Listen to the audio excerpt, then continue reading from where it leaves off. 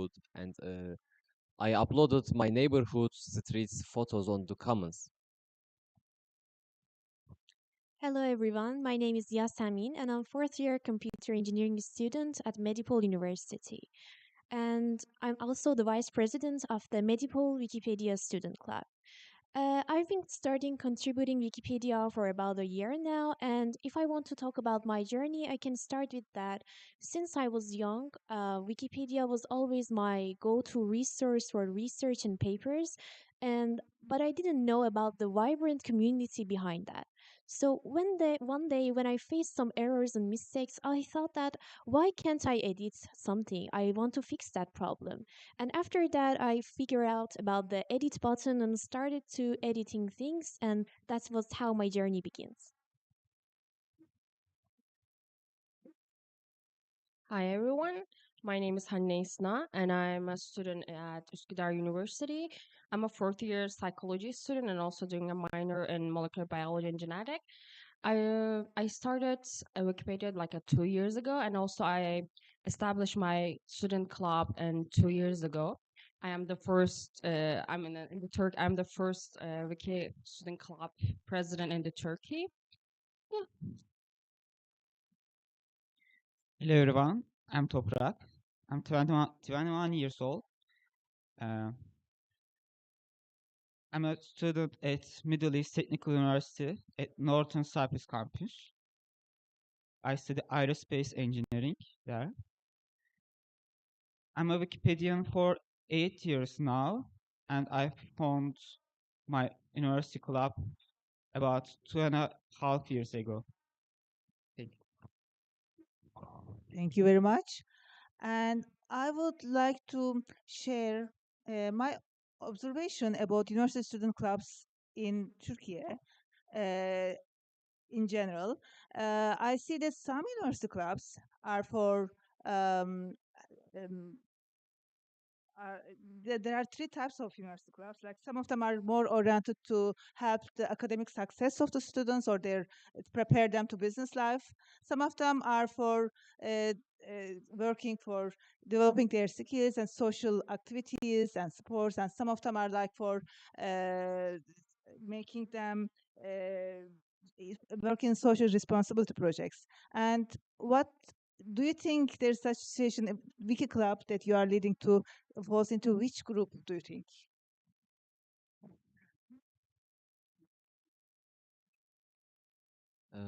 I think wiki clubs fall under the social responsibility because if we are developing and contributing to open knowledge, I think it's a social responsibility because we helping to learning the human learning. Also my club was two aims to encourage the members to collaborate with other wiki clubs around the world, uh, to contribute to open knowledge and discover the new cultures. As a club affiliated with the Faculty of Communications, we are willing to empower the students both professionally and socially. For example, last semester we had the privilege to hosting a special course and a special lecture with the hosting of the Başak Hanım and Zafer Bey about the media, like the course name was about media and ethics, and the content was about the Wikipedia. And at that place, students learn how to use Wikipedia academically.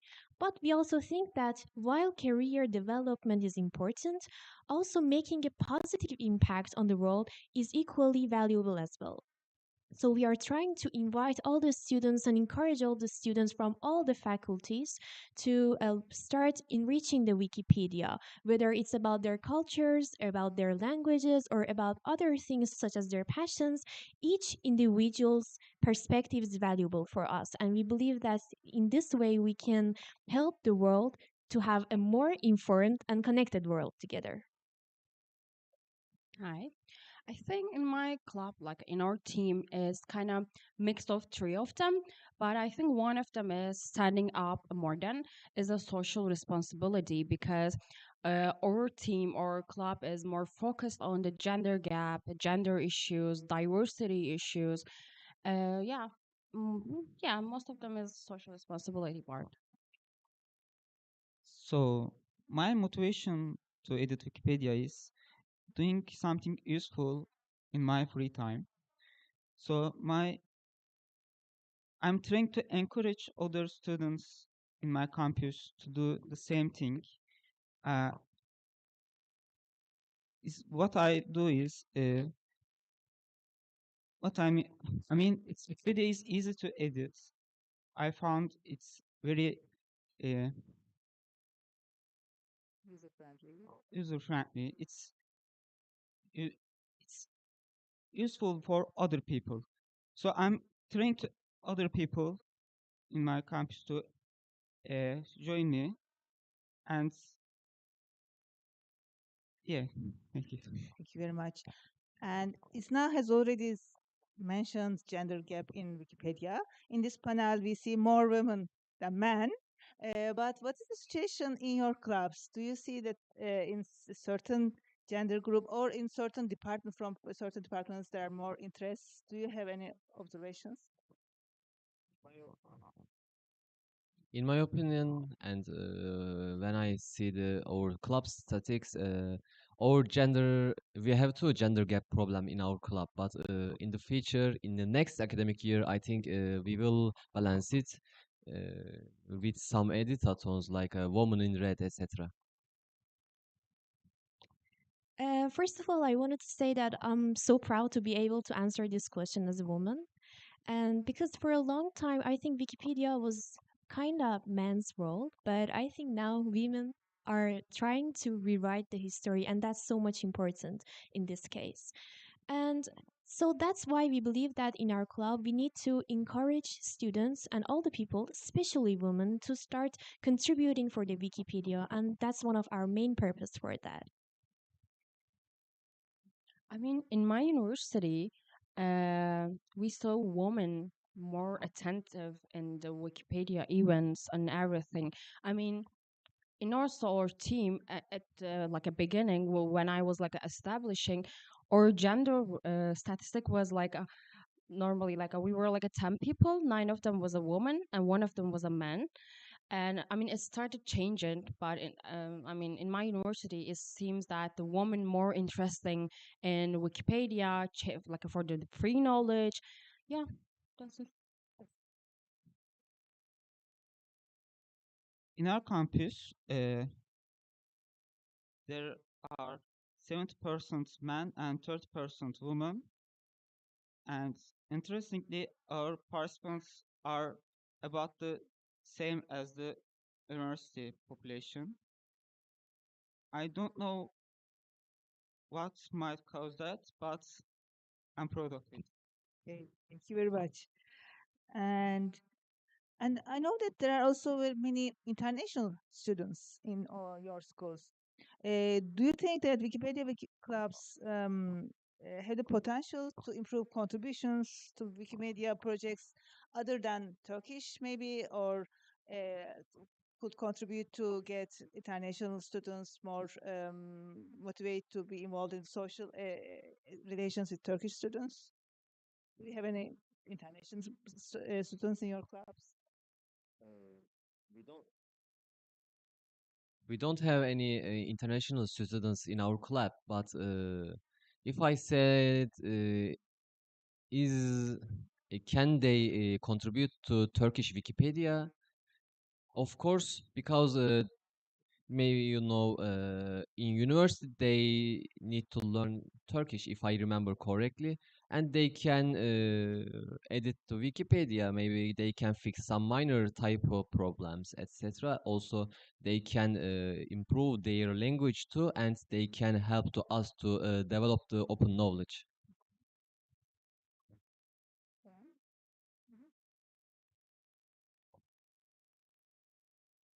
I have a few foreign friends in my campus, and uh, I'm trying to encourage them to edit in their own language. But it's also hard, a kind of difficult to me because I don't know their Wikipedia. I even don't know their alphabets. So it's kind of hard to answer their questions for me. I'm trying to showing in English Wikipedia first and use that information for your own wiki, own language wiki. Uh, yeah, that's Medipol University has lots of international students involving myself. So our club also has a diversity of many students from many countries such as Turkey, Iran, Turkmenistan, Azerbaijan, Saudi Arabia, and other countries as well. So one of our main purpose is to be able to help the students learn how to edit in their own languages so that it makes them feel more comfortable and also involved in the community of Wikipedia. I mean, as it's the same for the Üsküdar University. It has like a more than maybe half of the university was like a international student. Also, last year our team was like half of the team was like international student. But Toprak made a good point about mentioning that how we gonna answer the question, how we gonna not check, but while they doing it, they are asking us to, is it right? I mean, because like a few of them was Russian, a few of them was like Arabic, so it is a hard thing to do, like ask them to do their in their language. But in English, it's easy for us if they contribute the beginner one. Yeah. Okay. And do you know any other wiki clubs in other countries? And maybe have you ever think of contacting or making any collaborations? I mean, yeah, in like in the Wikimedia last Katowice, I met with I forgot her name. I'm sorry about that. She's like a probably computer engineer in India, one of the Indian university, and we gather contact information and we start talking about what we can do, how we can do like a collaboration on what. So we are like in touch. When our academic year begin, we're gonna do some like online workshops or like some collaboration with them. Do you have another experience? I'm looking at Jenna because I, I know. Yes, our club established in last academic year. Also, before the launching, I met with Mr. Ormandi in Wikimedia Singapore, and he has a student club in his country in Japan. When our club is established, we start to a friendship project between the two wiki club. Also, I know some wiki clubs in Georgia, Malaysia, and etc. Also, we're planning to collaborate with them too. If I want to make my point, as a relatively new club, we are willing to do that in the future also with the Greece Wikipedia Student Club. But for now, as now we are still not in touch with them, we are open to collaborate in the future. unfortunately my answer is no. But I would love to collaborate with them, of Okay, as course. we started talking about future activities, maybe you might like to talk about a little bit more for future activities you are planning to, or are you being graduated? What will happen after you? I would like to hear about that. I mean, I will graduate this year, sadly, but I already have a team to look after me in the club, and also she is here, but she's a volunteer. She is not here, and we all already planned a few a good like events, like a collaboration this year to more like make the club activities good. Like we have, like as I mentioned earlier, we have like a collaboration with the Indian University. We're gonna have two different collaboration in Wiki Woman Task Force. One of them is gonna be Manav. You already know Manav. We're gonna do some online meeting with Manav, and also maybe you know Lucy from London. We also gonna do some like a fun lightning talk collaboration with them, and also we gonna do the usual photo walks, like a collaborating with the other university club. Yeah, this is our like a basic general plan. We are also planning some new events for this academic year, but some of them are not certain yet. But the one which is certain is that we are going to try to collaborate with the student clubs inside the Medipol, for example, the photography club, and we are going to have a joint event with them. And in that event, the students will gonna learn how to take photos, and also we are going to teach them how they can upload them on the Wikimedia Commons as well, so that they can contribute Wikipedia in this way. You're graduated. Are you thinking of it? Yeah, I am already graduated, but I'm talking founder president of the Bilgi Wiki Club. Uh, in our university, we're planning to collaborate with other academic clubs in our university in different teams. For example, psychology, editaton, etc. Also, I suggested to my current board of the club, please continue and develop more and more to our international collaboration between other wiki clubs around the world. So I see that this wiki clubs makes you keep your connection with your school even after graduation. It's great. Yeah, of course. Maybe you'd like to mention a little bit the process of founding the club. Is it difficult to start a club? Yes, a little bit different because in our university we need to find 10 students for establish.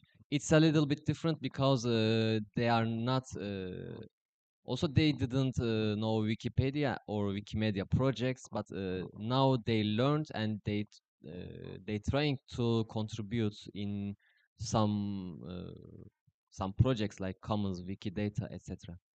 You were alone at the beginning. You Yeah. were alone. Okay.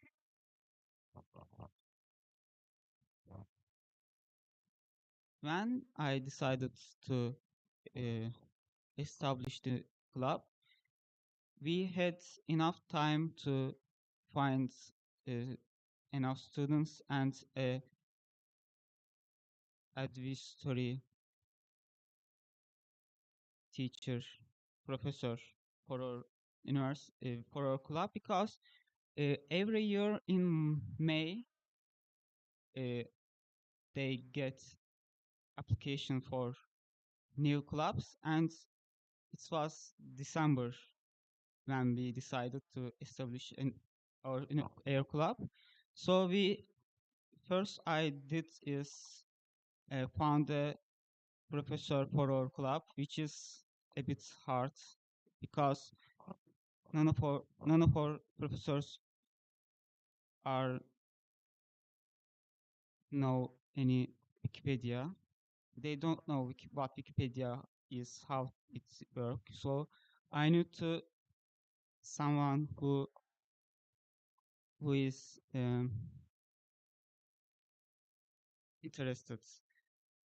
And I found some students they might be interested. Most of them didn't come at all when we established the club. And we wrote a bylaw for our university, for our club, and we applied in May, about 6 months later, and another 6 months later, we only waited for this university decision, and we established in November 2023, I guess. I mean, I think we were the lucky one because, like, Wikimedia Turkey user group was there in the beginning because they did like a Wikidata 2021 or 2022 in Istanbul. So half of my team knows kind of what is Wikipedia, like who are they, what they're doing. So it was easy for us to like get in touch and establish the club. It was more easier, yeah. I'm actually myself not the founder of the club. I'm the one who is helping the founder of the club. The founder of club was Berkay Bayram. He was not available today, so I'm the person who is gonna talk, for him, like instead of him. But I know that it has lots of paperwork and it's not so much easy in our university to found the club. And also after founding that club, the one thing that is so important is how to maintain that club, how to make that club active and how to encourage the students to be active and join the events so that we can maintain that club. I know that founding was not so easy, but we are planning to have some plans actually about how we can maintain the club in the university after graduations. Thank you very much. And I would like to know, do you feel like welcomed in Wikimedia editors community or Wikimedia group? How is this relations? Are they deleting your articles you created in your events? Do you have any experiences? In 10 years, I experienced a lot of things, but I can say yes, I am welcomed. Okay, Yeah. good.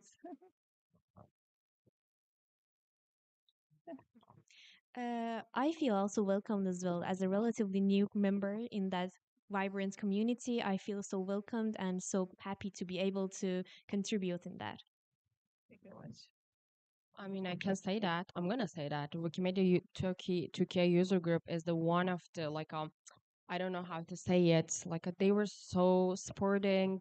I mean, they were here for us to help for anything. Zafar, Başak, Caner, everyone was like so welcoming us, and you supported us. Thank you so much for that. I didn't make them say this.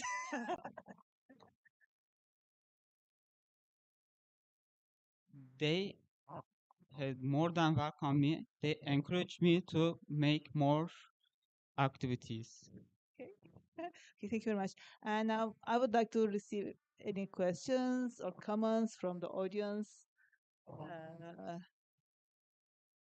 do you have wiki clubs in your yes, please?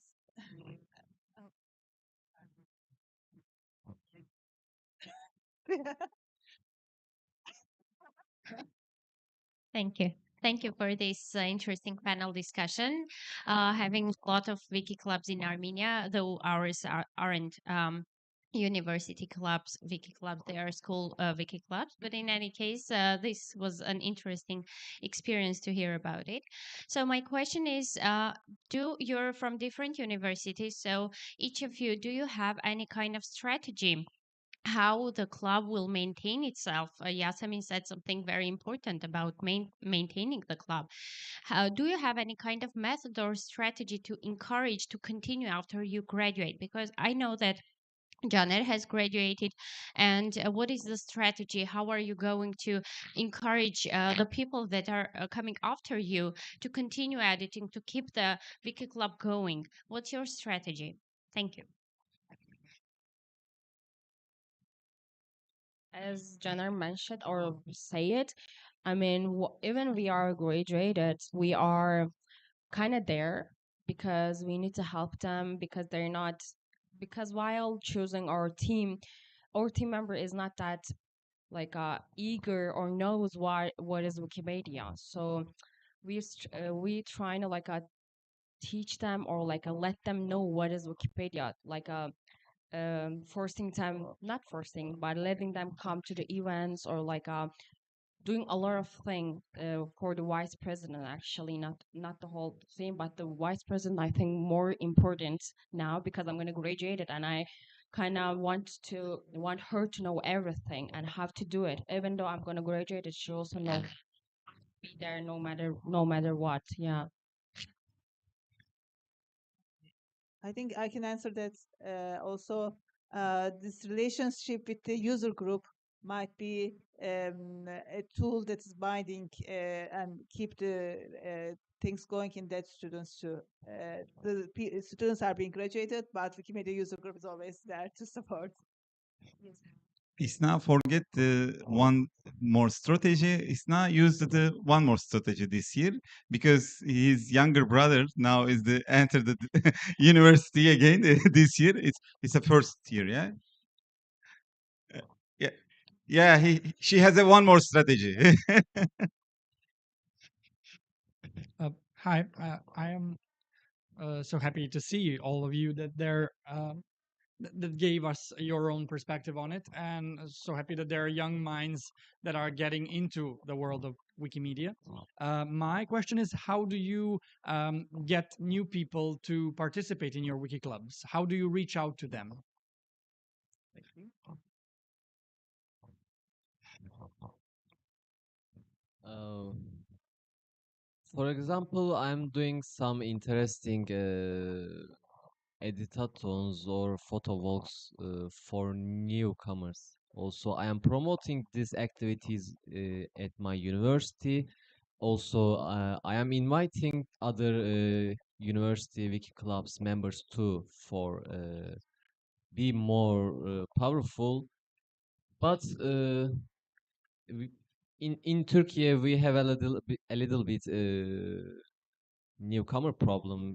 Maybe you understand me. Yeah, unfortunately, but I think we will solve this with our interesting activities. I also want to answer this question. In our university, we have a stand day, which all the university's clubs are having a stand, and we're going to there and stand like waiting near the stands, and we have some posters, some stickers, and etc. And if we have some like interesting way of introducing the Wikipedia, students are. We can encourage in students to be able to know about the Wikipedia and wants to join more. And also, we have lots of international students, as I have mentioned before. And for them, it's so important to be able to know the Wikipedia. So, this one of the things that we did also was to open the Wikipedia of each of the countries also. Like, for example, and a student from Arabia came to us and she didn't know well about the Wikipedia, so we just opened the Wikipedia of her own country and we tried to introduce her with that and how she can edit that. And it was really interesting for her because it was in her own language and makes her more involved and wants to be involved in the community as well. I'm gonna mention a small thing. As Jana mentioned, that to be honest, is a bit hard to get attention of the students in university because if you're a person doesn't know what is Wikipedia other than having some beforehand taught because our professor said that Wikipedia is a no good place to be there.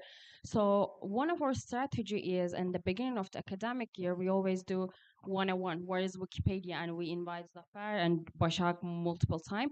And then they start know about the Wikipedia and we kind of caught their attention by doing that. Yeah.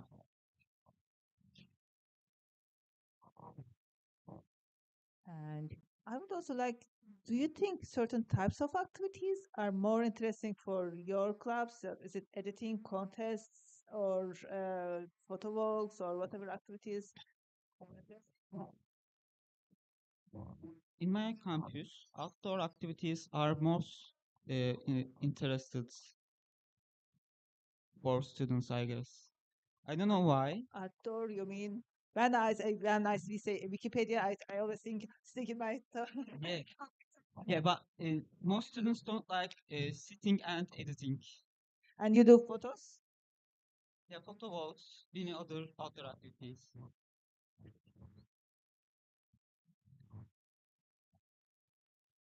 Yes, I agree with Toprak.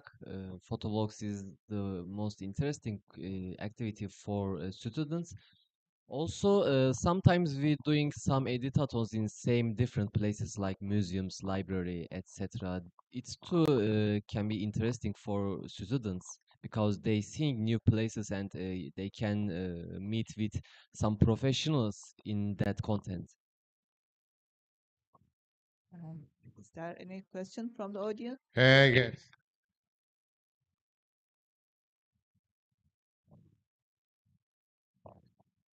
Can I ask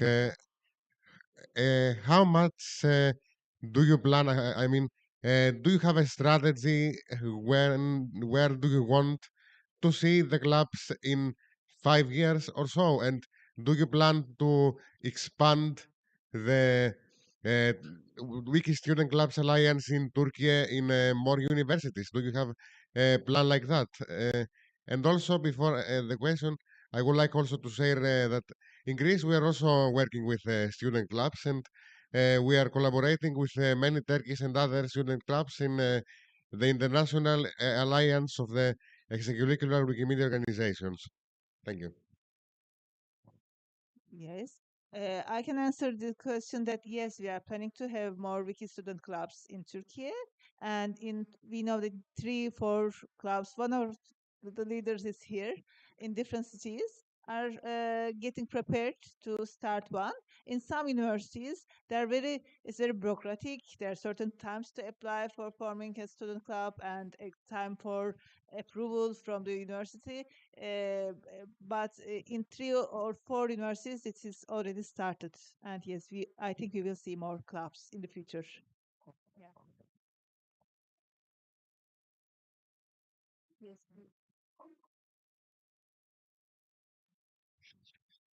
Hello, thank you for your fabulous presentations. I'm Eugene Nomadi from Japanese community and ex-organizer of the student Wikipedia community in Waseda University, Tokyo. And just a suggestion, I recommend you to establish a alumnus club of the student club. For example, in my Japan example, I established a student Wikipedian community in Waseda University, Tokyo in 2019. And after the graduation, I established a Tomon Wikipedian club in Japan. So if I get an offer from libraries or museums or other Wikimedians to me, I receive it as a member of Tomon Wikipedian Club and make the student clubs involved. So it is a very useful schema for student Wikimedians and alumni Wikimedians. Yeah, just a suggestion. Thank you. Much. Thank you a lot. And I would like to ask, did you ever get a negative reaction from anyone, any instructor or students about having such club? Yeah. I don't know. Yes. I have. In my university, usually club activities about going to somewhere and get fun, etc. They said to when I open a desk for register to new people, they said, "It's so boring. What should we do?" That's all. We can't go to fun, etc. Because but they don't know we are in C meeting or so we was in Wikimania, etc. Yeah. Did anyone envy you because of traveling so much? I I um, I don't know. Yeah. Any questions from the audience?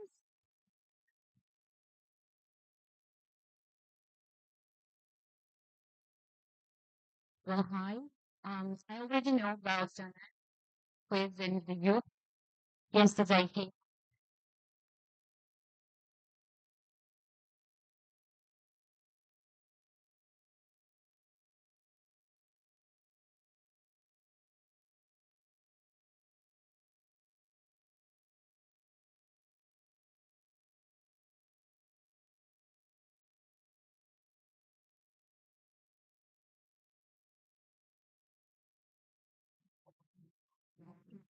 Yes, involving in the CC Youth Club. You mean yes? Wikipedia Students Club members are usually are definitely good candidates to be involved in the youth club. Thank you very much. Yes, I hear.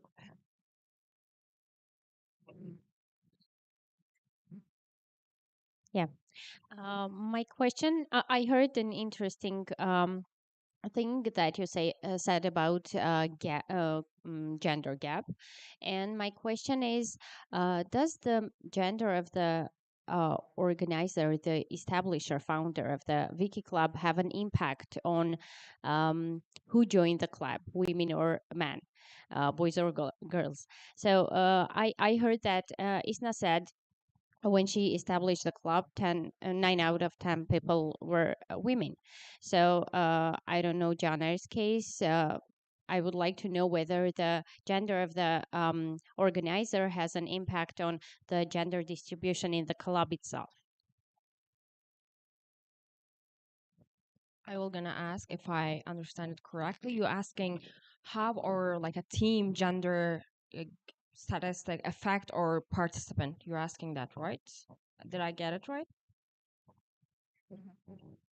Uh-huh. Uh-huh.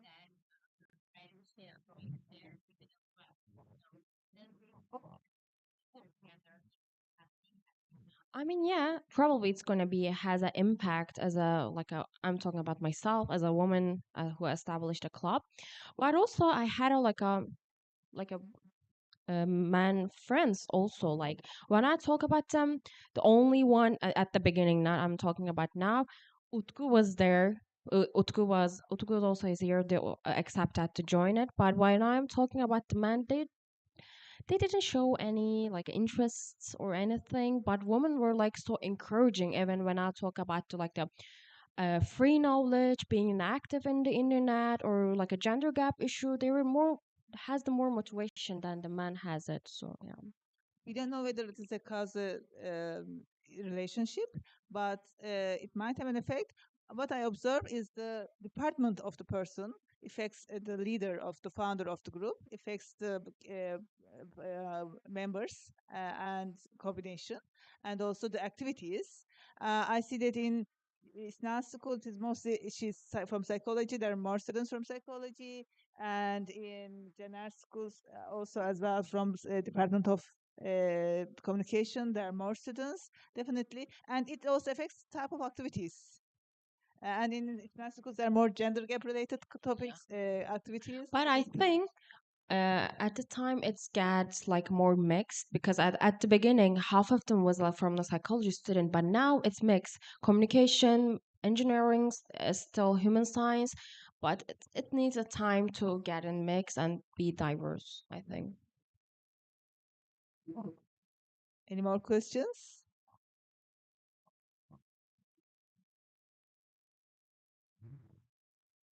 Thank you very much, Dan.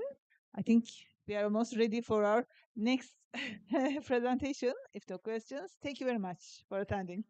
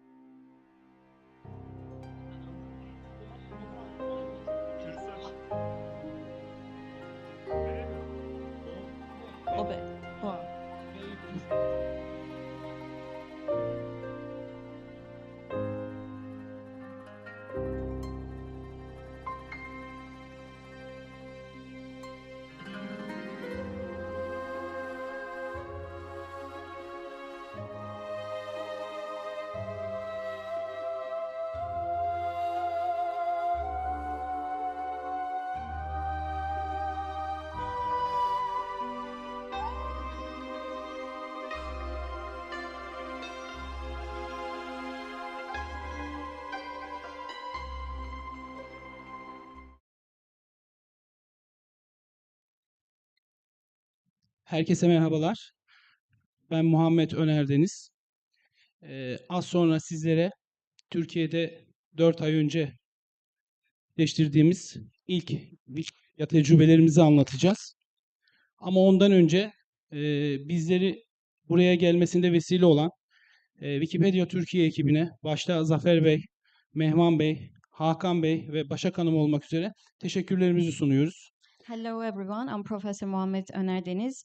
Right now, I will talk about the experience we had 4 months ago. But to begin with, I want to thank Mr. Zafer, Mr. Mehman, Mr. Harkan, and Ms. Başak about this experience over here. Her ne kadar burada bugün misafir olsak da 4 ay önce ev sahipliğini yaptığımız bir organizasyonu anlatacağım sizlere. Aynı zamanda Avrupa'nın çeşitli noktalarından buraya kadar gelmiş olan misafirlerimize de onları da misafir olarak algılıyorum. Onlara da hoş geldiniz diyorum. Umarım size mavi ile yeşilin buluştuğu noktayı çok güzel bir şekilde anlatacağız ve bunu Wikipedia ile birleştirerek anlatacağız. Bazılarınız için anılarınızı tazeleyeceğiniz bir kayıt olacak, öyle söyleyeyim. Although we are the guests here, we organized one meeting all together in Arhavi. And right now I will tell you all about the camp we organized there. And I hope it will be a very nice remembrance, a very nice memory of you all on the point where the blue and the green meets. Aynı zamanda Türk Dili ve Edebiyatı öğretmeni olduğumu ifade etmek istiyorum. Dolayısıyla sunumumun içerisinde terim anlam kullanabilirim. Dolayısıyla çeviride sıkıntı olursa şayet bizi mazur görün lütfen. Although I'm a literature teacher, so if I have any terminology during my presentation, maybe there will be some kind of translations, but don't worry about it. I already studied literature, so there will be no problem about it.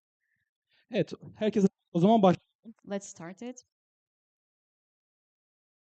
Öncelikle biz kimiz sorusunu bir cevaplamak isterim. Girişte zaten kim olduğumuzu kişisel olarak ifade ettik. Ancak biz bu organizasyonu kurumsal olarak yapmıştık. Dolayısıyla Arhavi Koleji'nin, Artvin'in ne olduğunu, kim olduğunu anlatmak istiyorum. Arhavi Koleji 37 yıllık bir özel eğitim tecrübesini daha sonrasında dershane noktasında başlamış. Daha sonrasında özel okul kategorisine taşımış. Artvin'in ilk ve tek özel okuludur. So I'm a teacher in Arhavi College, which has started with a very small course at the beginning, but right now it's a college degree and I work there. I'll be speaking about the Arhavi College. En güzel sorunun cevabı aslında şu: nereden geliyoruz? Tabii ki bazı şeyleri sözel olarak anlatmak her ne kadar güzel anlatsanız da belli bir ilme kat etse de görsel çok daha bu işe katkıda bulunuyor. Dolayısıyla biz sizlere görsellerle hazırladık sunumu izleteceğiz.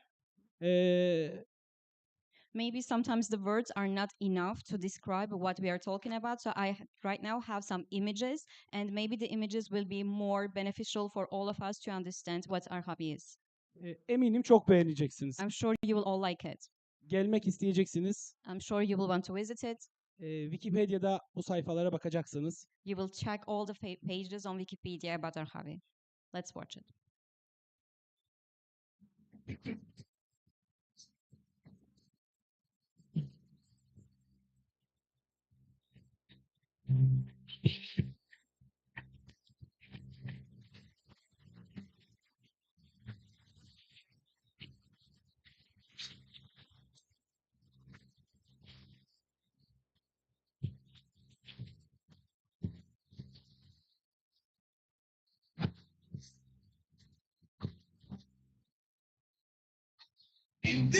Kurma oynanaydı, oynanaydı. Eğitim dalı kurmaya oynanaydı, oynanaydı. Tüpeni almaya oynanaydı.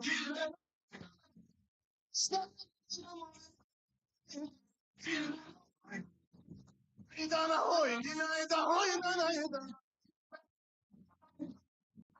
Oynanaydı, oynanaydı. Hello? Vurun, biz de vurun. Uy. Dere boyu kıtırak oynanaydı. Dille oynanaydı. Gel beraber oturak oynanaydı. Dille oynanaydı.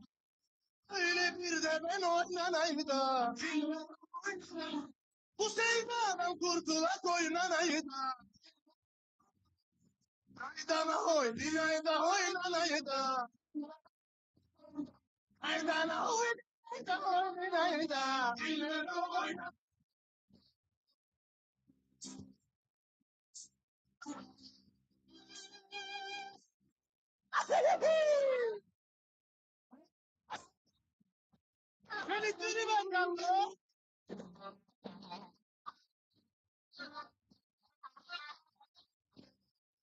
Keserim ortanayda.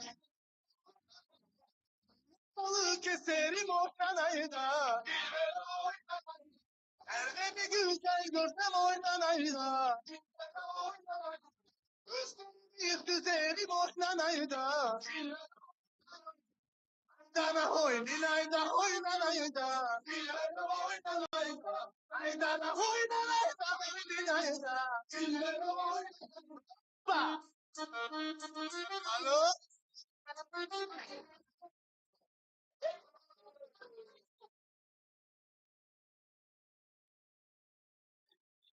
Evet, kısaca tanıtmaya çalıştık. Emin olun bu kadar değil. Çok çok çok daha fazlası var. Bir gün kısmet olursa hepinizi bekliyoruz. Bu şekilde ifade edeyim. We have tried to let you know about Arhavi briefly, but it's more than this. So we all expect you to come and visit Arhavi because it's really more over it. Şimdi metropollere uzak bir yerde konumlanıyoruz. Çünkü Türkiye'nin kuzeydoğusu. Biz birbirimizi nasıl bulduk sorusuna bir cevap vermek gerekir. Ve ne şekilde bu organizasyonu orada yaptık, bunu ifade etmek isterim. Aslında bir akşam üzeri bir dersteyken telefonum çaldı. Telefonun bir ucunda Hakan Bey'in kuzeni Ömer Bey vardı. Dolayısıyla bana böyle bir organizasyondan ve Hakan Bey'den bahsetti. I will tell you about how we met because Arhavi is a little bit far from Istanbul. Let's say it. How did we meet? Although it is very far from Istanbul, the centers, the coordinates do not match altogether. So right now, I will tell you about how I met Wikipedia. One day, my phone rang at night, and it was Mrs. Hakan who called me. Şimdi Wikipedia noktasında veya Wikimedia noktasında bildiğimiz şeyler çok fazlaydı aslında. Çünkü internete girdiğimiz zaman hemen araştıracağımız ilk şeyleri buradan araştırıyor idik. Yalnız böyle bir organizasyonu daha öncesinde ne yaptık ne de buna benzer bir uluslararası organizasyon söz konusu oldu. Çünkü biz bu organizasyonu Gürcü dostlarımızla birlikte, Gürcistan'daki kafileyle birlikte yapacaktık ve ne yapacağımızı işin aslı hiç bilmiyorduk. Actually, we knew a lot about the Wikimania and Wikipedia, of course, online, but we had no idea how to organize an event or start something new. So we actually had planned about this event with our Georgian friends, but we didn't know we could do it with Turkish ones. Burada süreç noktasında bize tabii ki İstanbul bu işin bir parçasıydı. Biz Artvin olarak, Arhavi olarak, Arhavi Koleji olarak bu işin diğer bir parçasıydık. Dolayısıyla WhatsApp grupları özellikle çok oldu, yardımcı oldu ve organizasyonlarımızı buradan yaptığımız toplantılarla yürütmek durumunda kaldık. Çünkü zaman zaman bu toplantılara sadece Türkiye içerisinden değil, Türkiye dışından da, hatta Mehman Bey neredeyse Türkiye'den hiç göremedik. Hep yurt dışındaydı.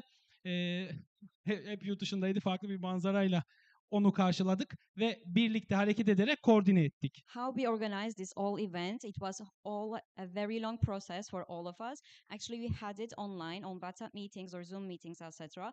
And some of our audience, some of the participants were not even in Turkey, outside. For example, Mr. Mehman was one of them. Bunun zorlukları var mıydı?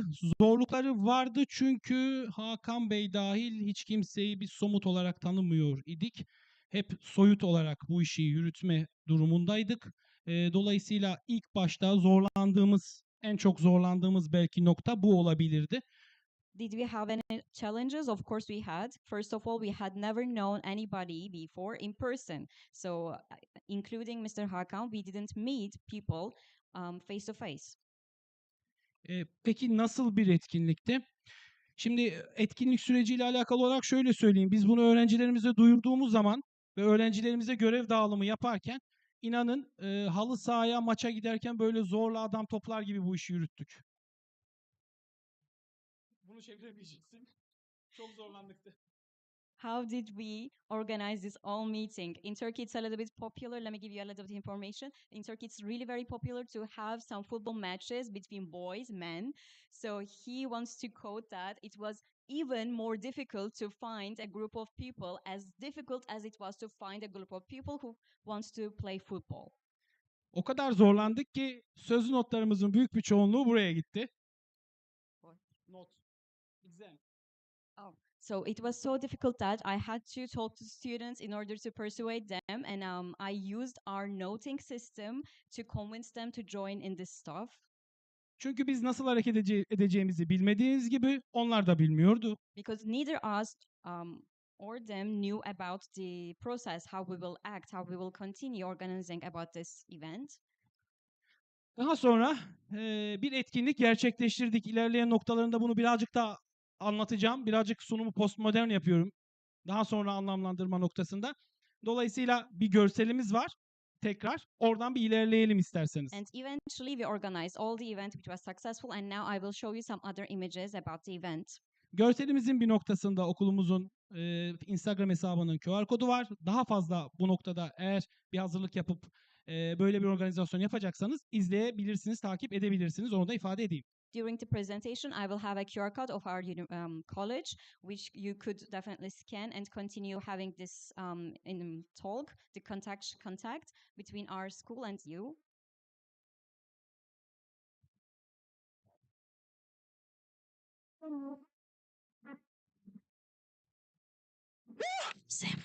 And he was to hear it. Want your body to feel it. Oh, you know if it's a heaven.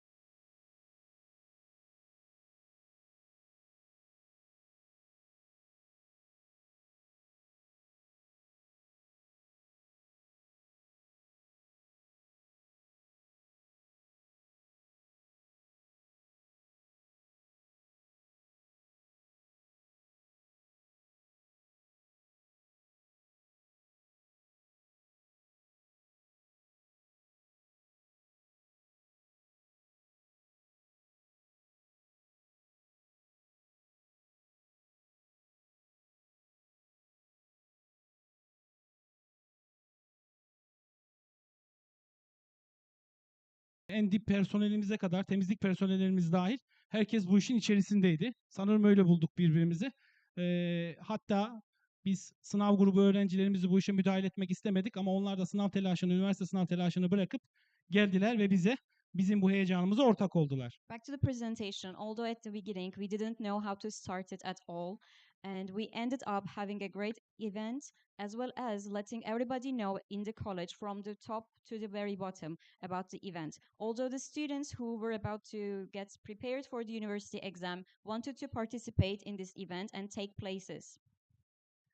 Sunumumuzun adı neden bu hayatımın en mutlu günü şeklinde. Bir etkinlik akşamı sonunda akşam yemeği yerken Gürcü misafirlerimizle aynı masada oturuyorduk. Dolayısıyla kendi aralarında eğlendiklerini görünce arkadaşlarımızdan bir tanesine gününün nasıl geçtiğini sormasını istedim. Ben de İngilizcem var ama yani çok fazla böyle konuşma noktasında akıcı olmadığım için konuşmak istemiyorum. Mihriban hocamız, İngilizce öğretmenimize sordurdum ve bana bu cevap geldi. Cevap şuydu: hayatımın en güzel gününü geçirdim. What is the name of the event, if we call it? It was the happiest day of my life. Why do we call the name of the event like this? Because during the night, we were having this entertainment all together and some dinner.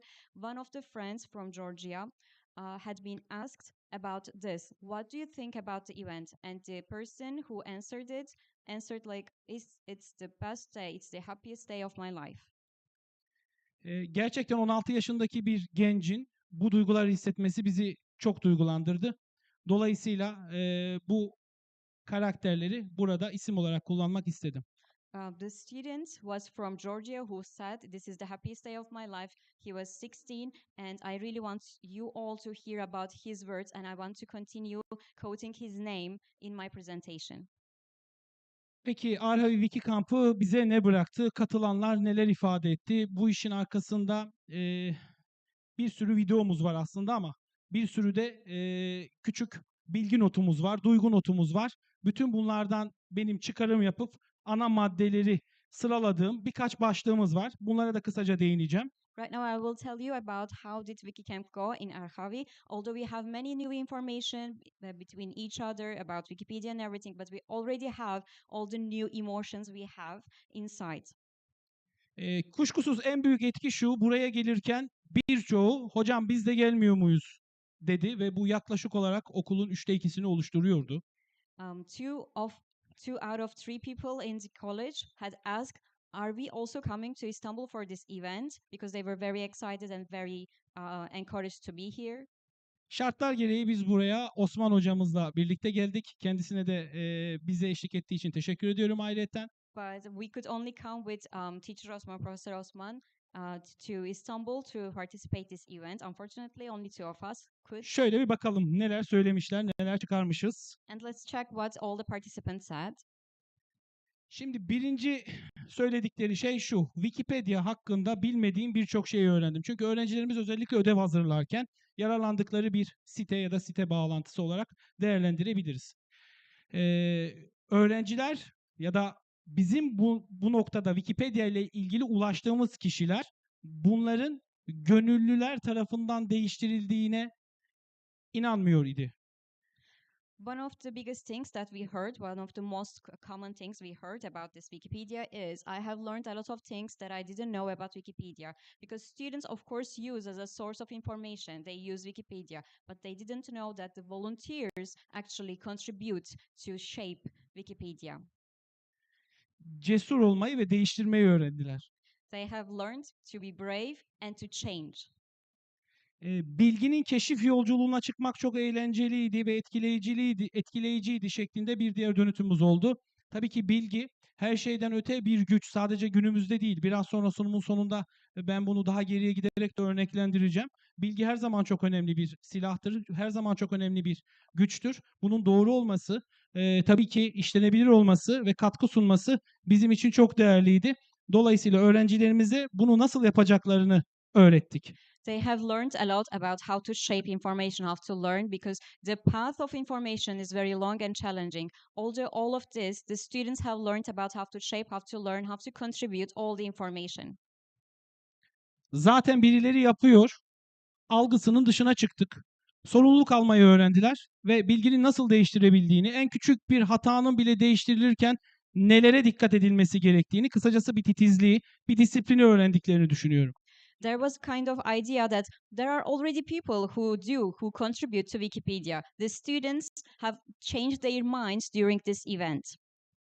Birilerini tanıdılar, kendileri de birileri olmak için can attılar. They met people on Wikipedia and they are one of the people, right now they are very encouraged to be one of the people that they will be known on Wikipedia.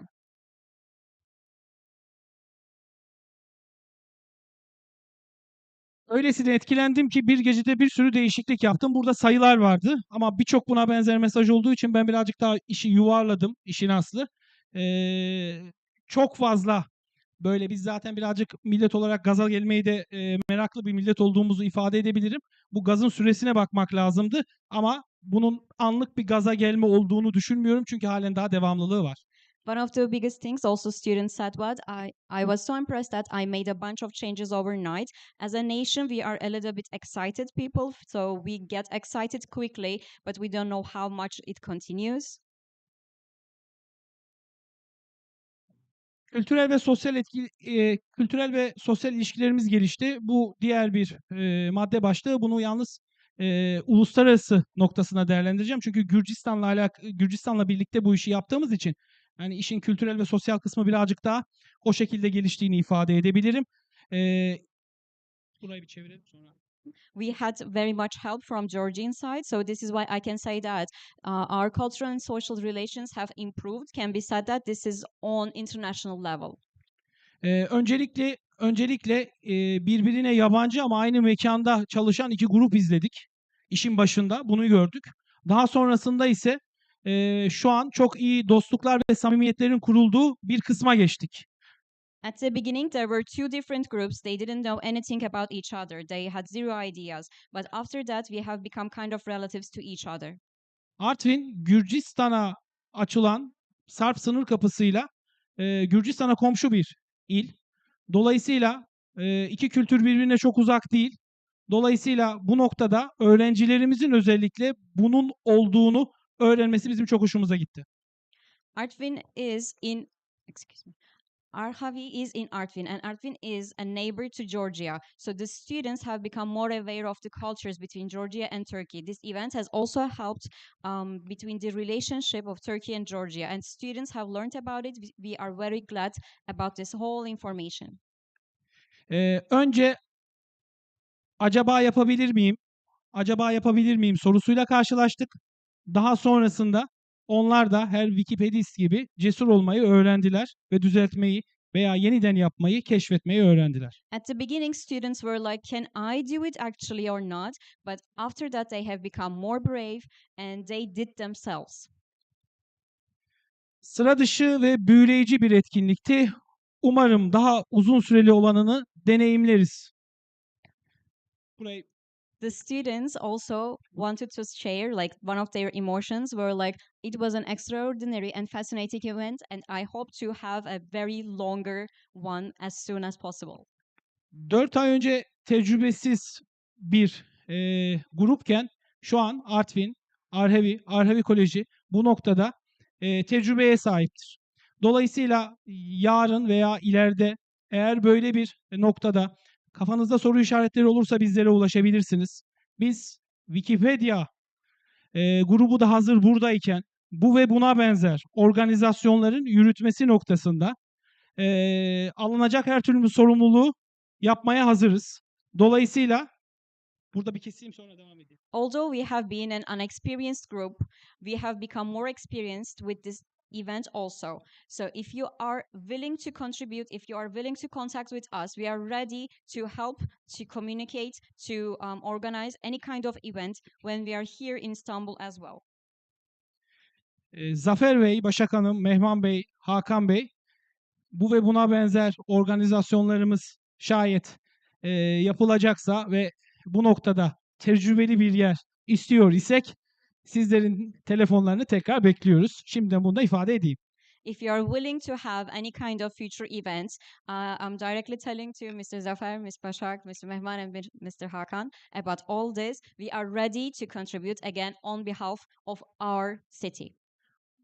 Bunun dışında burada olan veya burada olanları duyan herkesin bu noktadaki açıklarını da karşılamaya hazırız. Onu söyleyelim. Besides everybody or all the cities I have counted, I said, I'm always open. We are always open to contribute, to communicate, to contact with everybody in Wikipedia as well. Sonunda şöyleyiz. Artık bizim bir Wikipedia kulübümüz var. And finally, we have a Wikipedia club.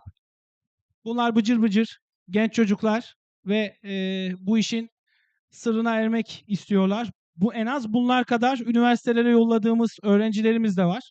onların da bu işe çok hevesli olduğunu ifade edebilirim. Onlara da giderken üniversitelerinizde varsa bu kulüplere girmenizi, yoksa da kendinizin yapması gerektiğini öğütledik. Bilgi böyle büyüyor.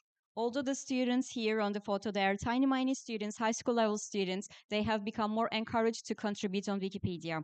And also we have students who will go to universities. We have encouraged them to be a part of Wikipedian clubs in other cities as well. Sözlerime Tatku Bilik'ten bir cümleyle son vermek istiyorum. I will end my presentation with a very nice quote of Kutat Kubilik. Yusuf Has Hacip, ünlü Türk büyüğünün yazmış olduğu bir eser. Bütün iyilikler bilginin faydasıdır. Bilgiyle göğe bile yol bulunur diye ifade etmiş. Bu bize şunu ifade ediyor.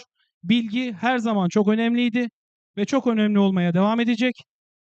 Bu noktada asıl önemli olan ise bilgiyi olması gerektiği yerde olması gerektiği gibi kullanmaktır diyorum. From all this code, I can say that the information is very much valued. This is the biggest thing in the world we can achieve, we can have. So this is why we have learned and we are trying to give all this information, how to achieve, how to contribute, how to learn and give people the information. Burada olduğunuz için hepinize teşekkür ediyorum. Tüm Wikipedia ailesiyle tekrar tanışmak çok güzeldi. Yeni tanıştıklarımızla tanışmak çok güzeldi. Sizlere de teşekkür ediyorum.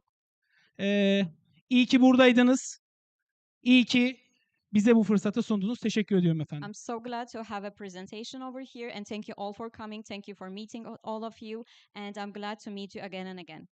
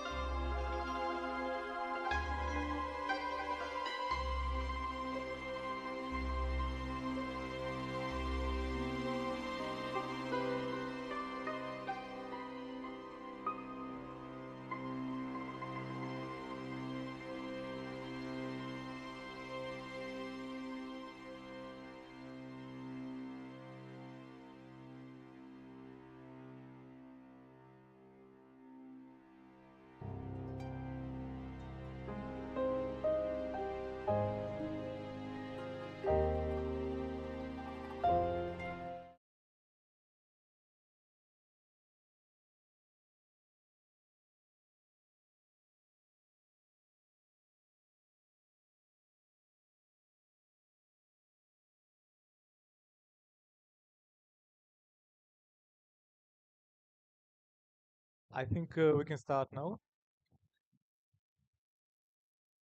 I see that people are still coming, but I think it's time to begin with the presentation. Okay.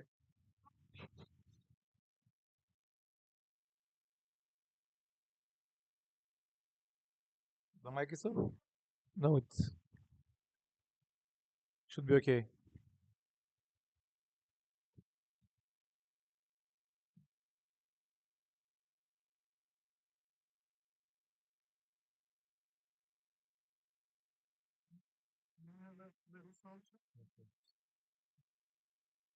Sound check, sound check.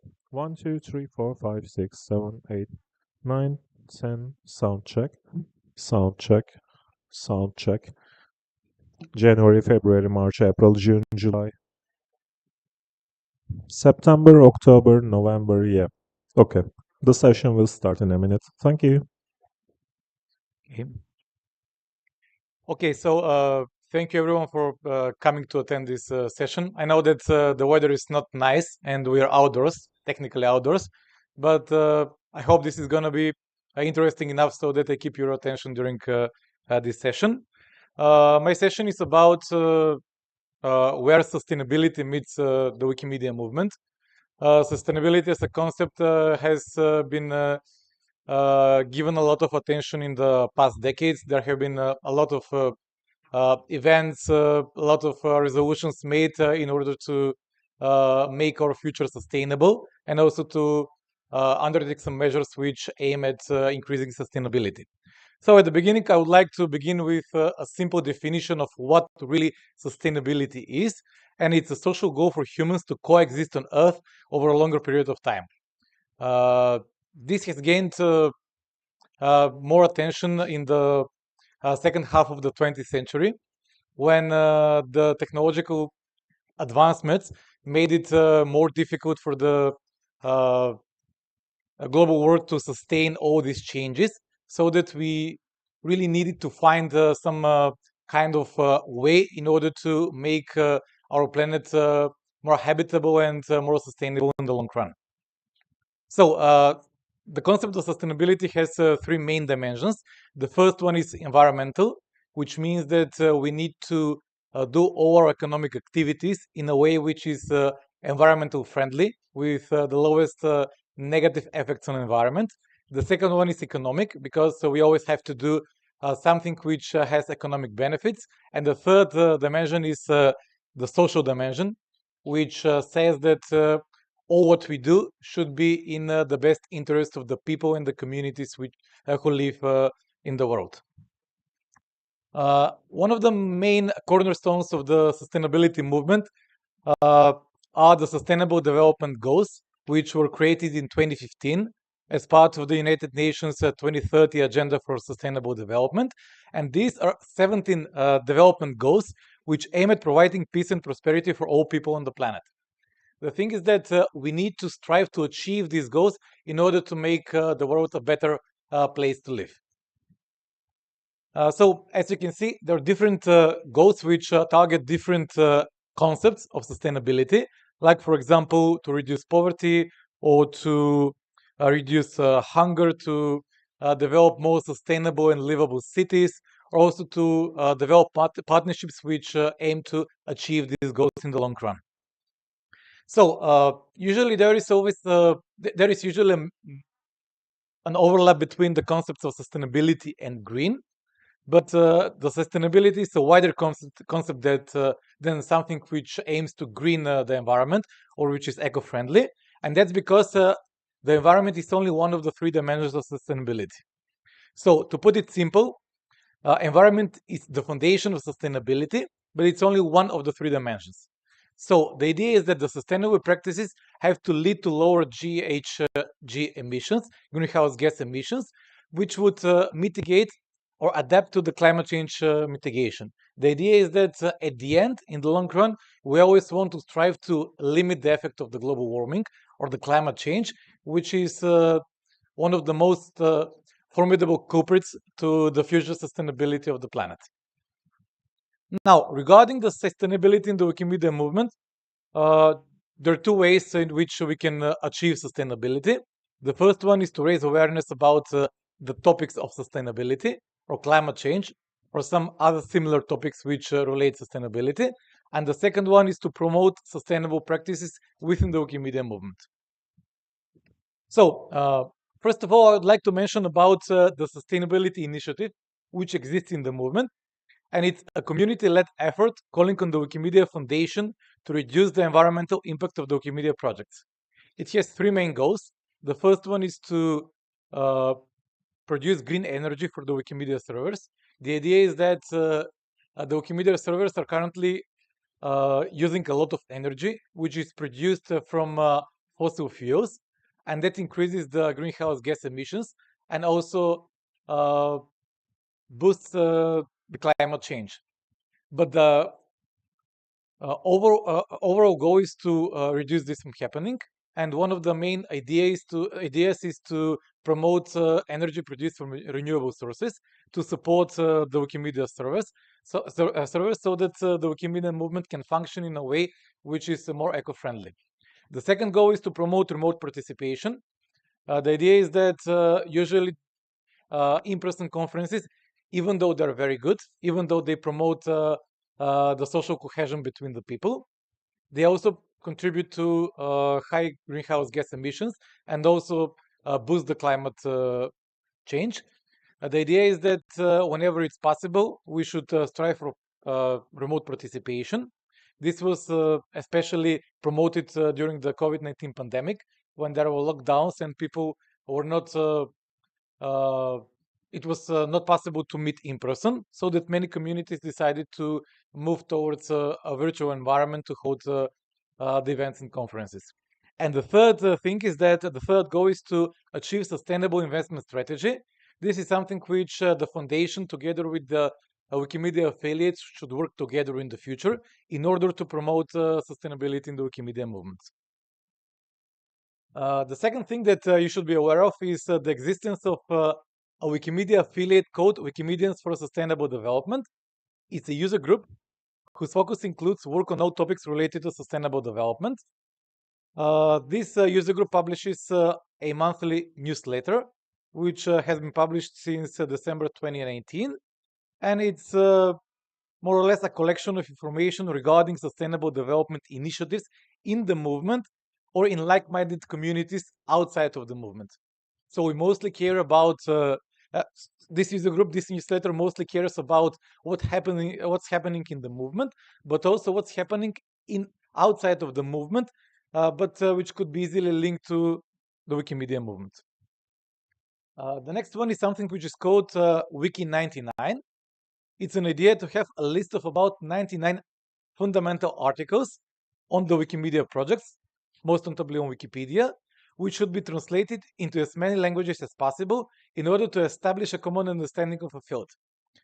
Such a list was started for sustainability, and it currently consists of 85 articles, so it's not fully developed.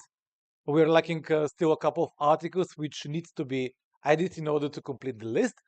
And the method that these lists are generated through is that it uses Lua tables, which produce a list of different language codes, which refer to the existence of those articles according to different languages.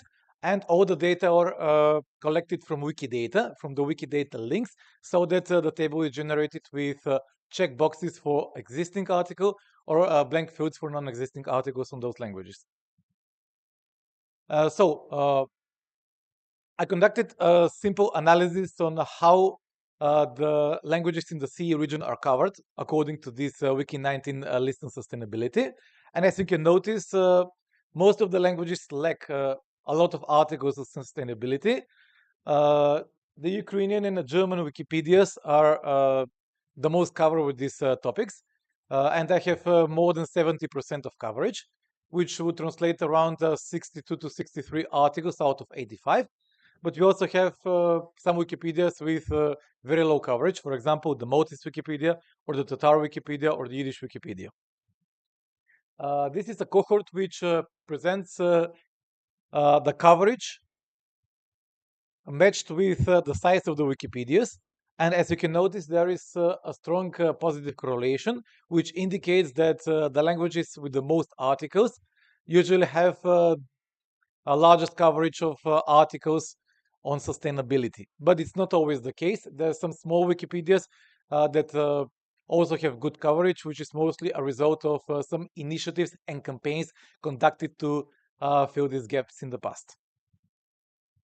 Another interesting initiative is called Wikilab Sustainable Development Goals, whose overall purpose is to spread free knowledge about the 17 Sustainable Development Goals by the United Nations by contributing to the creation of content on the Wikimedia projects. One of the tools is to collaborate with NGOs who work on these topics and with educational institutions who intend to include sustainability as part of the educational curriculum. There is also Global Goals Week, which commemorates the SDGs, and it usually takes place every September when some Wikimedia communities also join by organizing campaigns and initiatives to fill the gaps on these topics. Then we also have the climate change portal, which is a page to collect information about community-led efforts to improve and update information related to climate change and also to global warming in general. There is also a personal challenge called 365 climate days, whose main idea is to make at least one edit on the Wikimedia projects on articles related to climate change. It was inspired by the 100 Wiki Days, whose idea is to create at least one Wikipedia article for 100 days in a row. Then we also have Wiki for Human Rights. You may be familiar more with this initiative because the CEE communities which participated in the past in this campaign. The goal is to make sure that everyone has access to neutral, fact-based, and current information for a sustainable future that centers on human rights. Some of the slogans of this campaign in the past couple of years directly addressed sustainable development and climate change. The first slogan was right to a healthy environment, and the most recent one was knowledge about a sustainable future. There is also a CEE for Human Rights campaign, which is a sub-contest of the Wikimedia CEE Spring Writing Contest, and it's been included in this contest since 2022. Then we also have the Wikimedians for Disaster Response group, which asks how to respond to disasters more efficiently by writing and updating fact-checked and relevant articles on recent disasters. This has been a very hot topic because usually Wikipedians consult some of the main reliable sources, but there are also some unchecked facts across the Wikimedia projects with some information which were not verified for accuracy. So these groups intend to develop a model in which Wikipedians can develop their own policies on their specific language editions of Wikipedia in order to write these articles in a more efficient and a reliable way. So there are two resources which this group uses. The first one is Wiki Project Humanitarian Wikidata on Wikidata, and we also have a wiki project called Disaster Management on the English Wikipedia.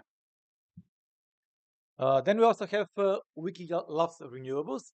The idea is to collect information on how the Wikimedia activities can be done in a more energy efficient way. So we strive to develop sustainable practices that intend to use energy produced from renewable sources. There are different ideas about activities that can be included in this initiative. The first one is to organize writing contests about renewable energy. The second one is to organize editathons on topics related to renewables. And then you also have the renewable energy related practices. For example, to hire a space where people can work with energy produced from renewable sources.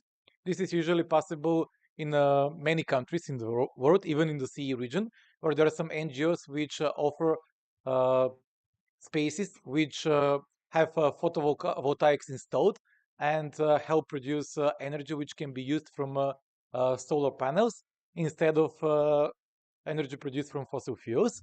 These are usually in collaboration with some business accelerators or NGO accelerators, and with the main goal to promote sustainable future. And there is also a Solar Stove Week, which aims to get rid of the energy produced from fossil fuels and focus on solar produced energy for at least 1 week in the year. And at the end, I would like to move on to some sustainable practices that can be done in the Wikimedia movement, and especially in the CE region, in order to support the work of the Wikimedia affiliates and communities. First of all, it's highly recommended to use a workspace where energy is produced from renewables. This picture is from Switzerland, which is one of the most advanced countries, where you can find a lot of such houses with installed photovoltaics on the roofs. But this is not far away from what's happening in many other countries in the CE region. I know that, for example, such places exist in the Balkans, in the Baltic states, and in Central Europe. So it's recommended to look for space to rent which can be accommodated in such facilities. The second one is to use sustainable transport as much as possible for travel to Wikimedia events. We usually encourage people to use their bicycles, to ride a bike to reach to a place where they can meet with other Wikipedians, or to attend an editathon, a workshop, or any other Wikimedia-related event. Or there is also the possibility to use electric public transport, which has much lower greenhouse gas emissions than, for example, public transport powered by fossil fuels. Then it's also recommended to organize fully virtual or hybrid events where possible. We all know that it's much better to meet in person, to communicate with one with another, but in the past couple of years, especially after the pandemic, the virtual events have become very popular. And most of the events which nowadays take place in the Wikimedia movement are actually hybrid events, which also encourage virtual participation. And it's good in the sense that you simply don't have to waste a lot of money and resources to bring those people to attend the conference. And by that, you simply don't overload the aircrafts or the buses or other vehicles in order to produce more greenhouse gas emissions. Another practice is to replace paper with electronic certificates. I know this has been a common practice since 2015 or 2016. Many communities simply decided to get rid of the paper and produce electronic certificates where you can find an electronic signature. This is one electronic certificate that I received 4 years ago for my participation in the Wikipedia Asian Month. I know that there are other communities and community organizers which also publish such certificates, and this is really a good practice. And it also saves funds and some additional efforts. And at the end, there is also a common practice to replace plastic glasses with glasses made of eco-friendly material. So, for example, if you have to choose between this plastic glass or the Wikipedia mug, then it's strongly recommended to use the second one. Not that it promotes the Wikimedia movement, but it's because it was produced by a more eco-friendly material. And the same goes with the souvenirs. It's not that we don't like the Wikipedia t-shirts. They're good, but you can notice that in many of the recent conferences, usually organizers don't give Wikipedia t-shirts as souvenirs because they are slowly migrating to a more sustainable way of awarding something to participants. For example, on the right side, you can find a seed, which usually some community organizers hand out to participants. The idea is to plant seed in order to make the environment greener. and it's a very good idea of something that can be very cheap, but can serve as a very good souvenir for participants in Wikimedia events. Okay, thank you. I think we have enough time, like more than 5 minutes for questions from the audience.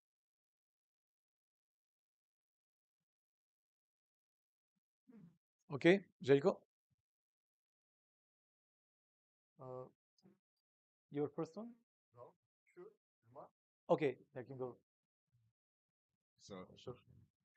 okay, the question is actually quite related to yesterday's discussion.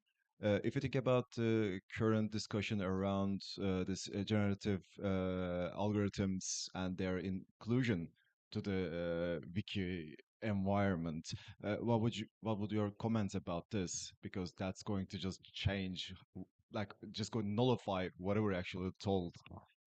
Yeah.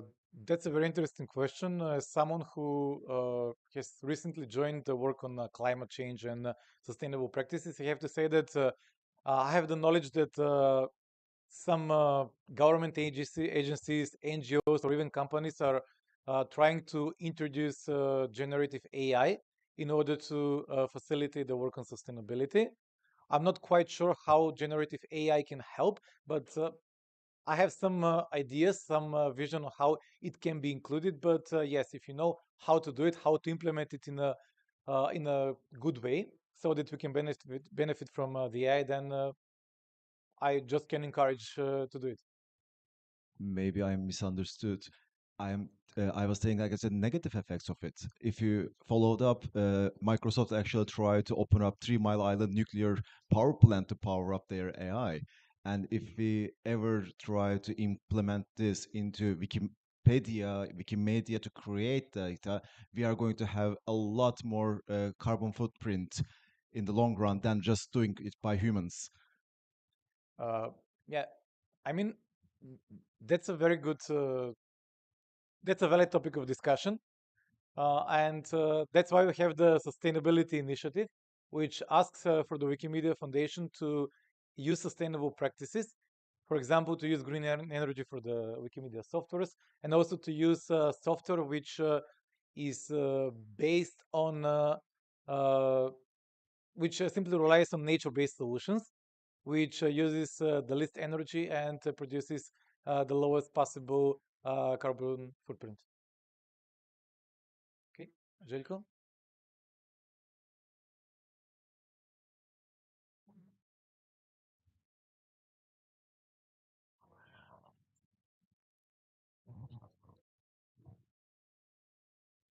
So many progressive activists in the environmentalist sphere also stopped kind of advocating for just sustainability and started advocating many years ago to degrowth.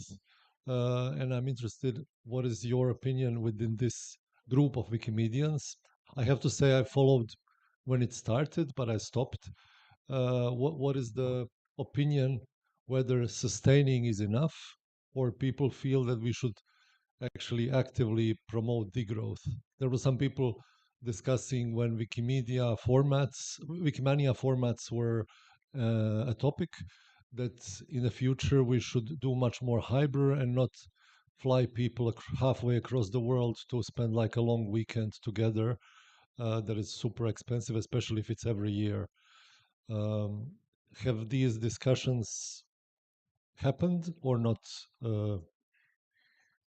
I know that the Wikimedians for Sustainable Development user group holds regular meetups at which similar topics are discussed. Regarding the degrowth, I think that all these investments into sustainability and greening of the society are simply investing in the current period so that we can reach more sustainable growth in the future. There is a body of research that the expectations that the growth would, that the adverse effects of climate change would be not as big as it was thought in the past, were reversed with a recent body of research, which estimated that the adverse effects would be at least 6 times larger than it was previously thought.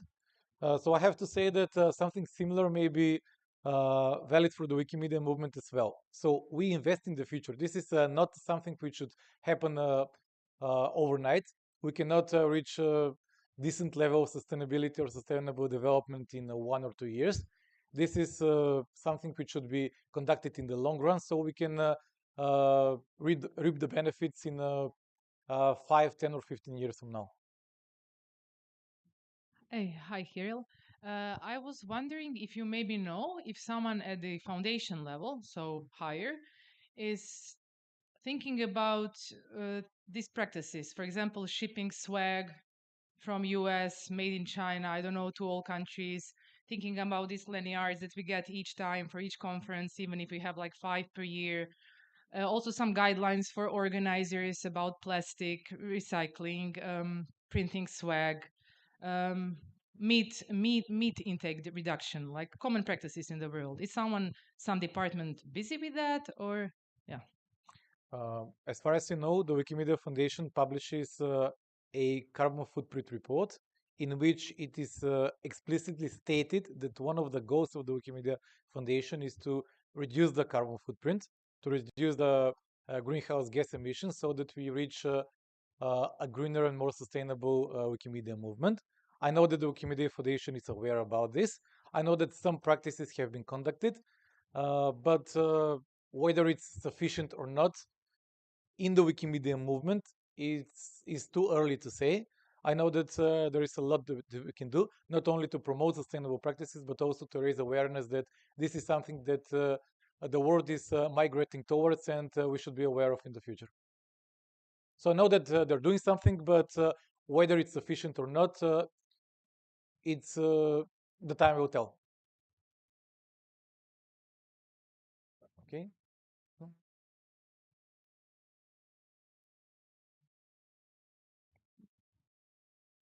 To put it back to our court, so if C meeting can come up with recommendations for other continental meetings, and if C Hub can recommend maybe diffusing the Wikimedia online shop to produce materials continentally at least, so we don't have to ship things halfway across the world, even if they are pens and mugs.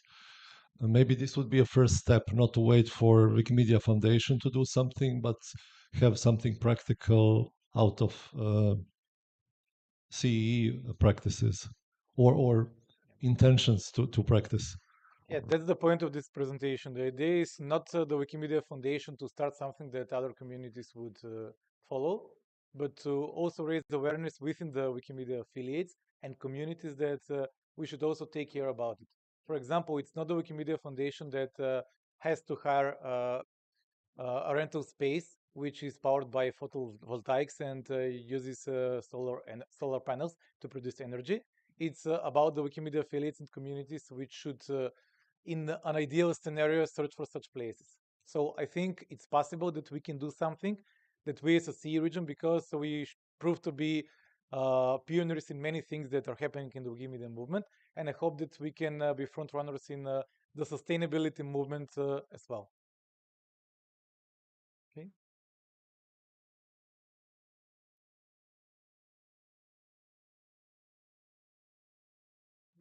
Exactly, it's a very good idea. Okay, I think we run out of time. Maybe we can have only one comment, Arianit. You wanted to? Okay.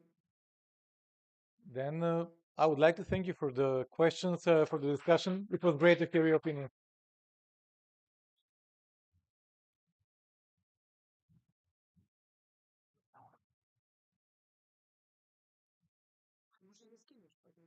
Могу, да. Не могу. Само како? Download. Добро. Full resolution, да. Ovo, ima da je nađem. Evo je. Hello, everyone.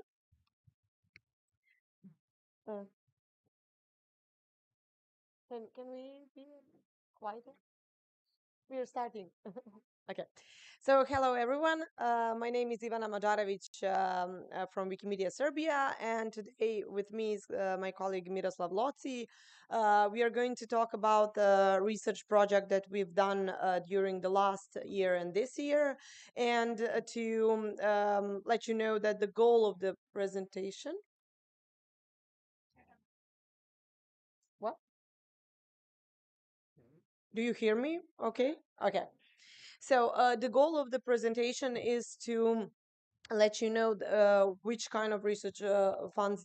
I mean, not which kind, but how can you actually apply for these funds? And also, a much bigger focus will be on the results of the project that we had.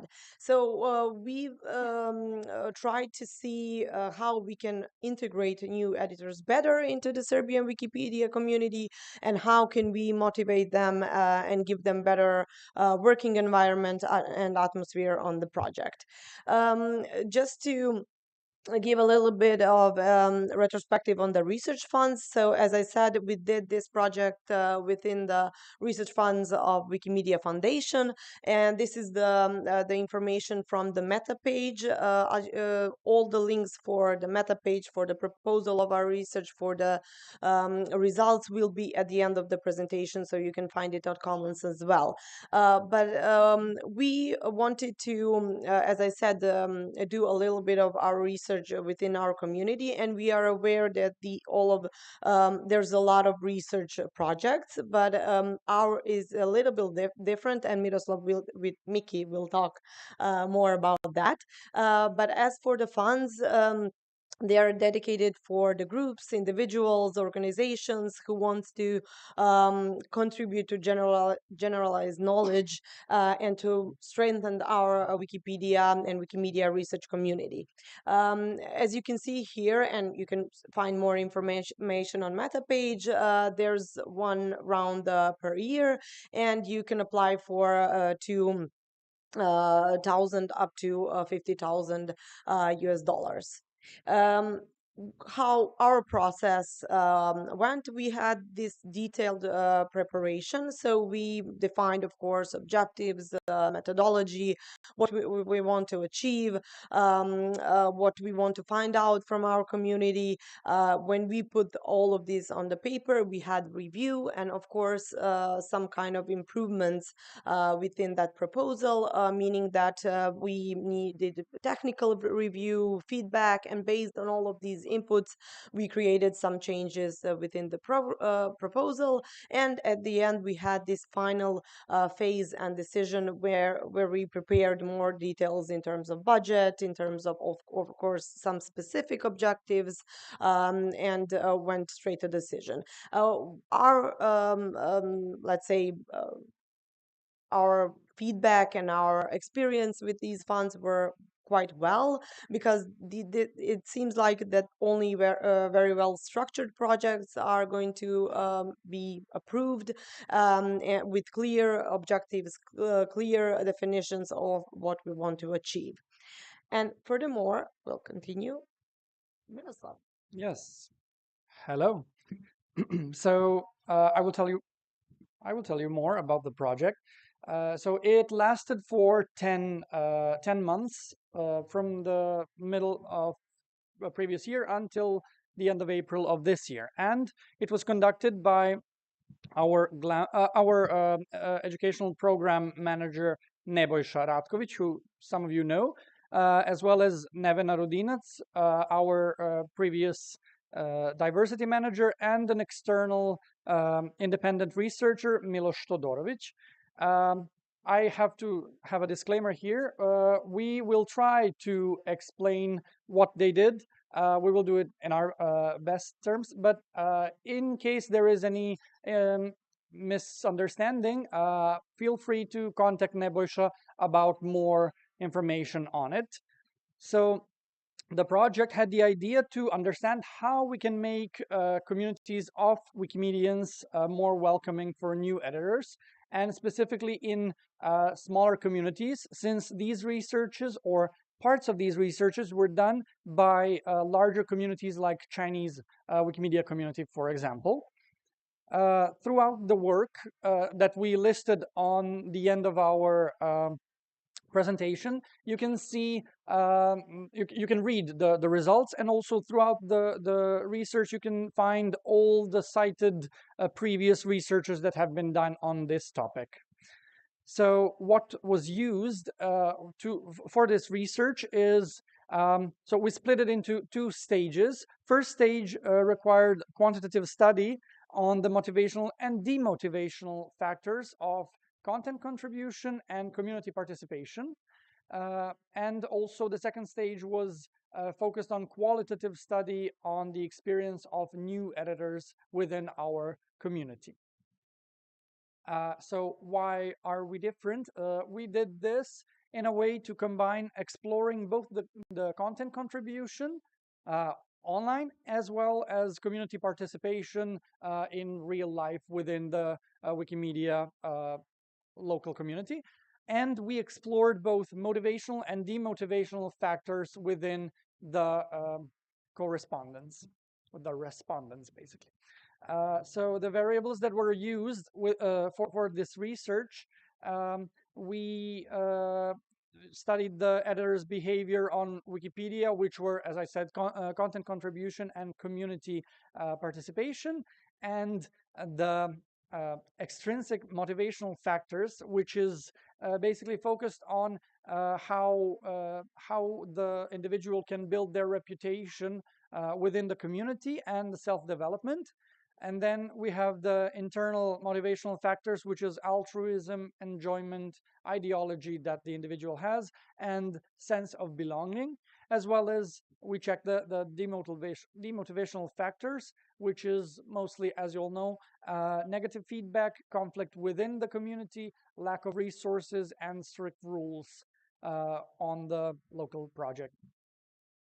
So the first stage was conducted a questionnaire towards around 100 editors, active editors on Serbian Wikipedia, and we had kind of, let's say, equal representation of male and female editors between the ages of 18 and 74, and they signed the agreement to basically participate in this research, that their information will be shared and used for the results, and they were invited to take part in the research in 4 ways, which is through mailing lists that we have for our community, then posts on the Village Pump on Wikipedia, and as well as individual contacts and communication channels like Discord that we have for our Wikimedia community. And what we learned from this first part, is so basically what motivates them the most is that the content contribution will be affected mostly by the mix of external and internal motivational factors like self-development, enjoyment, and ideology. The community participation will be mostly affected by a mix of internal motivational factors, which is usually ideology and enjoyment of, well, belonging. Then people who believe that editing Wikipedia enhance their soft skill and tend to enjoy editing Wikipedia will be, of course, more likely to contribute to Wikipedia, which is probably what brought us all to this beautiful project.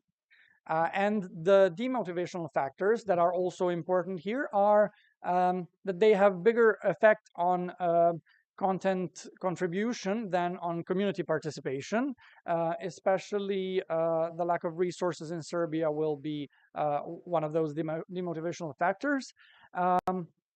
Then sense of belonging and self-development and altruism, and the negative feedback and the lack of resources are significant predictors of content contribution.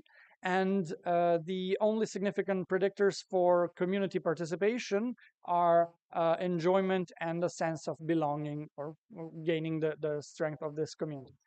And then we had the second stage, which Ivana will tell more about.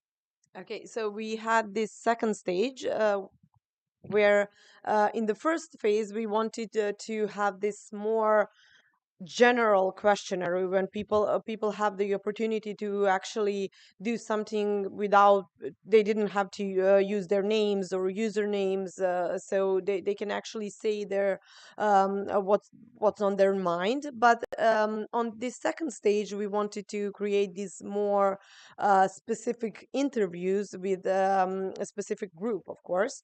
What I wanted to emphasize here that we had 7 females and 4 male editors, and we wanted to have this balance between female and male editors. They were from 18 to 57 age old, and this group is really specific because there were some Wikipedia ambassadors, wiki ambassadors that we have on faculties. There were some Wikipedian in residence, but also some people who didn't have any kind of connections with Wikimedia, so that we have this neutral attitude as well.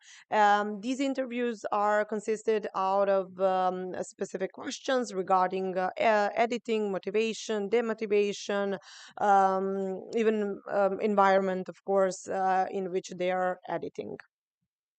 And this is the things that we found out from them, that the lack of time is something that is really constraining them from editing. Of course, this is the huge minus for them, but on the positive side, they want to edit about the local topics. They want to edit about something they're passionate about, and they want for that content to be visible and useful for people who read Wikipedia and use Wikipedia.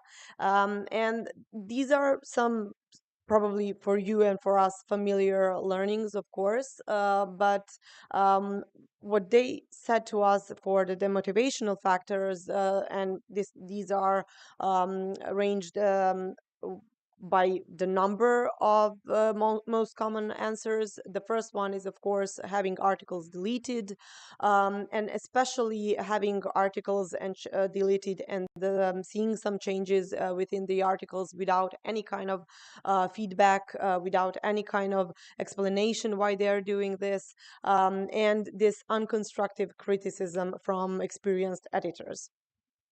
And I think that this is really common in all of our communities. This is really something that we already knew.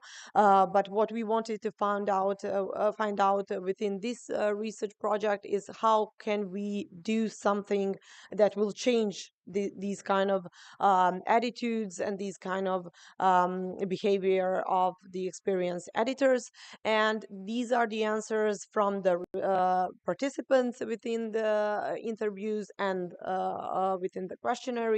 So having a mentor will really help. So having someone who they can rely to, they can go to, they can ask to. We do have a lot of communication channels, Discord, we have Village Bump, we have mailing lists, but new editors are not so they don't have, I don't know, enough strength to go there and ask people publicly what they need, about the problems they need, about the issues they need to solve.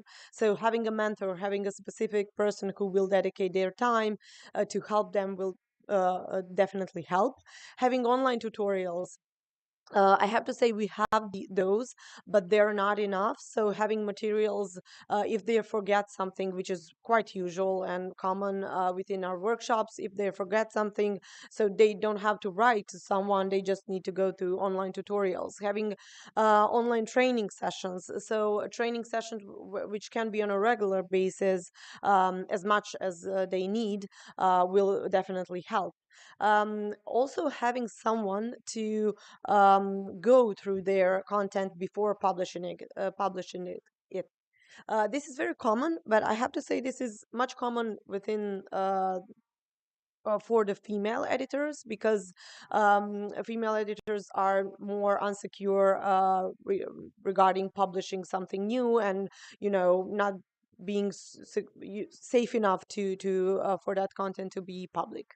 Also highlighting to the community who are the new editors and how we can approach them. This is really nice. So all of these suggestions are from the perspective of new editors, but this is the one that is focused more on the community and experienced editors. And having all the things in mind that Miki and I presented right now, we created recommendations. Well, I said we, but Nebojša, Nevena, and Milos, based on these findings. So implementing a mentorship program.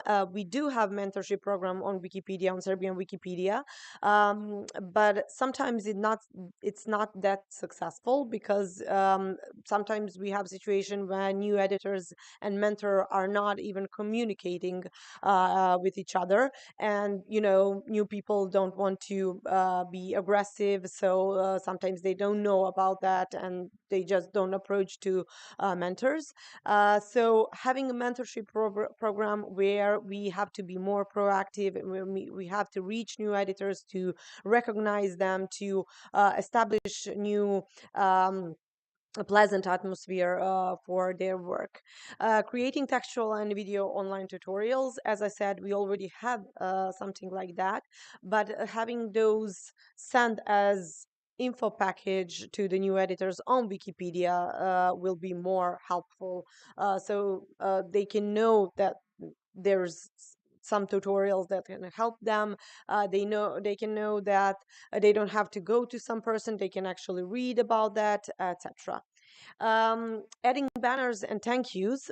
This is specifically focused on new editors, like articles that were written by new editors, so they can have some banner. Okay, this is written by new editors, so please be nice, be aware that this person has good intentions, and they need more motivation to do so. So please help them do that. Trying to foster online interactions. So definitely for community participation, the sense of belonging is something really, really important for our community. This is on a local and a global level as well. So having those events, meetups, workshops, trainings will help them to be more safe, to be more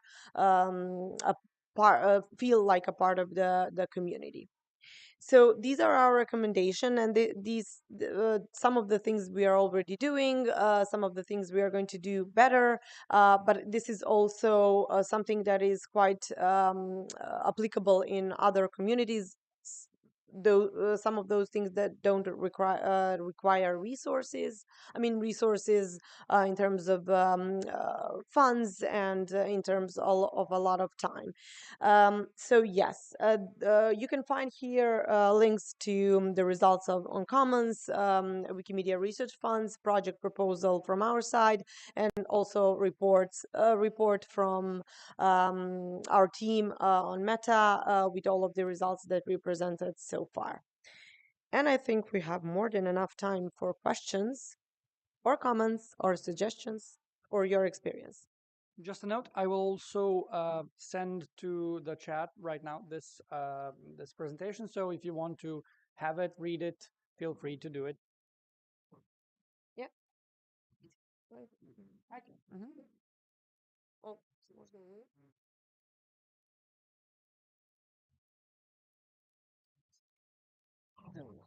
Hi. Oh, hi.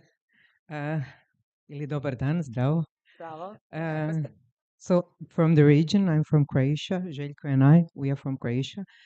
And we are doing a lot of stuff in group art and feminism, and also in Open Glam group. I started, I think, let's say 3 years ago. I'm a graphic designer and artist, and I know a lot about these themes. And I have all the problems, almost all the problems you enlisted there, and I didn't resolve it on any way until, let's say, a week ago, when we had our last session that was around exhibition Invisible Ones in Museum of Contemporary Art in Zagreb, about invisible women artists in their collection. And we gathered around the project, and then have Wiki project around it, and try to gather new people writing about the subject. Well, it is hard to gather new people, but when we get it, it's very common from the other participants to delete subjects because they mostly write, and they are majority on our Wikipedia, that those female artists are not relevant enough to be on Wikipedia. And the only reason is they're always deleted, deleted in history, during the history. So there is not a lot of information about them because someone else was writing the woman history. So we are like in this circle, and it's very hard to go beyond that circle. And I think it's very important. So all of these problems and solutions are okay, but I know after some time, finger up is not enough because it can be your article or data you uploaded or so on can be deleted. So I don't know how to manage things in a community that has, let's say, toxic environment about female rights, rights of all persons who are not majority. So thank you. Yeah, this is absolutely familiar with us. We have Wikigap project, we have She Said campaign, we have a lot of those activities, and we all, within all of these activities, we usually face the same problems. So deleting articles about women who don't have enough literature resources, and during the history they didn't have it because they were like weren't in focus. Okay, thank you. I know that these recommendations cannot solve all of the problems, but what we had with this it's not an organization, it's a group of female. No, they became editors, but we had several iteration with writing articles. So they wrote something and they gave it to us, and then we had some suggestions, and they tried to fix those suggestions. Then we had another iteration, etc., etc., and we didn't publish anything before it was like completely good reference. It was like with good structure, etc. And I know it's a much more, it's bigger effort, and it's more time, and it's more investing everything energy in it.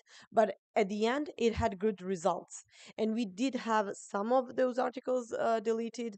But the only thing that we could do is talk. I mean, talk. And talk pages and village bump, and where there's vote for deletion, we could have arguments like this. Okay, we know that there aren't many books about them, but they are still relevant for our culture, literature, music, whatever.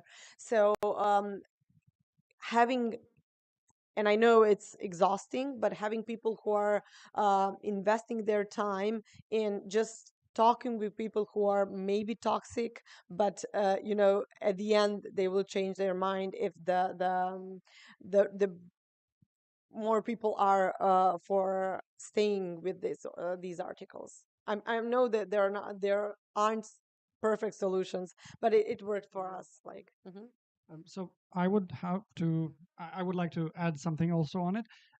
Nurture the newbies, which is if you have a group of interested women who would like to write about women, then maybe try to like create a space for them where they can actively work together, or do this correspondence with them so that the articles that they make are as best as can be.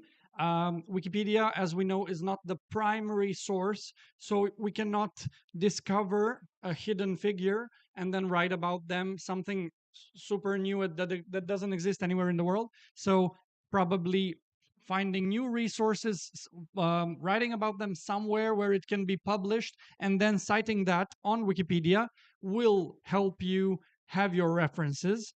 And I guess we are all aware here how it works, that they will have the bad ones will have the yes, they will have how do I say, reason to delete it in a way, because they say there's no reference. Okay, let's find a reference and do not give them that reason. So we are, as a majority, we will be prevalent in this cause. I also, what show? No. I want to add that we, on Serbian Wikipedia, there were some discussions about the notability Notability step. I don't know. step. I don't know how to say it, but like, you have to have these prepositions so Notability you can be threshold? on Wikipedia.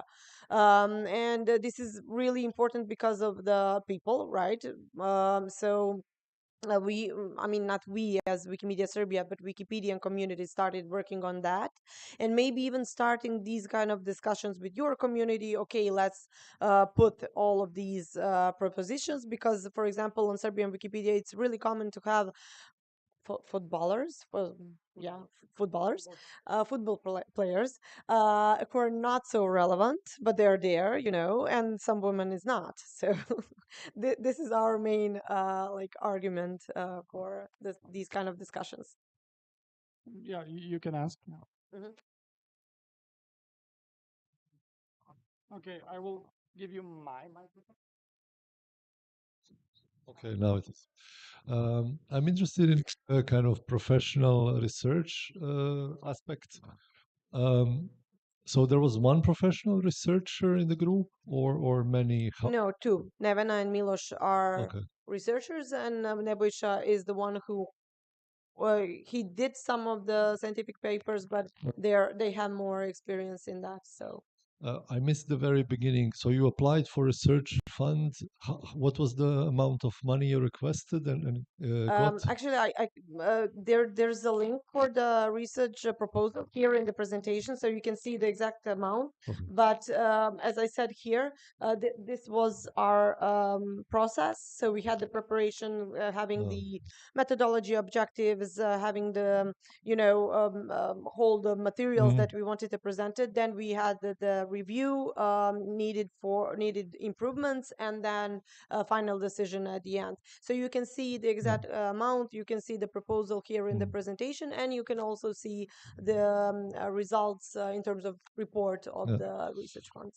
And there's also a link for the Wikimedia research funds, so you can find some details here about the I'm aware of it. I was keeping in touch with the team. They were unfortunately not doing themselves professionally research in humanities.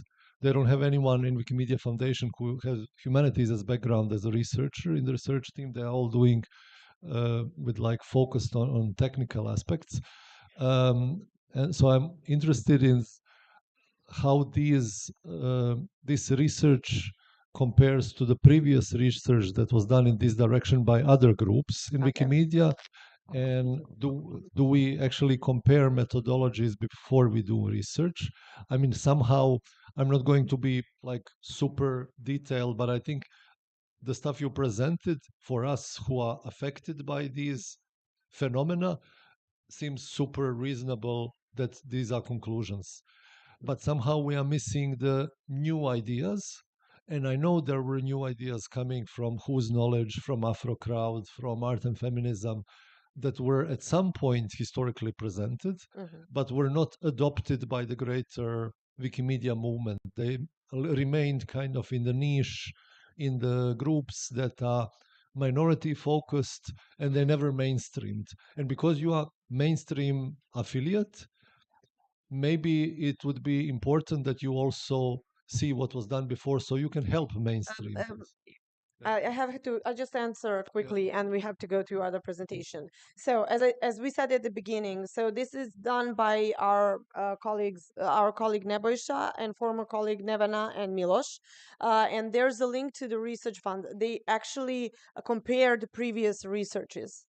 And why is this different is because we are exploring contribution and community participation and motivational, data motivational factors.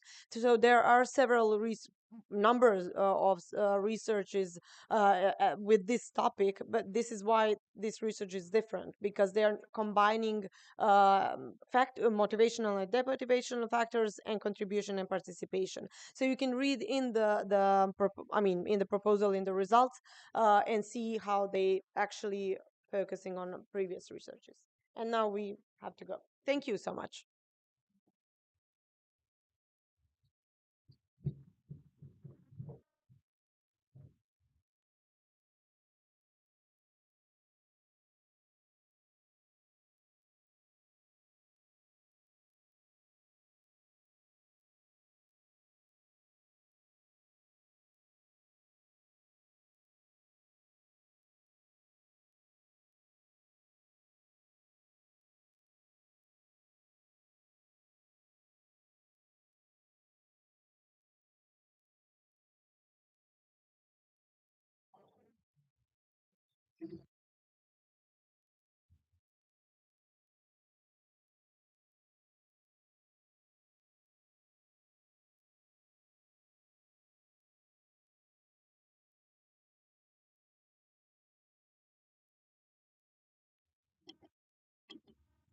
Does it work?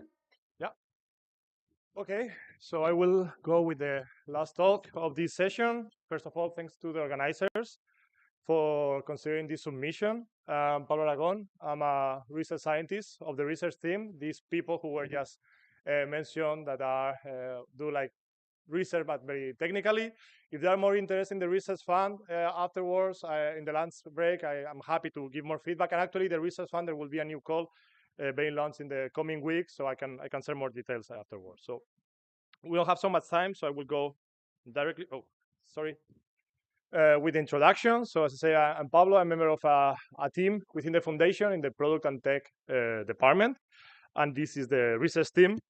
And this is a team that has a mission. The mission is to develop models and insights using scientific methods to strengthen the research communities of Wikimedia, to support technology and policy needs, and to advance the understanding of Wikimedia projects. So this is a mission that should be aligned with all the work that we are conducting within the team, with the purpose of serving different audiences. So there are Wikimedia Foundation is one of the audience, like providing tools and technology and findings for other technological teams, but also to trust and safety, in my case with anti-disinformation team.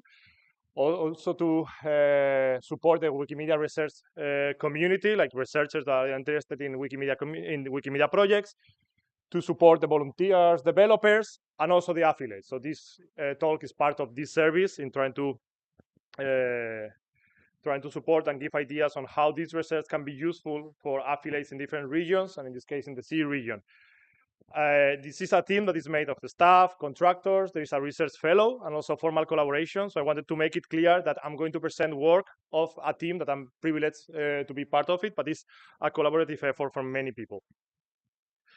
And well, the outline of this session, I will present different results from surveys that have been conducted recently. I will present some pieces of technology that can be used for affiliates with different levels of technological skills. And finally, how to support communities with ideas like the research fund that was just presented by the colleagues of Wikimedia Serbia. I wanted to have a space in the end for open discussion, but if there is any clarifying question needed, please raise your hand, and I'm happy to give some details. So as I say, as we don't have so much time, I will pass through some of them to give some ideas. The first one, I will go through surveys, which is key to learn like how to support communities, both online and offline. So the first is the Community Insight Survey. This is a survey that is launched every year, thanks to the people who are participating, sharing the information, because it's key. If any of you is participating in the Community Insight Survey, and there you have like the link with all the details of how participants are recruited. Thank you, because this is very relevant information. There are many different things that are measured with the Community Insights. One of them is about gender, and there was some discussion just before in the previous presentation about gender gap. And well, gender gap in our communities, unfortunately, is not something that is new. It's something that is well known. Like women and gender diverse people are still underrepresented in our movement. However, if we compare the self-declared gender between the people who have been around the community for many years and the people who are newcomers, we can see that there is like an increase among the people who are women or gender diverse to participate in the communities, and this has been increased over the last years. And we also found that, well, there are many other results that you can see in the survey, things like the proportion of gender diverse editors have doubled since 2019. And we also found that roles within the community are gendered, like compared to editors, admins are less likely to identify themselves as women, while organizers are more prone to identify themselves as women. So we see some gender gaps. Yeah. If you, I will, in Meta, you will find the slides and you will find all these links. Like there's like a lot of information in this survey, so I have to pick some examples. But if you go to the survey, you can see all the numbers. And this was for editors, community insights, but we also have been running last year a survey for readers, which is part of the Knowledge Gap Index, and continuing our work that started in 2019 about readers. And here you can see like the I should mention, and if you go to the link, you will see the methodology. So there are like some constraints, like this is about users who are not logged in, for instance. So there might be some existing biases to consider. But across the people who decide to participate in they saw the banner, they click, and they complete the survey. What they found in terms of gender, well, inconsistency to the previous results about editors, like the share of readers who identify solely as men is disproportionate, but the readership in Ukrainian, Romanian, and Russian Wikipedia are closer to gender parity. So obviously, like the results might change across wikis, and there are like some wikis and some projects that are doing pretty close to reach gender parity. And in terms of age, and this is relevant because yesterday there was a lot of discussions about youth, there is a lot of narrative and messages that young people don't read Wikipedia. But when we ran the survey, what we found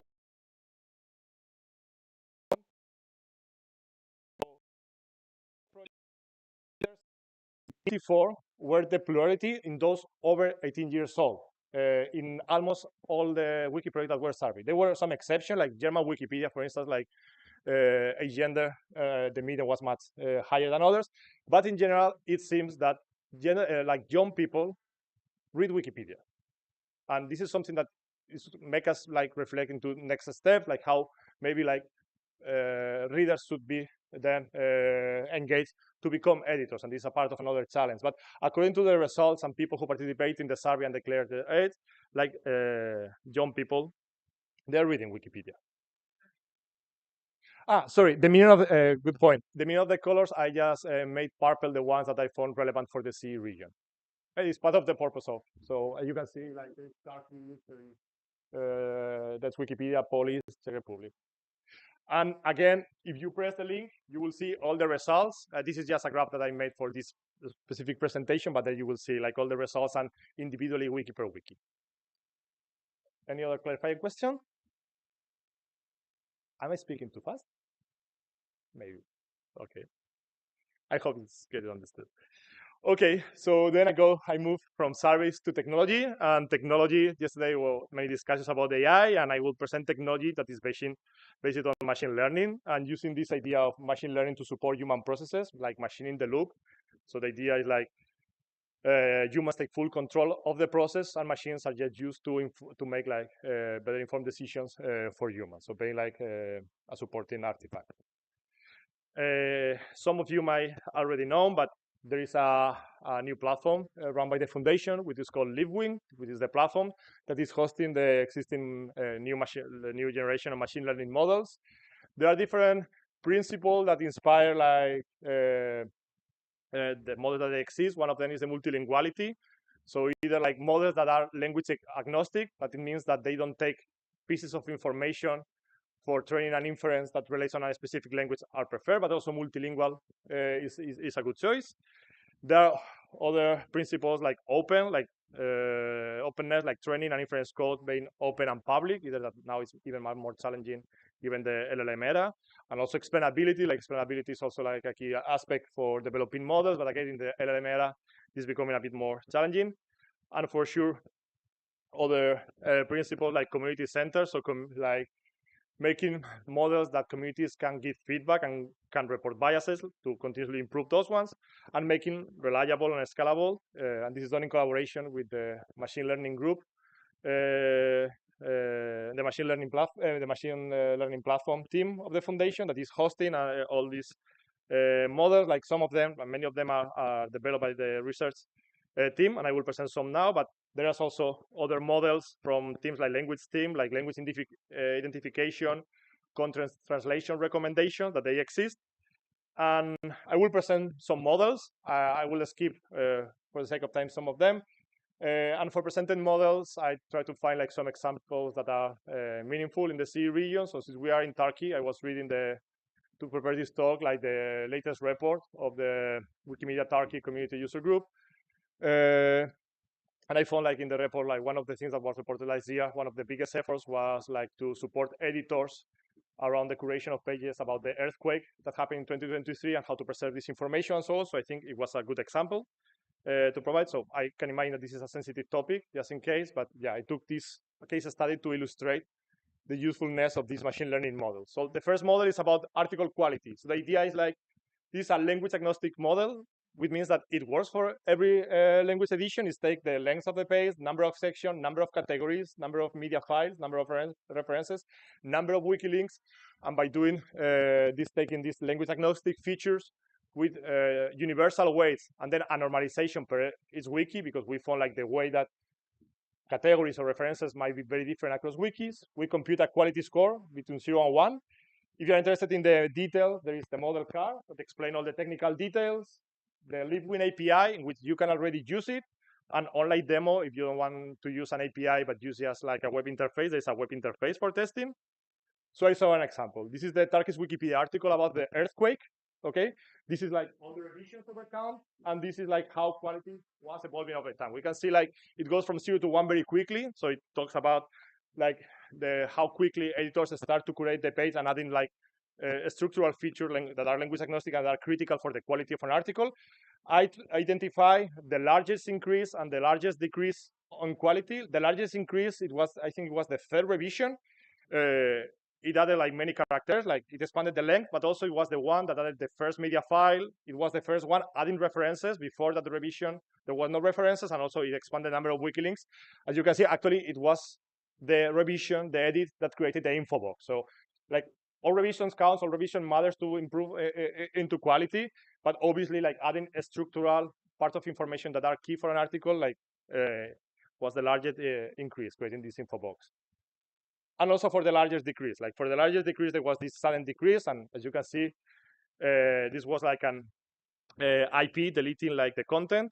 I can not talk about the intention. I don't know if this is vandalism or not, but for sure it's disruptive editing. So there was a sudden drop on quality because somebody removed like all the pieces of information on the page, and obviously it was reverted very quickly. But by measuring the quality, we can easily identify when there are these drops happening. Yeah. Yeah. The thing is like there are some pieces of information that are appearing, disappearing. So like the model obviously has some limitations. So removing parts of information is captured by the model by a decrease of quality. But this is obviously it doesn't need to be like it's a decrease of the perceived quality of editors. And I will explain now one difference. Yeah.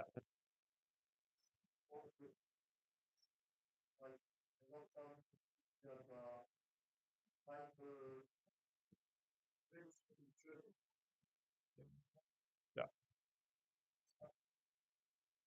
Actually, yeah, like we just are working, and it will be released soon, like a tool for examining like quality over time, as you see here, not for categories, but for wiki projects. So that wiki projects can see like all the pages, all the articles created by that wiki project, and select the ones of interest, even all, and see how they evolve over time. Can we keep quick? Yeah, yeah. Thank you. So this is article quality, but for sure, quality matters, but also readability. So maybe like This is a model that takes the input, like the first paragraph, and is transformed using multilingual embeddings to create a score of how hard is for the article is for a reader to understand the article. It's multilingual because it's using like multilingual embeddings. Again, there is all the references if you want to check. And the idea of this model is like it has been trained with data from English Wikipedia and simple English Wikipedia. And then like with this machine learning, like this training with this assumption that simple is much more readable, doing the training of the model. And then the model was tested using children Wikipedia. So there was some examples like Wikipedia, or I know that Basque Wikipedia, they have a project that is like a Wikipedia for children. It was tested, the comparison between the real Wikipedia articles with the comparable ones in this children Wikipedia, and the results show that indeed, like the model tend to predict like higher, like more complex readability scores for the ones that are in those Wikipedias that are not for children. And well, this is an example. This is the article again of the earthquake. As you can see, like in Arabic or in Turkish are the more complex one in terms of complexity, readability score than the English, but the simple Wikipedia is by far much more readable according to the model. As I mentioned, this is how it's perceived by using machine learning model. Now we're interested in doing a new research, extending like whether like the predicted score of readability correlates with the perceived readability of Wikipedia readers. So more models, more ideas, like it's important to know the quality, the readability, but also the topic.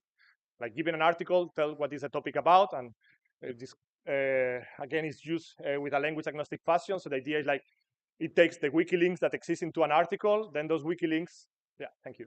There's the wiki links is compared to Wikidata to infer what are the topics about. So that helps to be language agnostic, but also helps that maybe the same article in different Wikipedias can be about different projects, depending on the presence of one wiki links in one language edition or other wiki links in that other one. All the references, the model card, the API, the online demo you want to play with it. So this is an example. I took the category of the earthquake in Turkey, and as you can see, like predicted topics for the main articles were West Asia and Asia.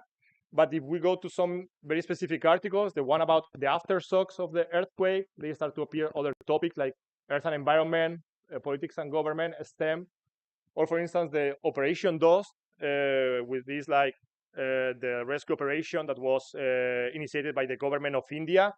Like there is like topic predicted around South Asia, but and also STEM. And there were like also some articles about aid campaigns. So there was this Omusa, and it predicted sport as part of the topic because like I think football players were involved. So it helps like given like any article in any language edition to get thanks to the wiki links and the information in Wikidata in which topics that article might be related in. And you can see like all the examples here. And the purpose of having these machine learning models is like, and as I'm showing, like there are demos, there are APIs, but many of them, the purpose is to be embedded in tools that any editor can use. So the Foundation Growth team, and Martin Urbanek is here, that he can explain if you have questions on that. There is this portal for newcomers to help them in how to participate with Wikipedia and how to do like tasks that are called structural tasks that are much easier for them to see and to learn how to edit Wikipedia. So for instance, the topic model that I presented before is used for them to be able to filter like articles of topic of interest for their edit. So this is the idea. Like it's not machine learning model just to predict things, but also to in the end like help editors within products that don't require to be very techy to use these APIs or to use the code of the model. This is one example. And I will give that one that is very related. So this is the AdaLink model. And the AdaLink model, the idea, again, takes the text of the article and it gets some embeddings and the wiki links.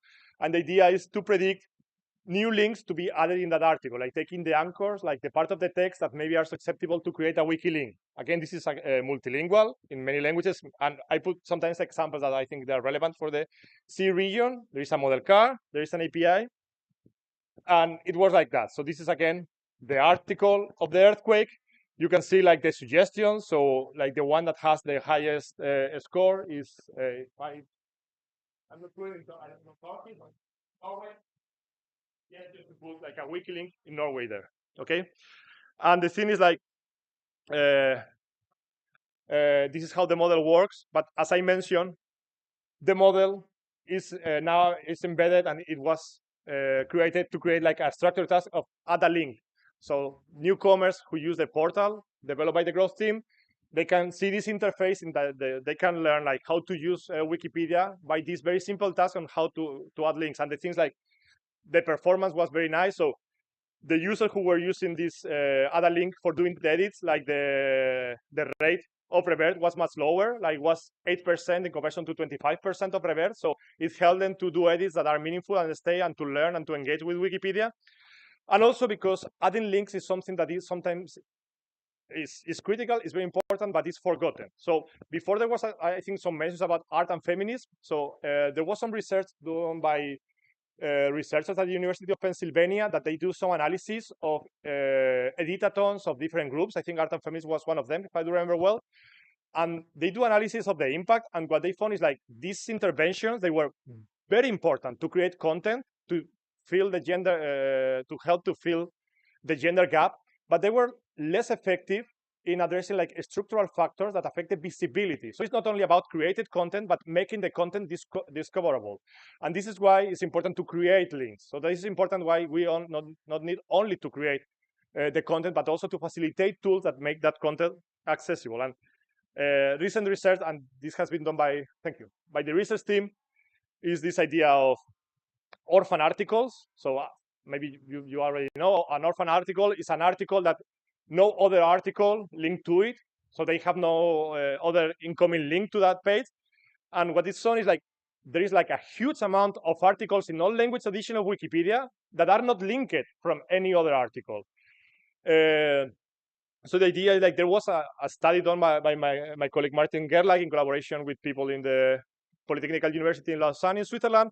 And what they found is like the articles that get de-orphanized, which means like somebody add a link to that article in another page, like it's statistically significantly increase the number of page views. So it's important not only to create content, but to create links to that content to be accessible by others.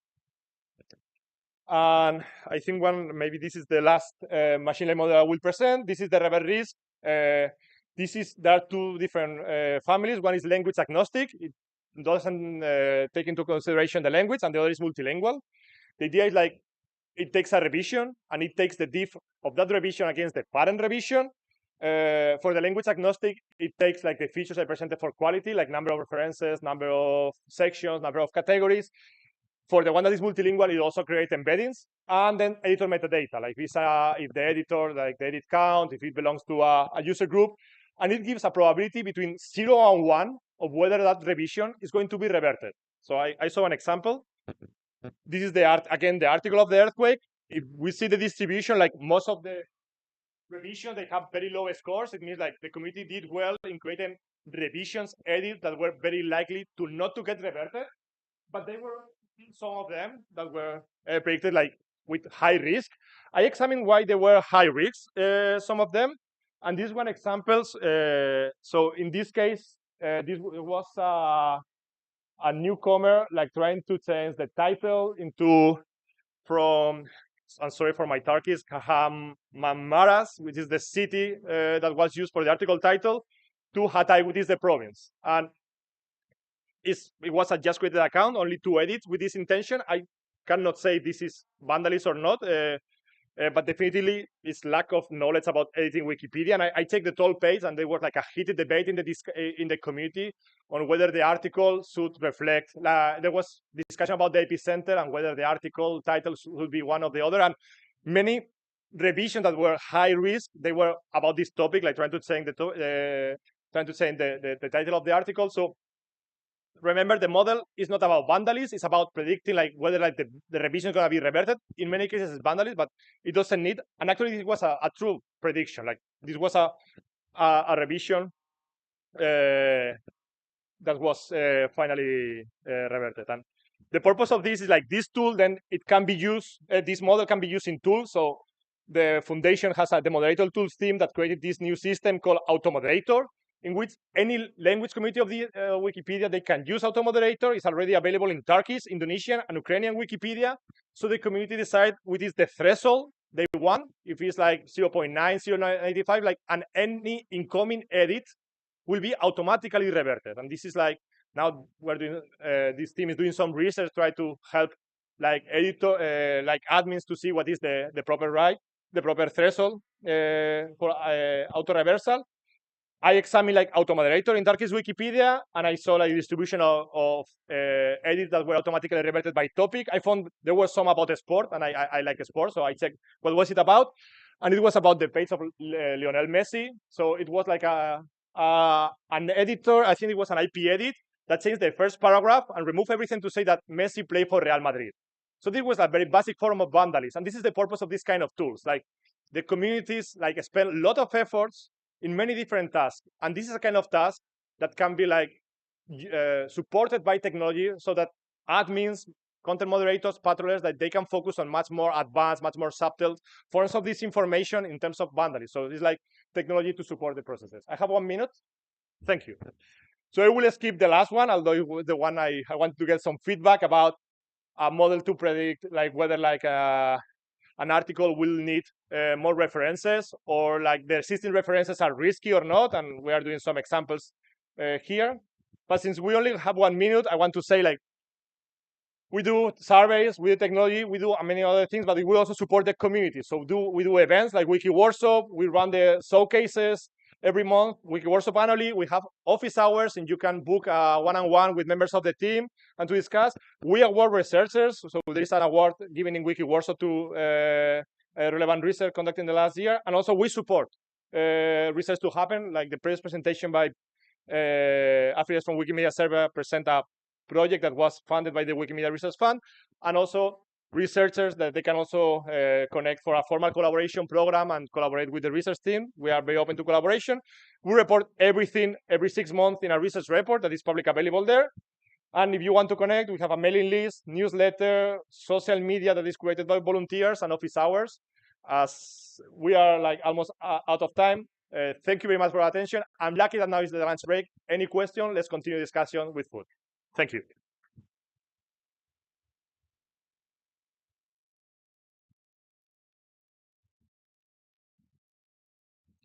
Or here, if you prefer.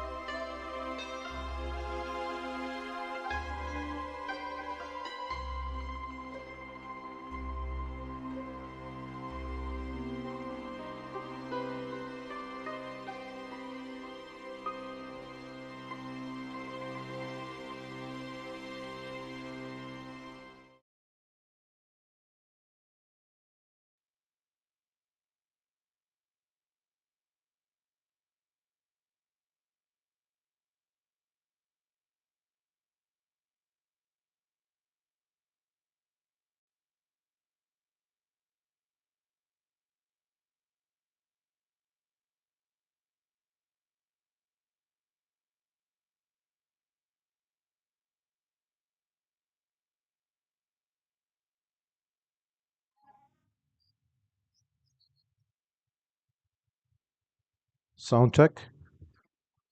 We have some echo.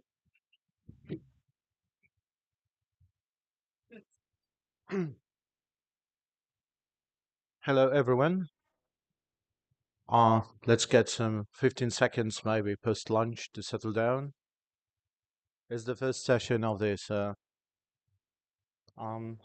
block.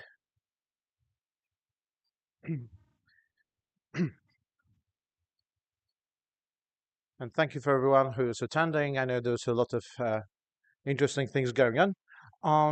So hello to the session. My name is Michał Buczyński from Wikimedia Poland, CEE Hub, and a number of other things.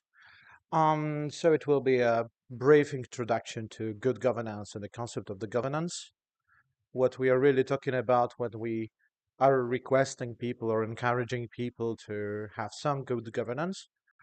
Because of the room, it's not the workshop, and because it's televised, so some case studies did not make it. But I'm hoping that the messaging will be clear. And if you have any questions, if you have any prompt questions, just raise the hand. I'm not sure how it's audible because I hear the reverb all the time. Oh, let's go. Technical issue. So, what is this governance anyway? Because we are using this term very often, and sometimes it's a little bit unclear. So there is this website called Wikipedia that you can check things on. And when I was actually preparing this presentation, I figured out that in Polish language and in many other languages, including Turkish or Czech or Slovak, even the article governance itself, it does not exist. It's not that it's brief, it's faulty, it requires work. It simply does not exist. You may check up your own language, what you can learn about this governance.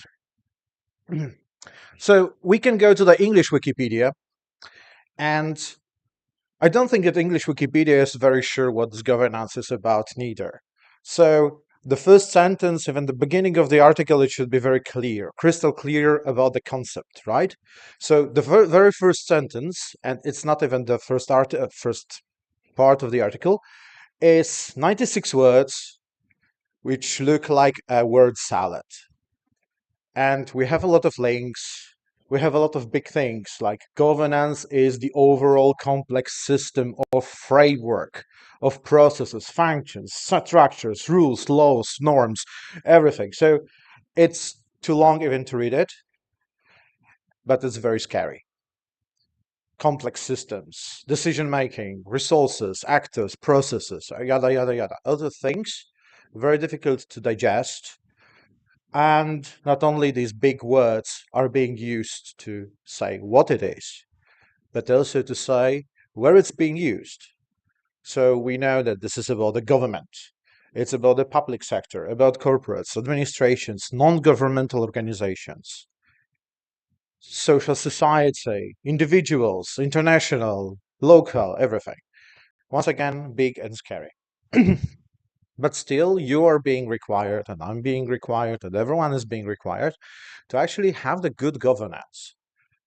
And if it is this scary, what we can do about it. So let's try to untangle it a bit. Let's take it by pieces. What we really mean here is decision making, that's we heard, how we are actually deciding what to do, what not to do, how we are doing things. Roles and responsibilities. So it says who is doing things, who is actually making these decisions, and how they are responsible for what they are doing. Who is making them responsible?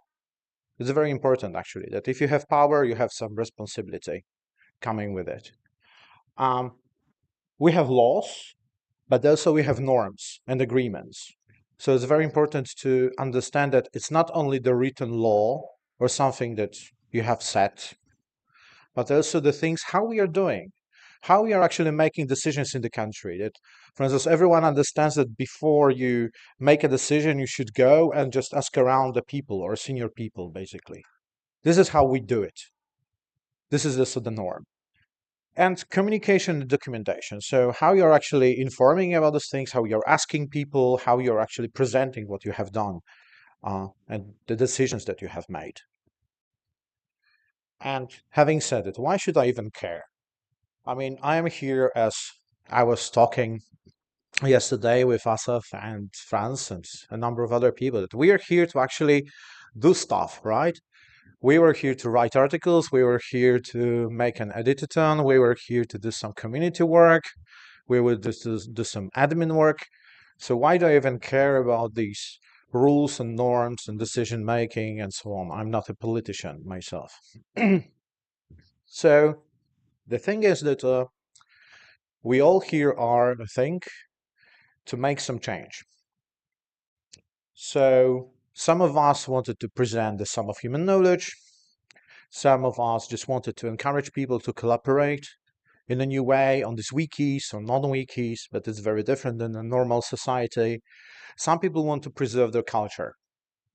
They have the language, maybe very minor language, and they have their traditions and artifacts of the culture, and they want to just preserve it online and make it viable, make it going. Other people love free licensing and how we are doing things in this new world, and they want to teach the world how to change themselves. Others want to do something with the institutional partners. Some others just want to have fun, and this is their hobby. There are a lot of motivations, but all of these people want to make change. And if we want to make change, we figured out that actually the group writes an encyclopedia much faster than a single person. I think we can agree on this fact. Even if we love this hobby and we like to write articles ourselves, we think that if there is more of us, we will do it better. The outcomes will be just better, more balanced when there is more of us and we discuss things. It's more sustainable, so if I disappear, someone will be carrying on the work. I don't need to do it myself. When there is more of us and we are visible, we can transform the world. Basically, the other institutions see how we are doing things. We can change the copyright, we can change other laws, free speech, freedom of panorama, a lot of things that the people are actually fighting for. We can have some help from the institutions. If I'm a single person, not many museums, libraries, governments will talk with me. If we are the movement, there is a lot of us, and we have resources, then that is another story.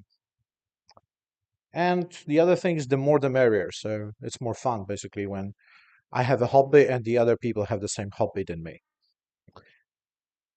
That's what we've learned very fast. So if doing the Wikimedia is not a solitary activity and it shouldn't be for one person, we need to make sure that the environment of doing this activity, doing the Wikimedia, is reasonable to participate. So we have some clear rules, we have some clear responsibilities, who is doing what and that they really should be doing it. And there should be some clear decision making. So I actually know who will be deciding on my work or the works of my colleagues and how they are doing it and what I can really do with it. Like I'm having an article and what do I do that this article will not be deleted, right? So it's pretty important.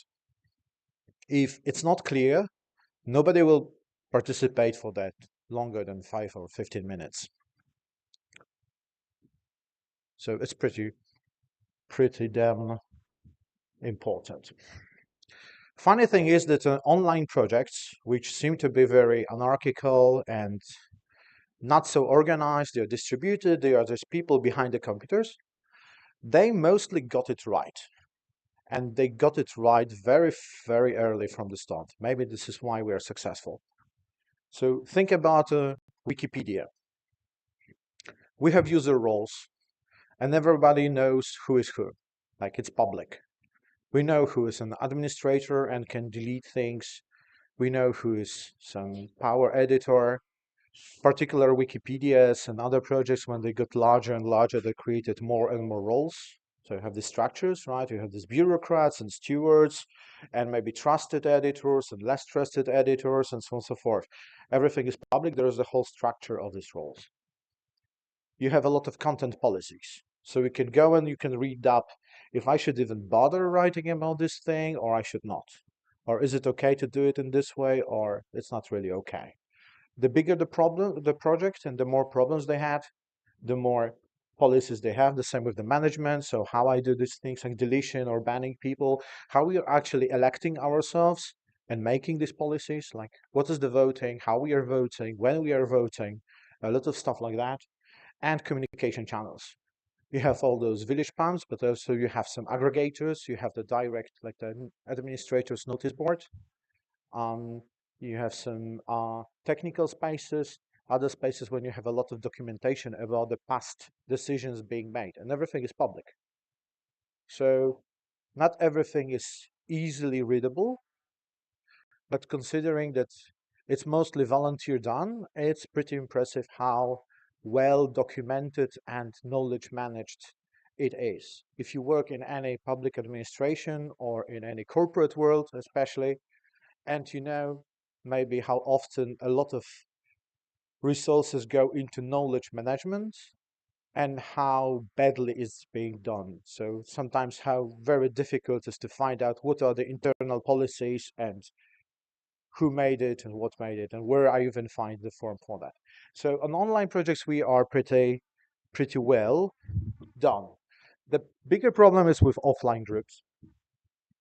So the issues are somewhat larger because now we have money.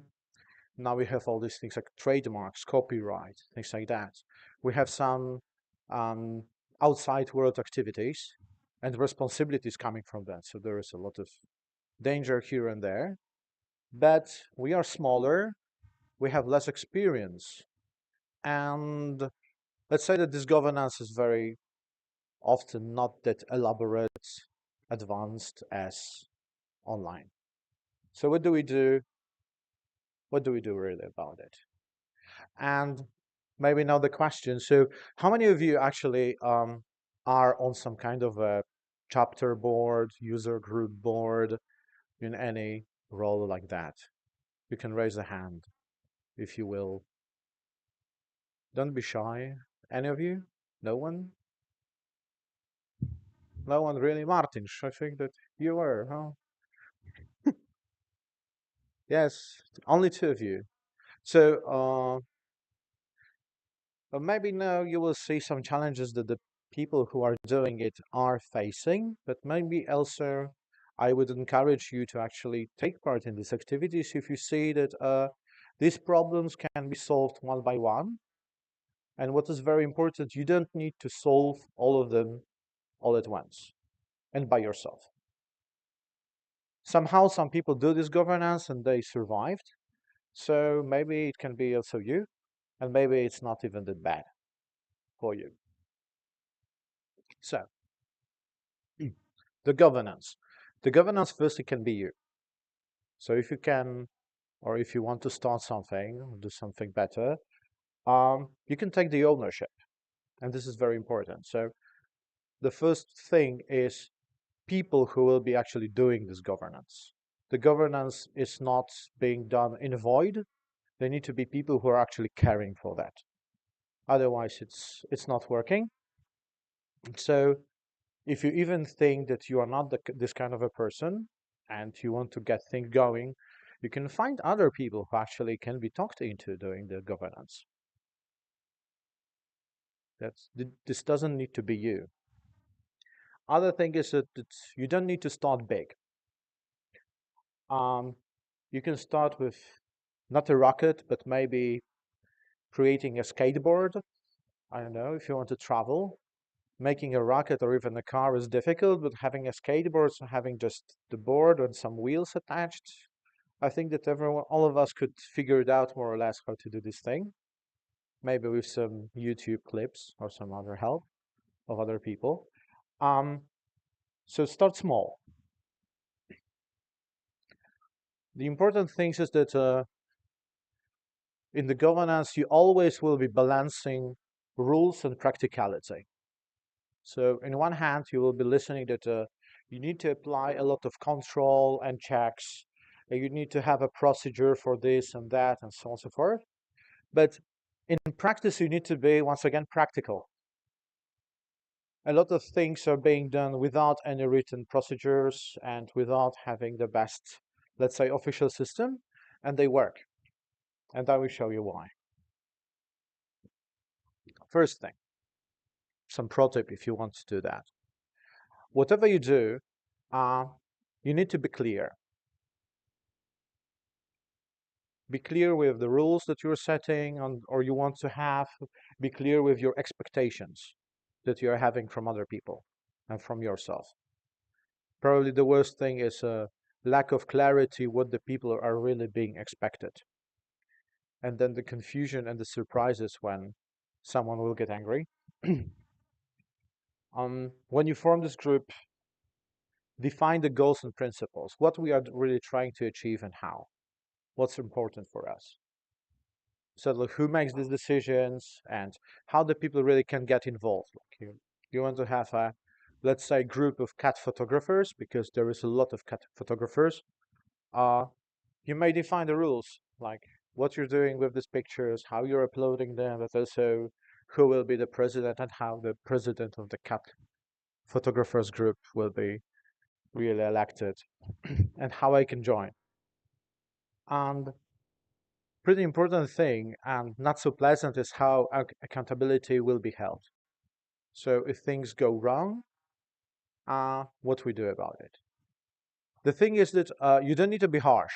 So we are the volunteer movement. We don't want to punish people. We want to cherish people, we want to reward people. But nevertheless, it's good to just say, maybe even say that we are not punishing people too much, basically, for some things. Maybe it's good to say that. Documentation, so putting these things so the other people can come online or offline and read up and join, it's pretty helpful. But let's say it's not so necessary. It's, once again, practicality rule. Other thing, and maybe the most important, the trust. The thing is that a lot of things will be based on trust anyway. You cannot control everything. You will not be double checking and triple checking everything. You need to trust the people, the institutions, the rules, the reasoning that you're having. With the trust, you make things much, much faster. With the trust, people get motivated. Without trust, not so much. Rather contrary. So it is more important to gather the right people from the start and keep them gathering, the people that you can trust, and keep on investing in the trust and shared values. So you need to listen to the people, you need to talk to the people, you need to keep them motivated and also explain what you're doing, what you're trying to achieve. You need to be clear, transparent, and then they may trust you and they may join the cause that you are fighting for or you're trying to push. Otherwise, I don't know. So working, discussing trust and shared values is the basics. Other things, but trust is trust, but as German colleague says, Vertrauen is good, control is better. So control is better. Well, trust is good, but control is a better thing. Avoid monopolies. People can be trusted, but maybe do not put too much in their hands and solely in their hands. Power, information, other resources. This is something that rather should be shared among the larger number of people. So maybe use your trust and put your trust in a bigger number of persons. Sometimes it can be hard because we all know that, I don't know, the president of the organization is the most trusted person, so he will be or she will be the best person to deal, for instance, with the employees, but still be open to allow the other people let in, contribute, step up to the role. It was fast. The one very important thing is that we are talking about the organization, and the organization is not the one-man show or one-woman show. So we need to share the things. That's why it's very important to be inviting. please make sure that the right people can join you if they want, and actively try making them included, because this is basically investing in your future. We will be gone someday, sooner or later. We may want to move on to some more interesting things, but it would be cool if these things will be running up, even as the legacy. And if the things are not right, maybe the last step, don't be afraid of speaking up. It's important. It's pretty easy to ignore things. We all do some things that are not right. But sometimes when we see these monopolies of power, just bad, meaningless structure, that the things that shouldn't be done like that,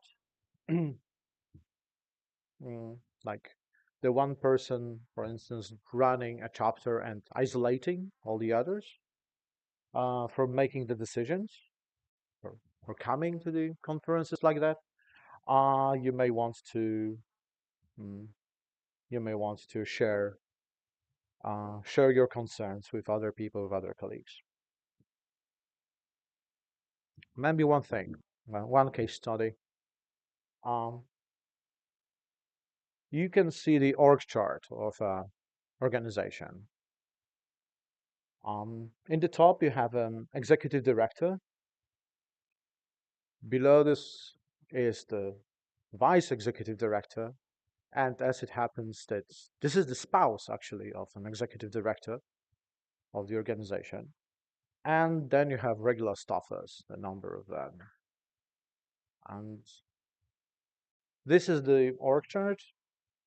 And everyone seems to be happy with this, let's say, arrangement. And do you see any problems with that? I know. What would you do if you see that in practice?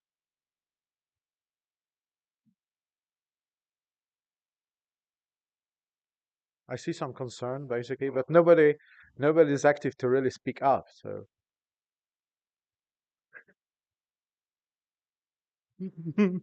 but why the spouse? What about the executive director? I mean,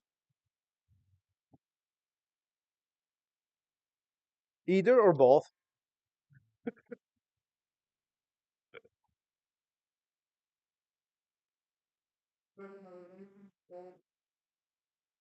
Having let the situation happen, it's skill of both of them. Yes, I believe so, but it's not like it was a random occurrence. I mean, normally you recruit a person and you not even let it happen, you make it happen, right? So it's like a family business, basically.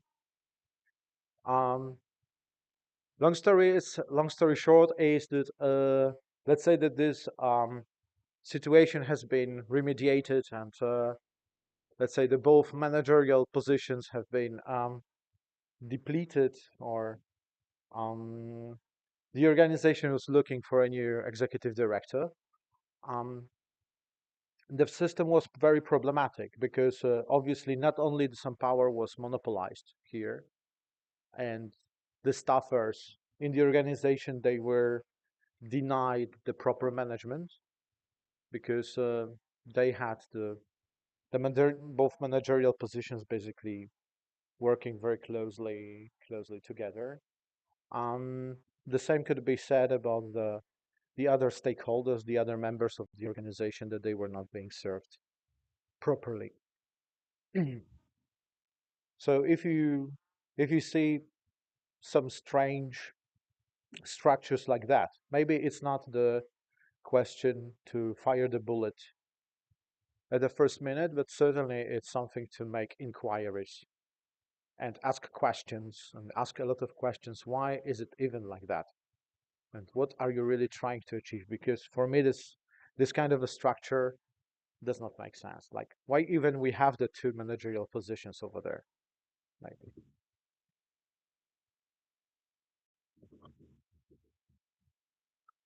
so going to the end, one more case study and a pro tip. As they say that the good artists make and great artists steal. And don't be afraid of not reinventing the wheel, and basically making lessons from the other organizations or ready tools that are being available. Very often you are not the only organization like that in the world, and you're not the first people with some kind of a problem in the world. So someone had this problem and probably someone even solved it properly. So you can make some informed research and find some solutions that actually seem to be working. It's important to not find any solutions because in the world you also have a lot of malfunctioning organizations and the solutions that will not be working for you because they are from a different context and they will never work for you. So make the good reasoning if this is really what you need, but still having the informed research can be good. And ask for help. So we are here and we have a conference like that. There is a number of other organizations in the movement. You have the Wikimedia Foundation, you have the CEE Hub, you have the other chapters, you have colleagues, so you can ask around, and we would be willing to help you. As simple as that. Maybe last thing, the CEE Hub case. Now we have a number of workshops. Maybe you have participated in Izmir. There was this discussion about the CEE Hub evolving the governance. So if you participated, you could hear that actually only now, in the third year, fourth year, we are thinking about how to actually define the membership of the CEE Hub. So CEE Hub is actually working without even some most basic traditional governance structures. And it's still working. So how is it going? In our case, the CEE Hub was built on years of cooperation. So firstly, we built trust, and we have built, let's say, the community of purpose. We knew what we more or less want to achieve. We found the other people who wanted to achieve the same thing. We discussed a lot and lots how we are going to do it and who's doing what. So we started doing things with a very minimum structure, with using the help that we could get. In our case, it was the fiscal sponsorship from Wikimedia Poland, which allowed us to backstab or maybe avoid a lot of governance questions. We didn't need to organize as the even legal organization because we had a legal sponsor. We didn't need to create the banking account, make the HR process by ourselves, how to really do the legal work to hire a person, because we had a legal sponsor. And it's fine. Using the help is fine. This is the smart way of doing things, if you can do it. We had the Wikimedia Foundation support, so we didn't need to fundraise by ourselves. We could discuss a lot of things that we are trying to achieve, also on the other organization, and we were willing to learn on the go and evolve. But now we are trying to evolve, so also you are more than welcome to participate in giving us the feedback and giving us the information, what you really want and what you would like to achieve with the CEE Hub by yourselves. This is also part of this building trust. So we are putting our trust in the movement. We want to support you and all the activities. And we are also willing to ask you for the trust and support and information what you want to do. And that's it. I think that this is some kind of a governance in the very making, as we said, and a very smart definition on Wikipedia says that it's not only about the laws and rules, but also about the norms and some social collaborations in practice. Any questions? Maybe one question?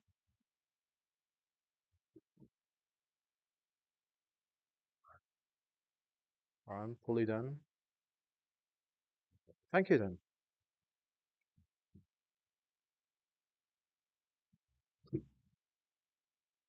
Mhm.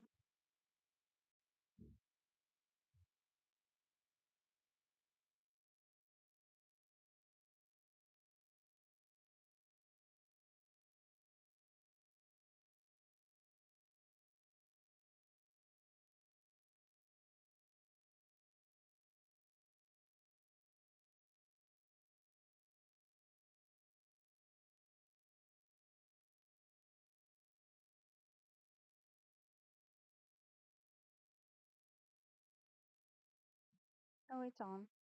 It's on? Yeah. No, it's okay. Yeah. Hello, everyone. My name is Mari. I'm from Armenia and I represent Wikimedia Armenia.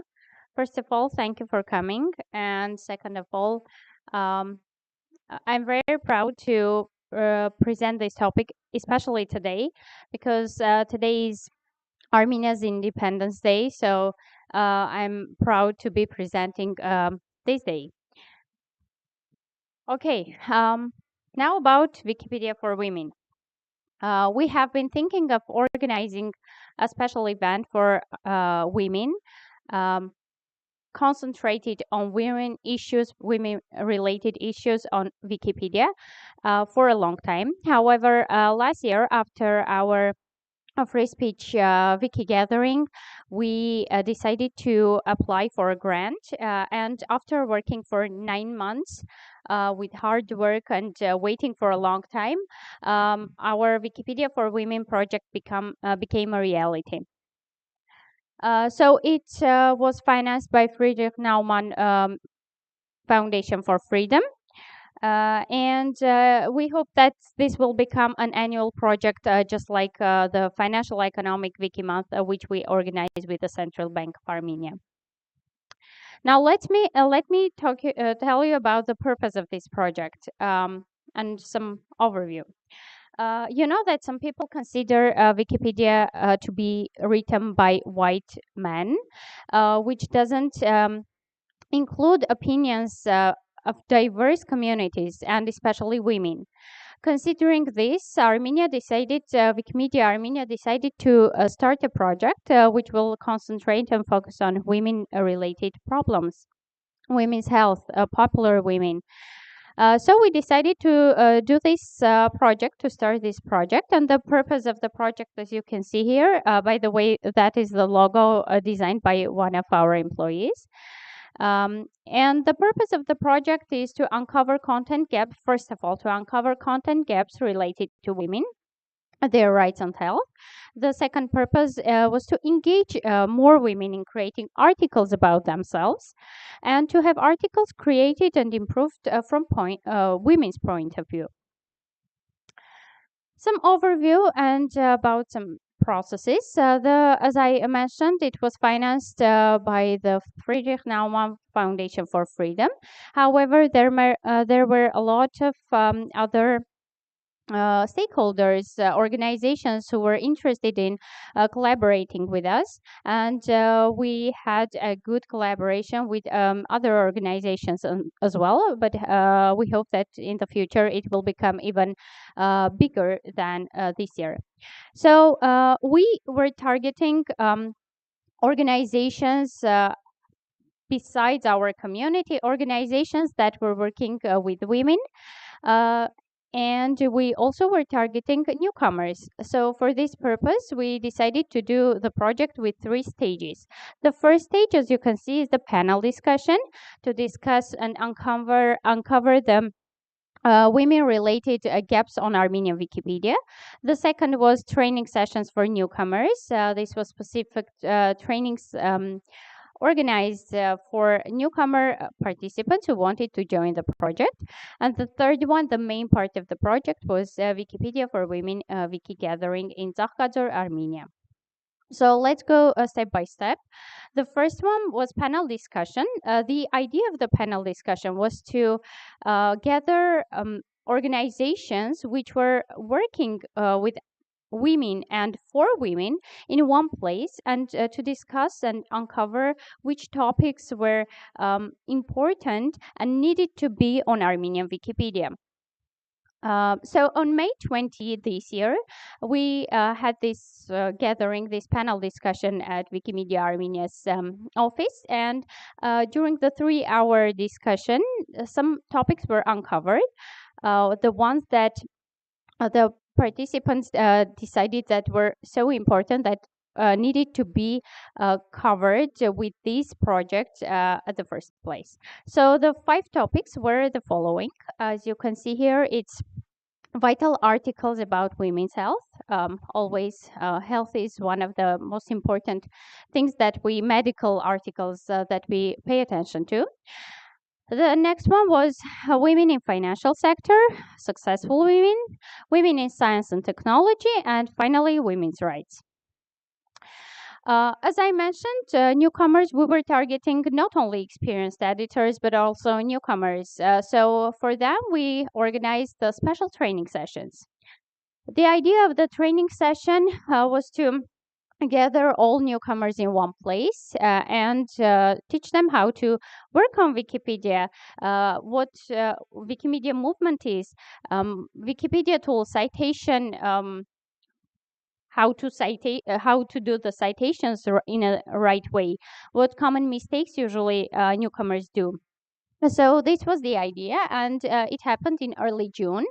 The training sessions, 21 newcomers participated in these training sessions, and based on their performance, mainly how active they were during the training sessions and how with what quality of articles they created during the sessions, they were selected for the main part of the project, the Wikipedia for Women Wiki Gathering. So Wikipedia for Women Gathering was the main part of the project, though the project itself lasted for a month. But the most important, this main event was put to the end of the project, like the last 4 days. An interesting fact about Armenian community, which we have seen this past couple of years. Armenian community is active whenever there is a possibility of getting in one place, gathering in one place and contributing together. So people are more motivated, more engaged in Wikipedia and Wikimedia projects whenever they are in one place and they have this kind of wiki atmosphere and feeling of belonging. So we had this experience with Financial Economic Wiki Month this year, when 1/3 of the articles created were actually created and improved during the 4-day wiki gathering. So this was a good experience, a good lesson learned, and we decided to do the same thing for Wikipedia for Women gathering as well. To organize a 4-day wiki gathering in Zahkazar. It happened in June 26-30. We had 41 participants, out of which there were 16 newcomers, which we selected based on the training sessions. These participants were separated into 3 groups, and each group had its experienced editor. As someone who will assist newcomers, and not only newcomers, everyone, and also why not check their articles for common mistakes, possible common mistakes, and also content-wise, some things that translation things that the experienced editor can help with. The activities of Wikipedia for Women didn't limit themselves with just editing hours. We had very women-focused event. We watched a movie on women, about women in NASA. We had game nights, a brain ring, game quiz, and the questions were almost all about women. And of course, a meeting with one of the stakeholder organizations which joined the project itself, Deposit Guarantee Fund of Armenia. Yeah, also one more thing, to have some fun, of course, not only editing, but also to have fun. We organized, with the help of financial support of Deposit Guarantee Fund of Armenia, we organized a tour to a photo walk to Bichni Fortress and Surpas Vazazin Monastery in Armenia. The participants took photos of those places, and they will be uploaded to Wikimedia Commons this year during Wiki Loves Monuments. It will start on October the 1st in Armenia. Now, let's also talk about the outcomes and results that we reached with Wikipedia for Women project. Throughout the gathering, we had, as I mentioned, 41 participants. And as we were targeting women, but not restricting the participation of other community members, we had 30 women participants in our Wiki gathering. And during the gathering, 321 articles were created and improved. And as we saw during the Financial Economic Wiki Month, this time as well, 60% of articles were creating during this Wiki gathering. So participants worked with a lot of effort, and I believe they liked it a lot. That's why they continued writing a lot more articles. So throughout the project, as I mentioned, the project lasted for a month. We had 53 participants and 517 articles with 12 million bytes contribution to Armenian Wikipedia.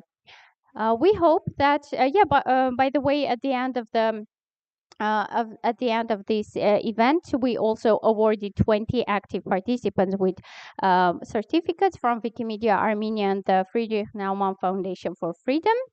Also, the Deposit Guarantee Fund of Armenia, which financed the photo walk, it also awarded some participants who created articles about women in finance.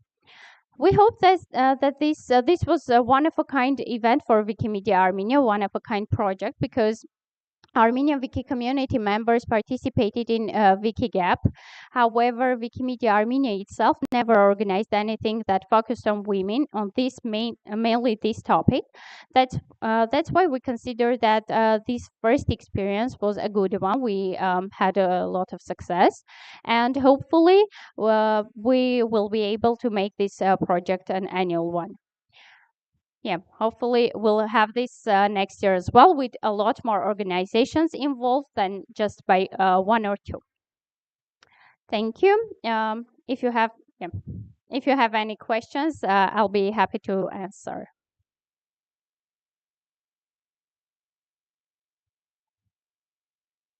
Wait a minute.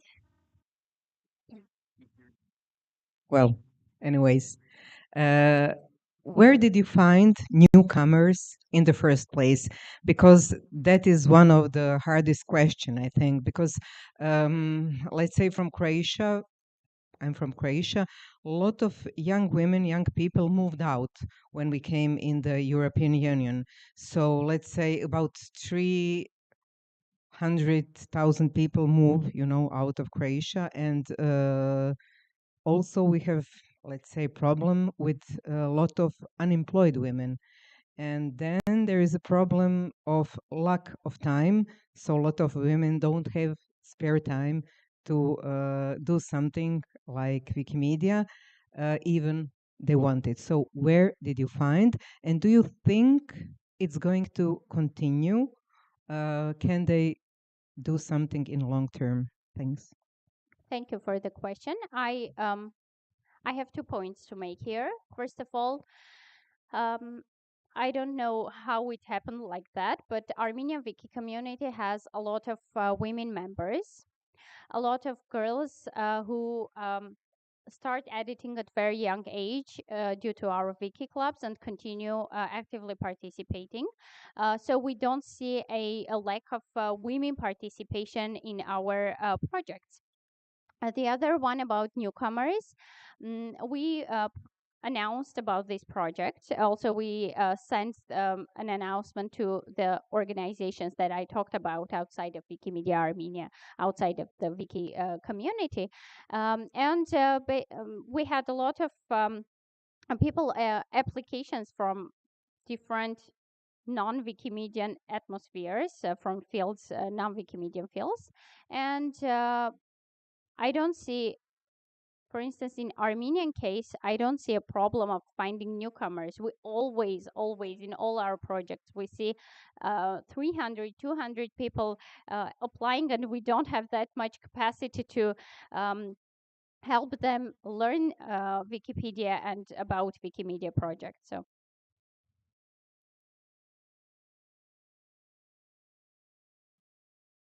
Hi, I'm Andrei. I'm from Slovenia. I was involved a few times in project Women Edit Wikipedia as a technical support because the owner of the project didn't have technical knowledge how to be involved. I think that she was very active in LGBT community, and that's how she gained traction or attention needed or co-workers needed for the project. This was my experience for the colleague asking where to get participants in some editathon. Thank you.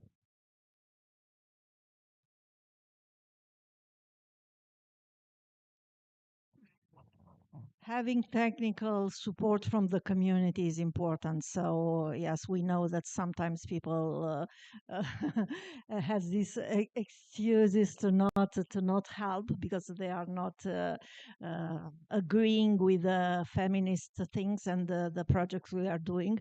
And sometimes we do not have this help from the community we need, and which is in a wiki way our philosophy.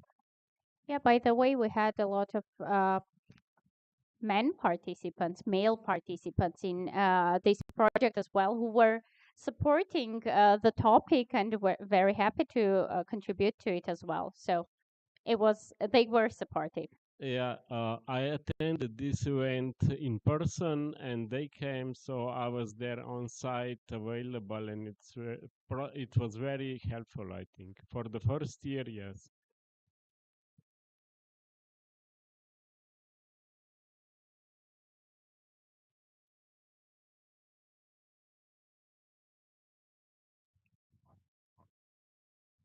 Okay. I was curious why you chose women's health as one of the top topic areas.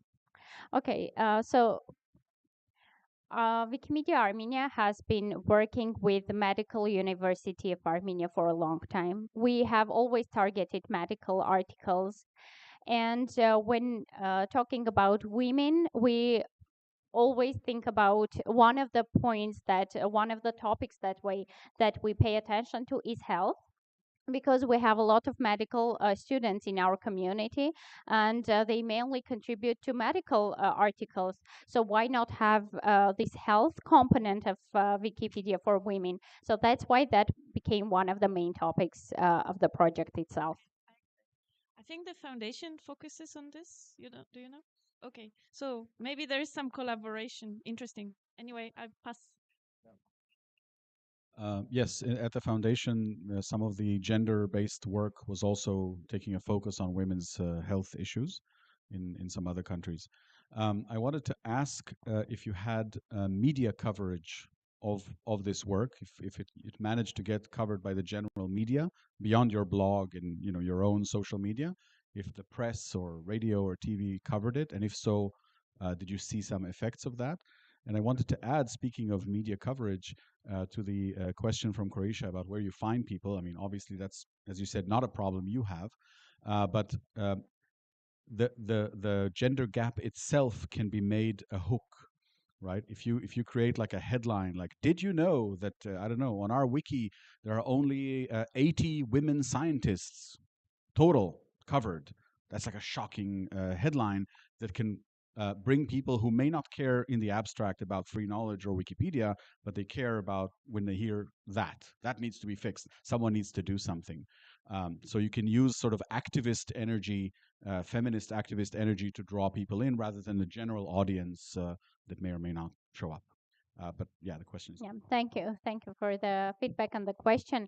I'll ask our president to answer it, but before he answers, I'll tell you that we have very active social media pages, very active, especially Facebook and Instagram, and we always we covered this project day by day on our social media, Facebook and Instagram, with reels, with stories, with pictures, posts.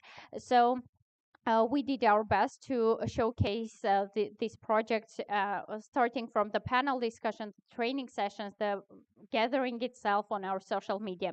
So from my point of view, we did the best we could with our social media. Shak? Yeah, one of colleagues asked actually how we get newcomers. As Mari said, you first need to understand your community, from where they are getting new information. For Armenian community, Facebook, Instagram, social media is very actually popular among our community. And Mari didn't say, I think, but most of the participants were youth actually. So we are advertising and posts. We are creating posts in Instagram, our official page, Facebook official page, and a lot of participants are getting to know about our projects from those two sources. So you can try a lot of options and find what is relevant for your community actually. And second, you asked about will this project be continuous? We have some preliminary agreements with the funding organization that yes, it will be continuous because they really liked how this wiki project was ended with the results and the impact and the interest from the community. So we have preliminary agreement that we hold another Wiki Human Cup in June 2025, actually. Yeah, I'll add one more point here about the social media, the coverage. I just remembered it. So we also did interviews with participants.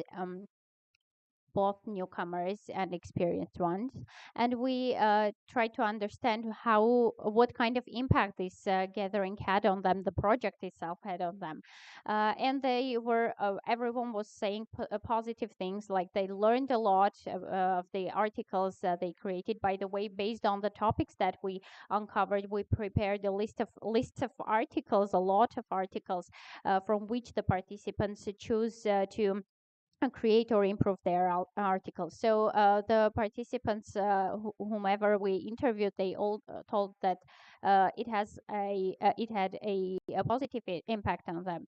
So we did these interviews, and it is available on our YouTube channel. We also tried that one to make others also understand that the topic is vitally important and it is valued by our community. Just one thing, if I may say. So, like an answer to you and to you and to you, I think that maybe situation in Croatian Wikipedia is very specific because it was very toxic around 10 years, let's say. And a lot of topics and works we are doing now is very hard. Like we are doing from the start, but it's not clean start, it's a dirty start. So I'm graphic designer. I was leading internet show with workers from culture. Our last work was with the Museum of Contemporary Arts, and it's the biggest museum in country. So we had Instagram, Twitter. They have their own resources and so on. But even though we are struggling because of those 10 years ahead of us or before us. And even now, as I said before, when Serbian colleagues were there, we were writing about something, some violinist, female violinist, and then somebody said, oh, she's not from that other community. She's not important enough. Who is she? It just say talk and so on. And on the other topics, let's say when we are involved with non-governmental feminist or LGBTQ organizations, they say like, oh, they're all paid by Soros or somebody. It's dirty work. You're working for somebody. And they vote and they delete it. So, it's different situations. So I just want to say I understand situation in Croatia, and it's obviously not the same as in Armenia. So we have to endure and, gain the victory somehow. So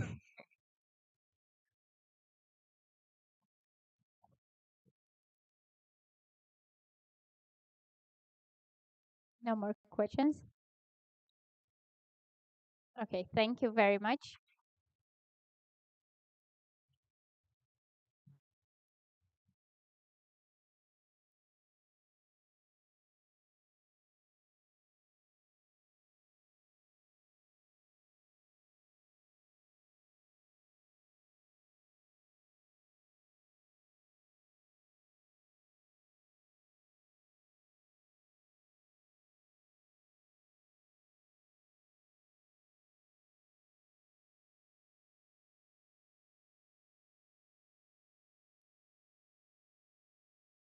Amelia Boban. I'm coming from Rome, Italy, and I'm the founder of Wikidonne. I'm here to talk about bringing the gender gap by writing articles in Wikibooks instead of Wikipedia. So let's talk about Wikibooks. Wikibooks was launched on July 7 in 2003 in English, created by a user that needs a book about physics and chemics named Carl Wick.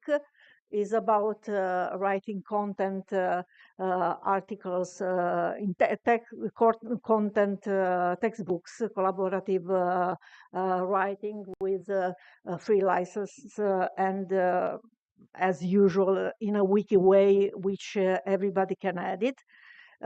In July 2004 were added some other languages, and now in September 2024 we have 77 languages covering almost 400,000 of articles and 1,300 recently active editors. This is the table of the most active Wikibooks languages. So we have English as usual, but I'm happy to see Italian on the on the top 10. So how is it organized? It's organized as all the wiki pages. So you have the pages about reading the page, about discussions, also the pages related to help. So when you are searching for help, tutorials, how to use, and of course a portal of the community where you can ask questions and find support for everything. This is the portal of the community. You can find a lot of topics, how to write, what is Wikibooks, and so on, what to put in, what to not put on Wikibooks. And let's see the differences between Wikipedia and Wikibooks. So these are the 5 pillars for Wikipedia. We know that it's an encyclopedia, has a neutral point of view, has a free content, so everybody can use. The content is written there by attributing correctly the authors. Civility and respect. So we are talking about WikiCat, yes, and no rules outside the 5 pillars. As you can see, Wikibooks has the same pillars, less than the first one, which means it's not a wiki encyclopedia. It's a wiki project to collect that collects digital textbooks and manuals. Excuse me. So what is similar between the two projects? The neutrality. So both of them are committed to neutrality. The fact that everything is free content has rules of so what we name WikiCat. Has no strict rules outside the 5 pillars.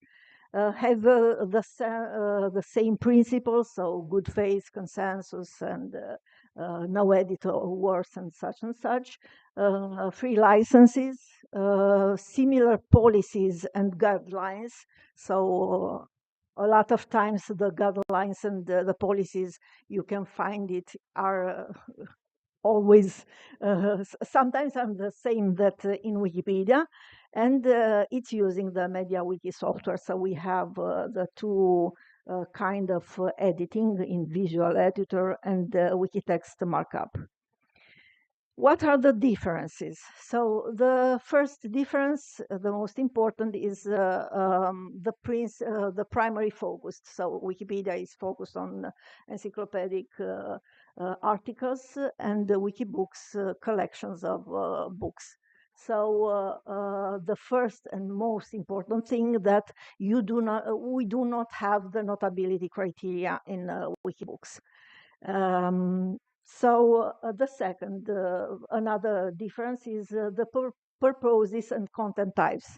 Wikipedia is based on writing articles that are putting factual information, so it's a concise, very focused articles. And instead, Wikibooks is a collection of textbooks, educational textbooks. The structure and the format is the fact that the books are written in a way that are self-consistent. So this is then the target audience. So the audience of Wikibooks are essential educators, lecturers, so schools, people which is interested in textbooks. And the target of Wikipedia is a lot of readers from who are searching for information for a wide arguments.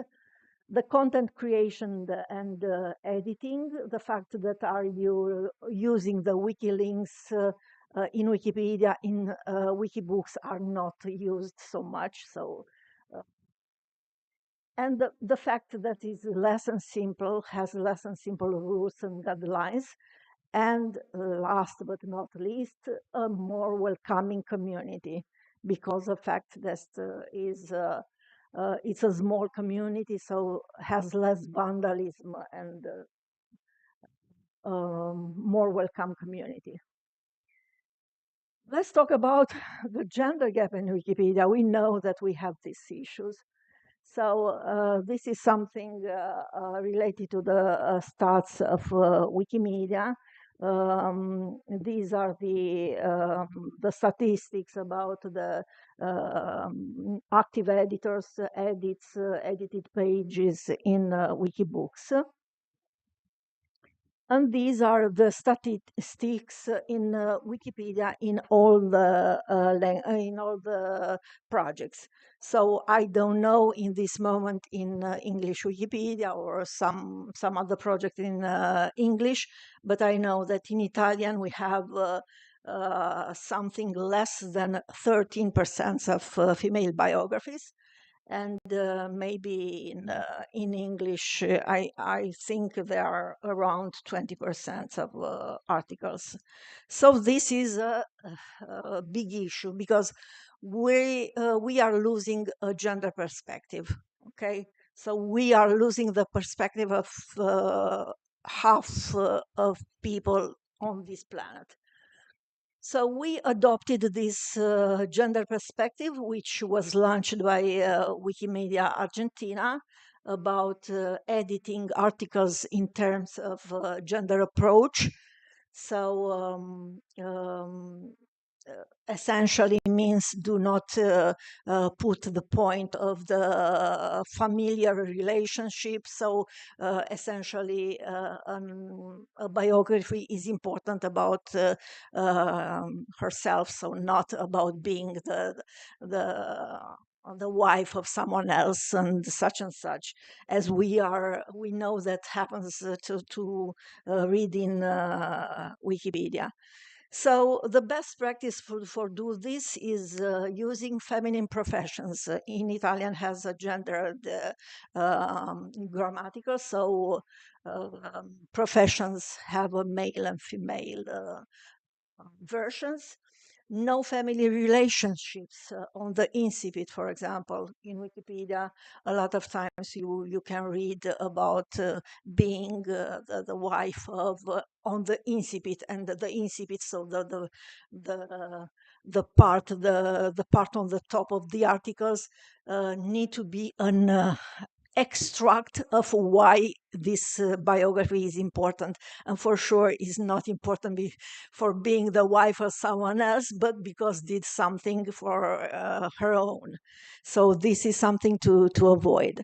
Having also separate sections, a section about careers, prizes, recognition, because sometimes we have these sections with everything mixed, information about biographical information mixed with the career and mixed with something else. So put them separated is a good thing. Also add the wiki links to other articles. This is very, very important because means that has more connections with our articles, so can be reached easier by someone who do not know nothing about this biography. Also add additional information.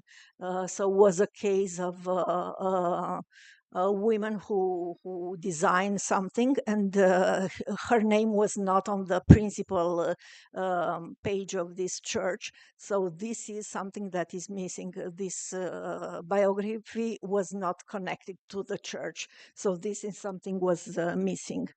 And also, I saw that this is a good practice they are using in English projects, asking to other users from additional resources. So do you have some book about this? Do you know something else, some articles, some academic research and such and such?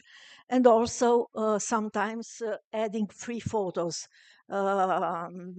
Sometimes you can be lucky enough to find free images on internet, or find some sites that if you contact and ask them to release them with a free license, they can do it. For example, something was done with the Smithsonian at our request. They changed the type of the license. As a strategy action, so in general, the most important thing is increase content, entries, organize events, have partnerships, collaborate with other affiliates. Then look for other resourcing. We have the Wikipedia library and a lot of other things inside the movement. Upload photos, as I saw. I say before, also having Wikidata list of entries. So designing, creating this list with Sparkle language can help to have a starting point for editathons. And of course, create interest around the topic. So talking about this during our calls, during our meetings, events, but even outside the movement. So on social media or something else, because we know that it's is a topic. It's a big topic that is very, very cool in this moment. So let's talk about Wikidona. Wikidona, it's a project born in 2016, became an affiliate some months ago, some months after this, and became in 2020 a non-profit association. So these are some of our projects we are doing in Wikipedia, Wikiquote, and Wikibooks, and our site. These are some statistics, some metrics. We are reaching out with the dashboard. We are using the dashboard tool. And one of our, let's say, more important project is our educational program. So what is named as PCTO, means an extracurricular program for education. We started in 2018 by writing wikibooks, a wikibook named Profili di Donne Lucane, which means women from Lucania profiles. with high school in Potenza and other entities, other bodies. And we are writing a lot of articles in Wikibooks related to women in these topics. We separated the Wikibook in arguments, so women in politics, women in music, women and such and such. And then inside this argument, inside this section, students write about articles in their local about local people there. There are known locally, but maybe not known as a national level. And one of the interesting things in that project was also the idea to have interviews. So they interviewed these women. So and we uploaded this in Commons. Sometimes they design the image when they do not have image of of a woman. They designed, so we have something that I know also Wikimedia Foundation is doing. I do not remember the name of the project. So when you are missing an image, you are designing something. So you have also this image. We know that biographies with images is more easy to read and nicer. And also translated. So this Wikibook, we start to translate this in Spanish, we, the students, to translate this in Spanish. Then we had something done in Emilia-Romagna, starting from 2022, and we are organizing this year too. So, and I hope also in future. We started by writing about Afghan women articles in 2022. And then we wrote something. We wrote about female biographies in theater and in sciences in Bologna, Cesena, and Modena. At the end of this program, we created also an ebook with all the articles written in Wikipedia. So we created these 3 ebooks, and the last year we changed from Wikipedia to Wikibooks because we understood, we saw that it's writing on Wikipedia for people who has 16 years is not so easy. So we switched to Wikibooks, and we start writing Profili di donne Emiliano Romagnole, means profiles of women from Emilia Romagna. And we wrote articles about women in women and work and women and the resistance. So they have a book from the beginning. So they start writing articles from this book. So it was a very, very good experience. Because they was involved in these local biographies. What is important for them is writing about local personalities. So not someone abstract that they do not know who is, but something which is coming from them, their territory. This is more is important. So this is an example of what they wrote in Wikibooks.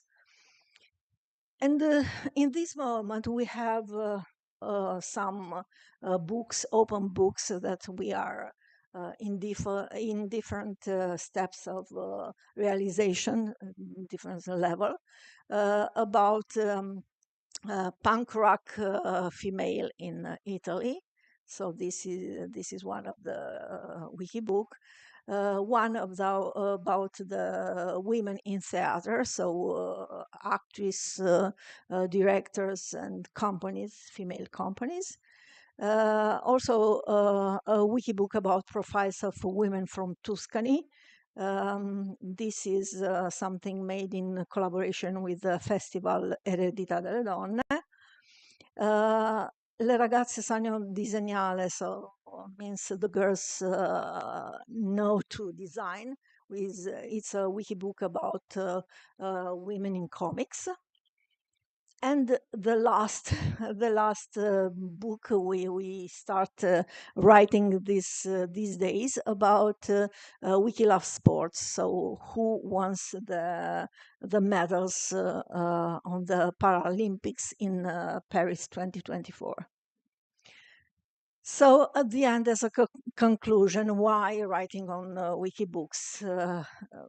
It's important for who is doing educational things. So the fact that the focus is on education, the resources are for education is very, it's interesting.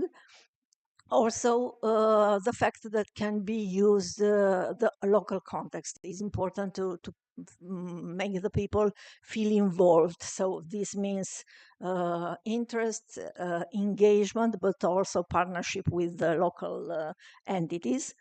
Also, you have more freedom to create things than in Wikipedia, where you are you need to be rigid some way. So this is more give more freedom to write. Also, the fact that you are going deep in this argument, so you are creating a wiki book which is self-contained. And the fact that users are specialized. So we are talking about educators and experts. So you have people from which are very inside of these topics. And also the fact that having a smaller side in matter of active editors means less vandalism and better collaboration between users, community, and people from the other side. And this is something nice. For example, you can decide to write a cookbook. This is an example of cookbook with you can write recipes. Or this is another successful project about Wiki Junior is writing articles about the animals. And this is one of the wiki books which is featured. So it's very written and considered valuable for the community. And these are some links. I put it here how something that I talk about during the slides or can be interesting for this argument. Thank you.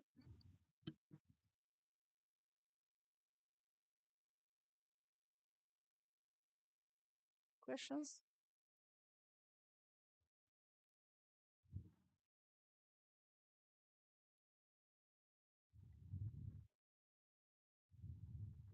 Here? Okay. Hi, Camila. I'm a fan of yours.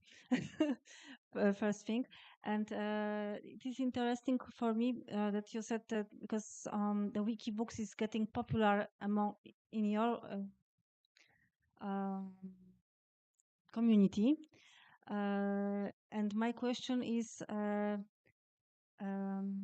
How was about motivation of the young students, young women writing wiki books and not Wikipedia? Because from my experience, it was the huge motivator for students in a classroom that, yeah, mom, dad, sister, my article or my small part of article is on this Wikipedia.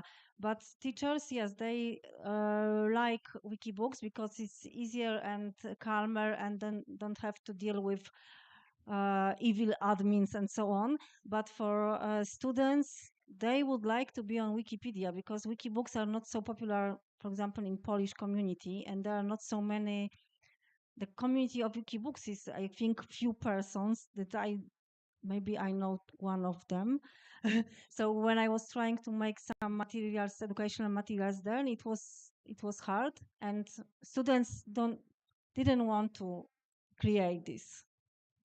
Yes, I know that it is cool writing on Wikipedia because you are the author of the article on Wikipedia. Wow, look, Mama, I did this. But depends, first of all, how you are setting the program. So essentially, we had from the beginning the collaboration with the um,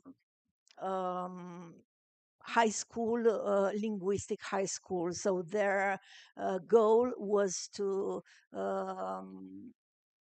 help people, students improve their English. So we used to translate from English to Italian. So it was easier in Wikipedia doing this translation instead of starting from the beginning. But however, it's a big deal because you need to, I don't know, to say how to use notes, why is important and what is not. So there are concepts that are not easy to understand from people who is 16, 15, so on. So depends on what you are programming with the teacher. So at the end, we explain to teachers that it's the same thing. They are doing the same things. They are, because their goal as teacher is that they are learning to do research, that they are learning to look to the resources, so to understand how to discern between factual information, so real information and fake news. So a lot of things that you can use to show them that is the same thing at the end. What is missing is a popularity. And no, don't, at the end, maybe the guys are even more happy because the articles, in my perspective, are better written than they did in Wikipedia, because it's something they did it, was not something they translated it. So yeah, depends, but I think that young people are better than we think.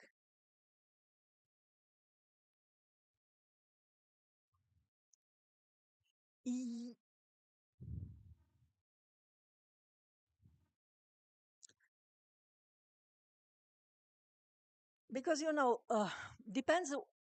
depends on how you are organizing the wikibooks. So in wikibooks, you all also have the biography. If you are connecting this biography in Wikidata with the article in Wikipedia, you have more evidence, more visibility.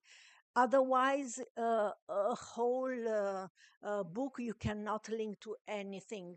You need to link the pieces of things to Wikipedia in order to see, okay, is this biography is written in Wikipedia? Yes. Do you have something about this in Wikibooks?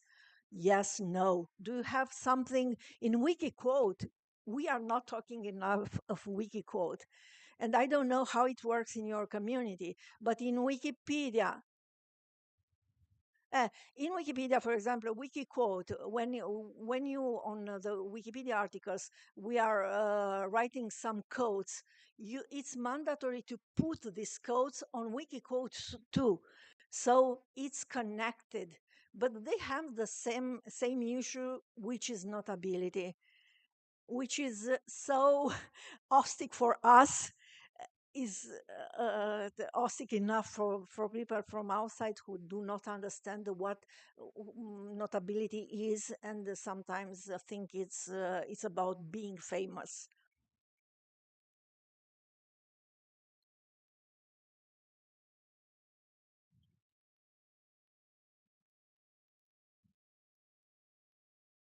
Sorry, maybe I missed it in your presentation, but do you have any research or data? Who is reading your ebooks? How much is it read? And so on. Yes, if you are going on stats.wikimedia.org, statistics, you have all the data that you can filter by language, by project, and so on. So you can have was something. I don't know if I can turn back. However, okay. Let me see if I can.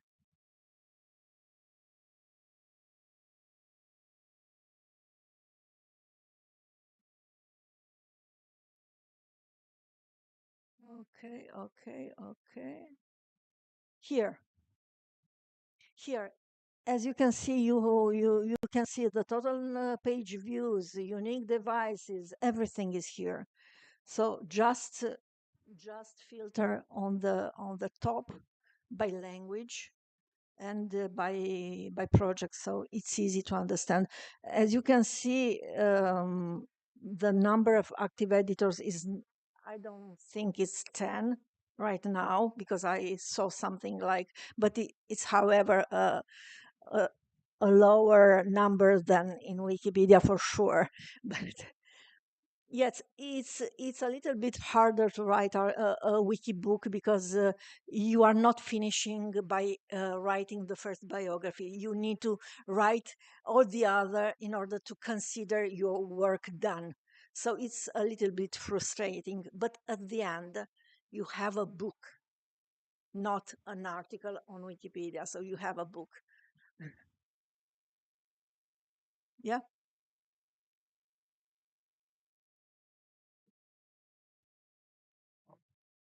Thank you for your interesting presentation. Do you make an archive of your activities on Wikibooks? What? Do you make activities of your activities, Wikidone, Yeah. on the Wikibooks? Yeah, we have the project named Project page. Wikidone, and inside we have a list of every wikibook we are writing, and our goal is to write this collection of book related to women from any region of Italy, so women from the 20 region of Italy. In this moment, we started 5 or 6. However, the intention is this one. Thank you so much. Thank you. Okay. Thank you.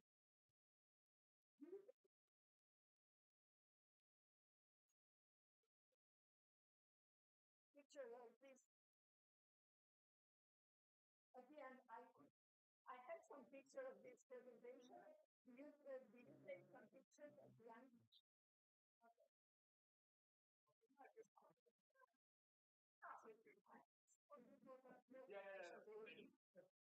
It's not for me. Thank you.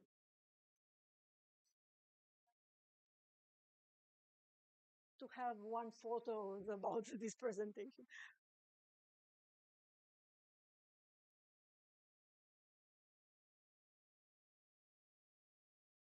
Thank you.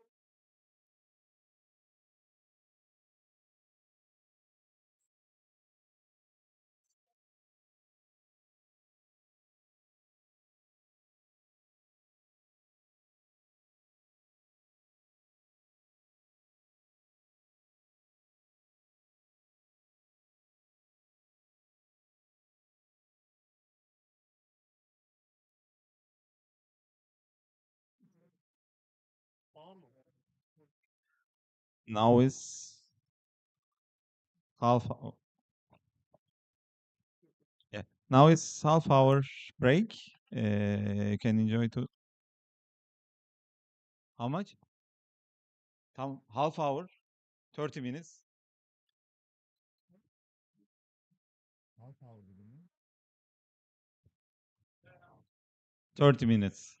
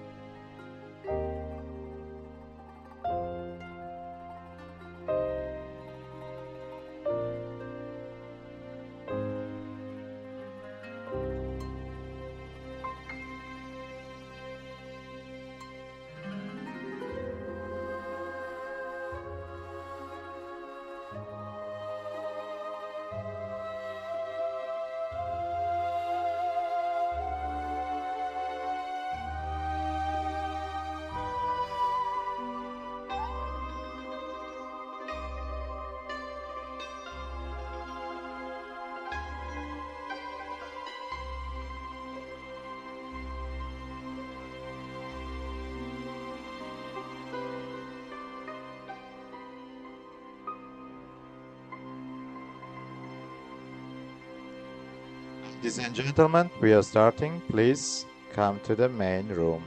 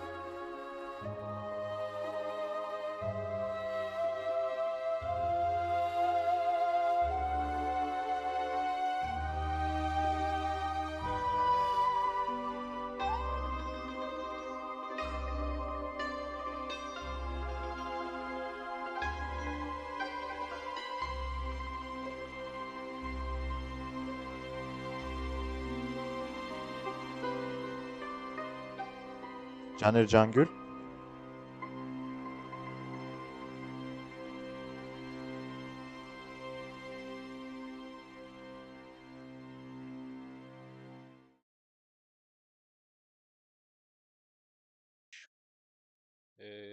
As you see on the screen, kültürenvanteri.com in English, it means culturalinventory.com. I am Caner Cangül and co-founder of Kültür Envanteri or culturalinventory.com. We started to develop this project 5 years ago. Cultural Inventory is an archival platform for cultural heritage in Turkey and abroad. First, we started in Turkey. Later, we started to add Turkish civilization, cultural heritage in the world. Let me show you main page. Last added here. There is no in English now. Currently, you can reach, but we didn't translate all information.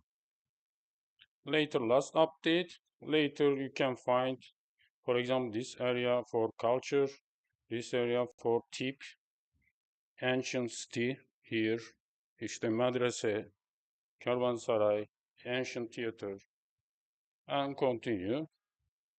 And we have a map here in Turkish harita. Now you can see in Istanbul, you can, for example, this area. It doesn't work here because location closed here. Or here.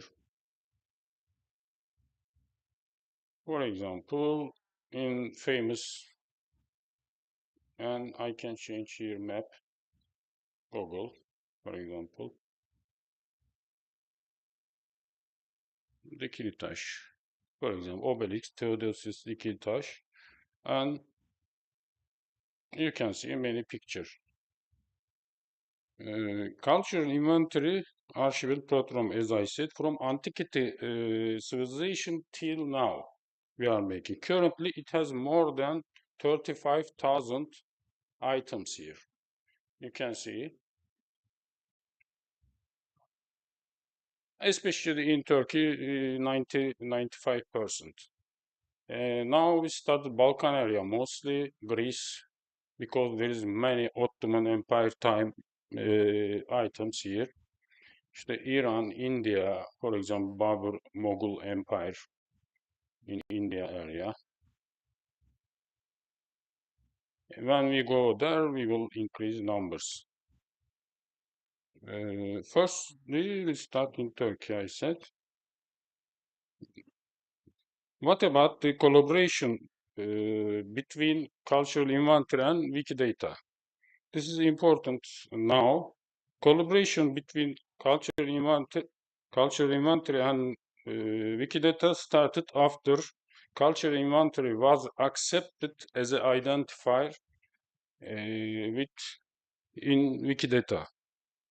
Wikidata keeping our cultural inventory ID, cultural inventory keeping Wikidata ID.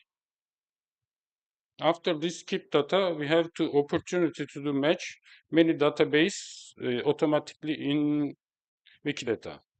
For example, when you search Patara Ancient City, as you know, in Antalya area,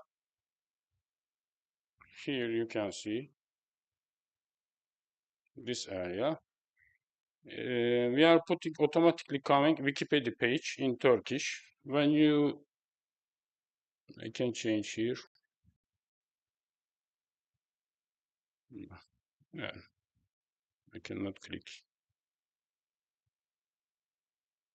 English.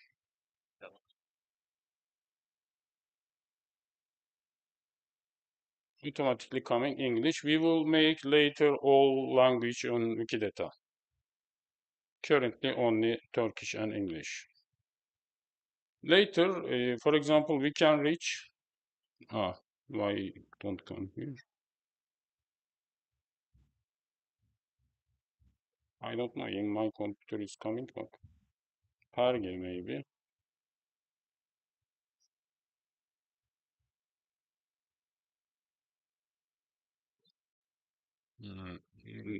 I don't see here this computer. Maybe. We can reach Palladius, for example, Araçne, OpenStreetMap, all over all database in Wikidata. Thank you, Janet. Okay, step by step we will see. Next was the recording from Anton, Wikimedia Ukraine, and that was video. No, I don't think so.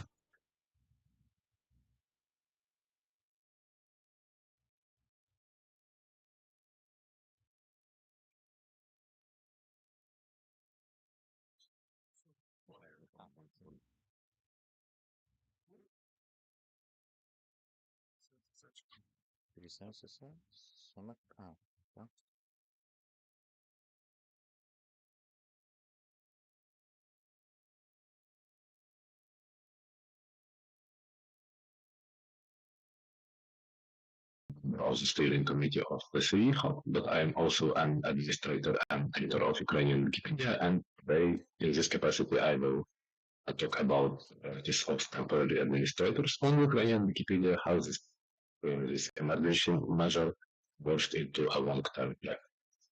So why did we need temporary administrators in the first place? As you probably know, Russia launched its full-scale invasion of Ukraine on February 24th, 2022, and millions of Ukrainians were immediately affected by the war. And as a result, community capacity dropped quite sharply. For most people volunteering on Wikipedia is just not of mind, and they are evacuating or filtering from the text. Of course, there have been some exceptions, as you see on this slide, but as a general rule, people don't have a lot of time for Wikipedia when they need to shelter from the border to just came to their house. So how do we fight vandalism and disinformation in this case?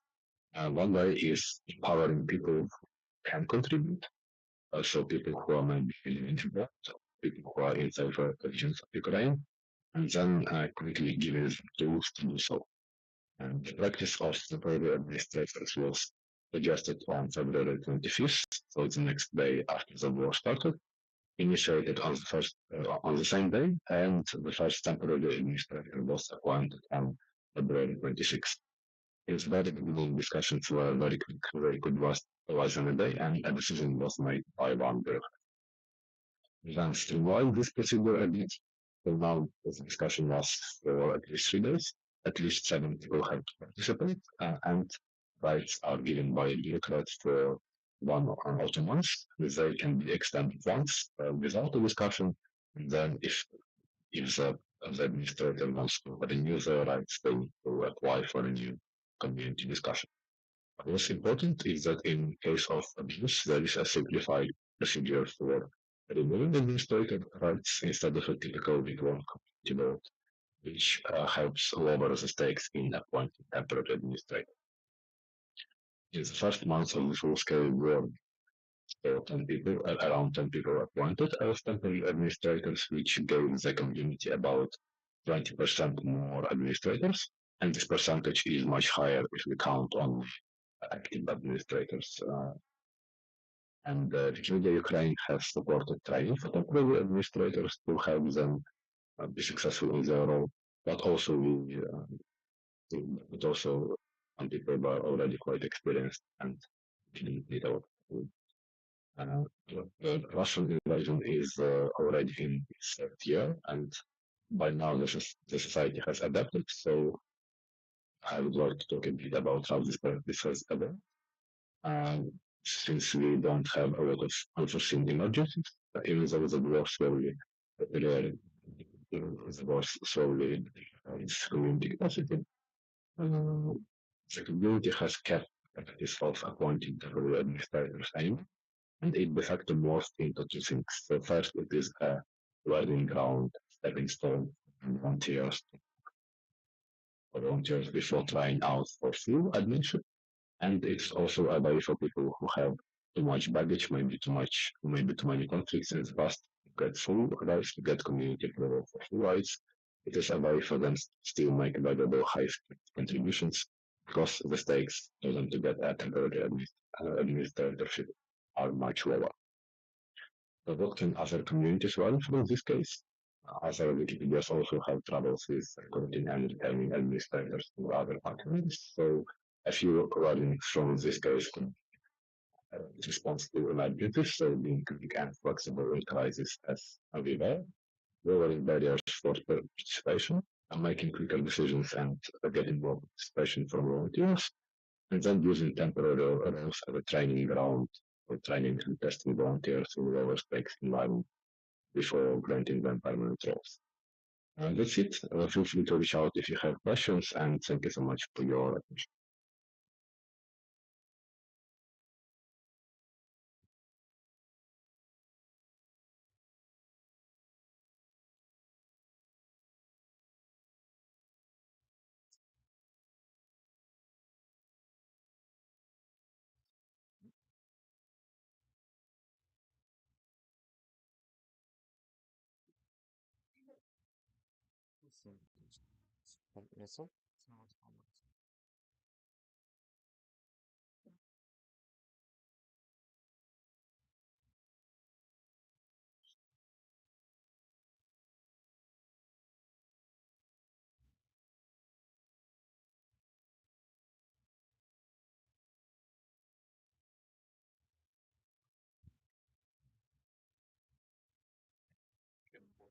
Yeah.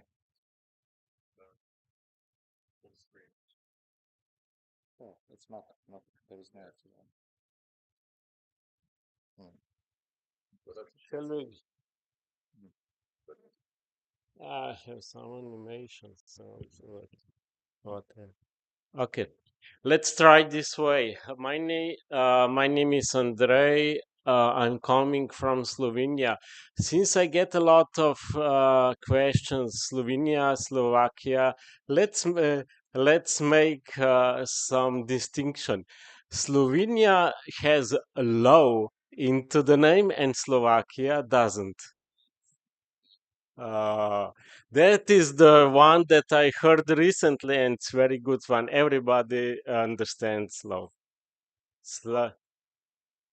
Yeah, okay, okay, okay. Let's stick to the English one. Yeah. Okay.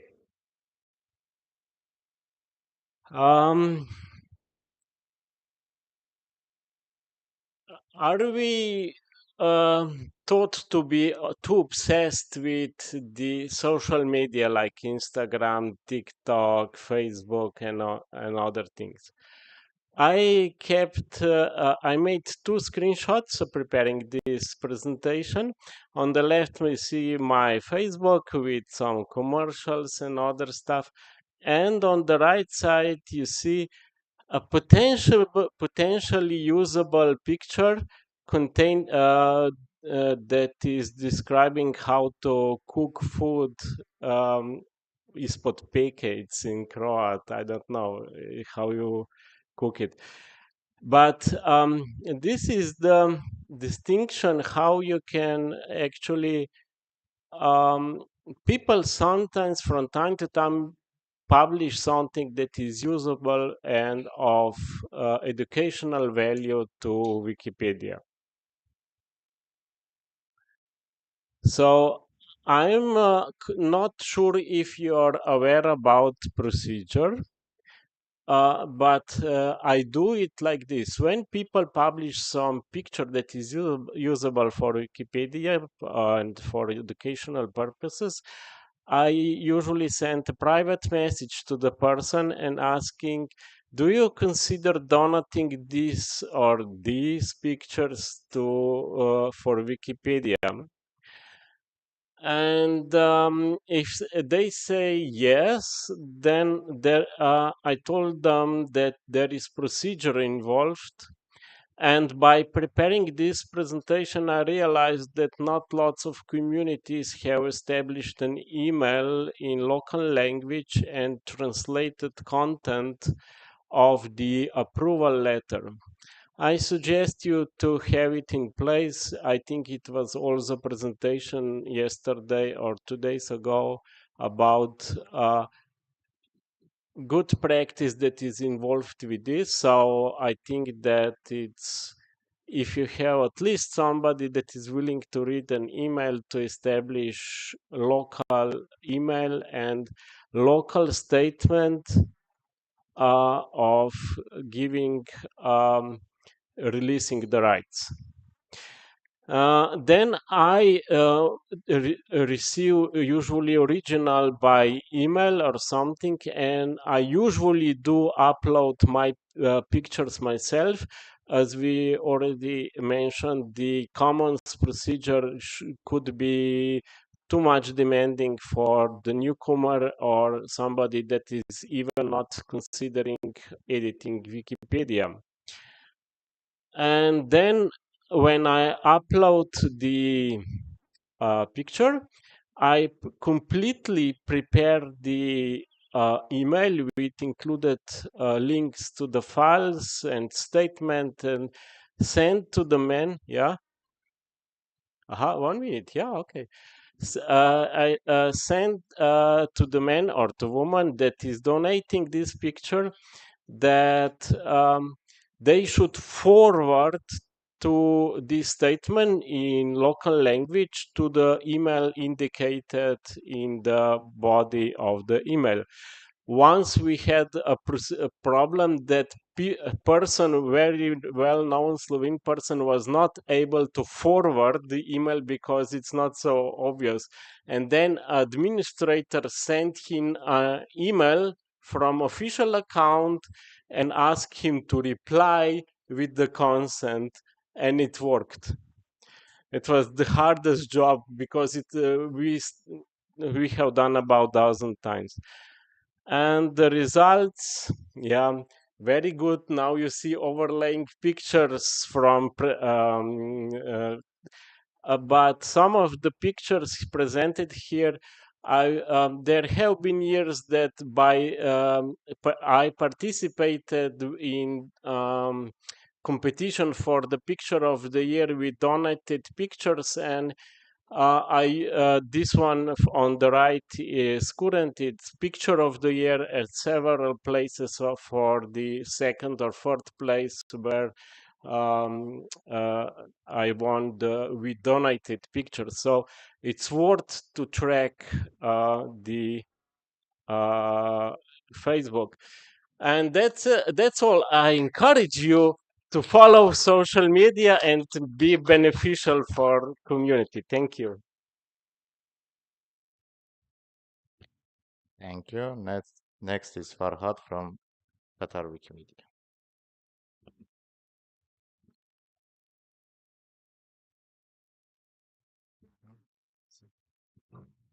Hello, everybody. My name is Farhad Bakhtiyari, and I am from Tata Wikipedia. My team is My topic is traditional terminology of chart music on Wikipedia. I'm a musician, composer, and Wikipedia activist of Tata language projects. I'm very interested in different cultural things, and when I compose music, I use this knowledge. So this theme is about terminology of music. As far as I know, and as far as I researched, Tata music has at least three layers of different terms. First of all, it's performing just dance terms. The second one is poetry in Turkic arus, and the third one is Eurocentric practice. Maybe Eurocentric practice, as far as you can understand, is the most popular, and it's the most researched layer. But the first two ones, are the most interesting and the least researched themes. And why this is very interesting? Because, for example, if I will use a dictionary of Tatar etymology, I can find different Mongolian, Tibetan, and other terms about music.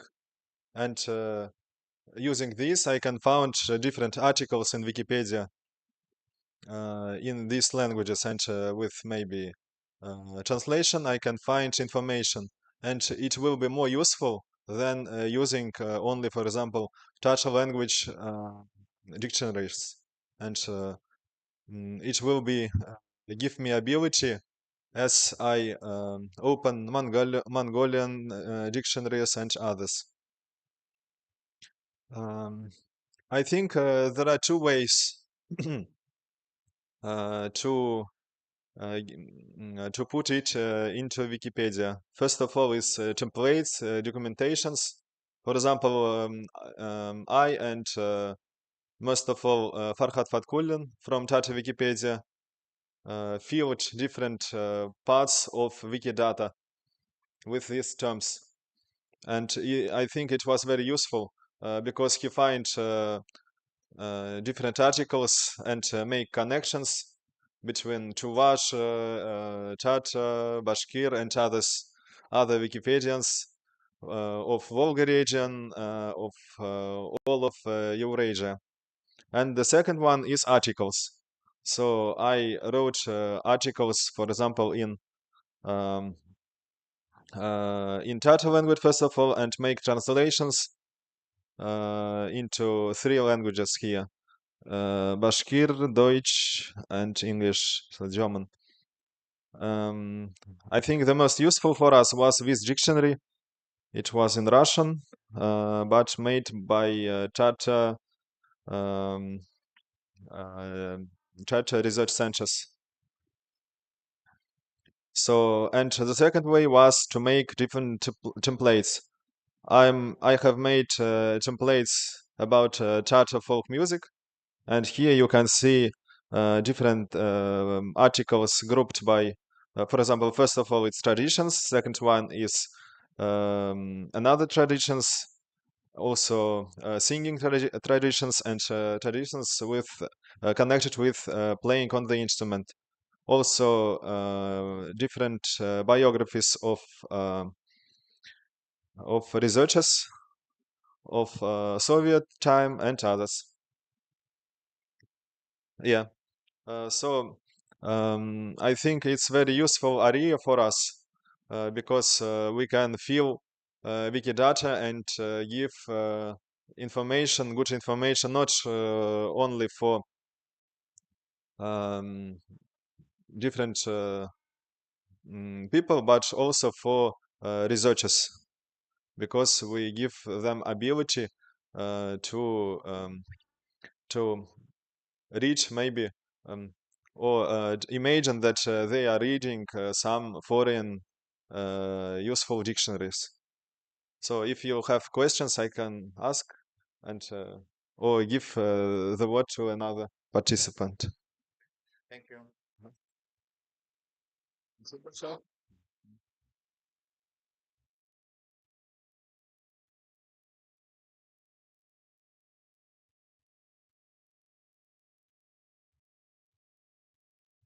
Hello, everyone. Добрий день. Salam alaikum. My name is Mariana, and for the next 5 minutes, I will be talking about the Crimean Tatar Wikipedia Marathon, organized this year by the Wikimedia Ukraine team. Actually, I was also the member of the organizing committee, so I have something to tell you. First of all, Crimean Tatars are indigenous people of Ukraine. In 1944, they were deported from Crimea, their native land, by the Soviet government to the other part of the country. And during the last 10 years of Russian occupation of Crimea, many of them are again forced to live outside their home. Crimean Tatar language and culture are in danger of extinction. But in recent years, more attention is paid to decolonization and rethinking of values, not only for the Ukrainian language, but also for the Crimean Tatar language. At the same time, few people know that Crimean Tatar edition of Wikipedia has existed for 16 years, and even fewer people are involved in writing it. We want to change it. That's why we hold marathons on editing Crimean Tatar Wikipedia. The goal of the 2024 marathon was to fill the gaps in the Crimean Tatar Wikipedia with articles on the most important topics, as well as to contribute to the preservation of the language and dissemination of free knowledge in the Crimean Tatar language. Because the more useful information there is accessible in the language, the more chances people will stumble across it while searching online, the more opportunities for them to join and to contribute even more. Despite the ongoing Russian war in Ukraine, the 2024 marathon was even more successful than the previous one in 2021. We had 14 participants, 142 new articles were created, and 375 articles were improved. Most of the new articles are about Crimean Tatars and Crimea, and this indicates the growing interest in their culture. Marathon also helps to fill in the gaps about Crimean Tatars and their culture in the Ukrainian language Wikipedia.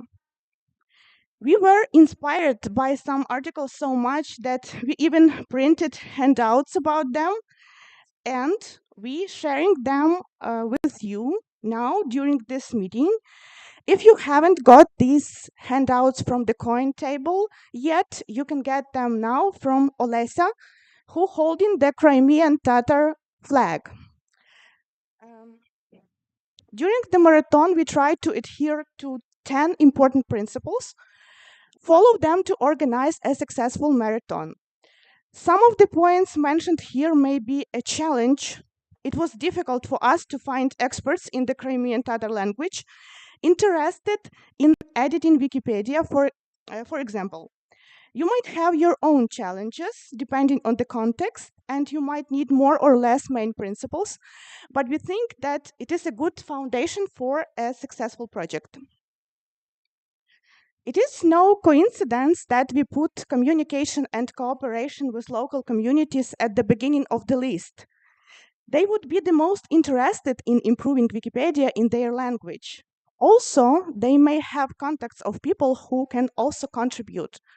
This year, we organized a wiki training at the Crimean Tatar Cultural Center in Lviv, the biggest city in the west of Ukraine, where a lot of Crimean Tatars moved after the Russian occupation of the Crimea. During the marathon, article about the center was created in Ukrainian and Crimean Tatar languages. By the way, this center produces fez, a traditional female hat of the Crimean Tatars.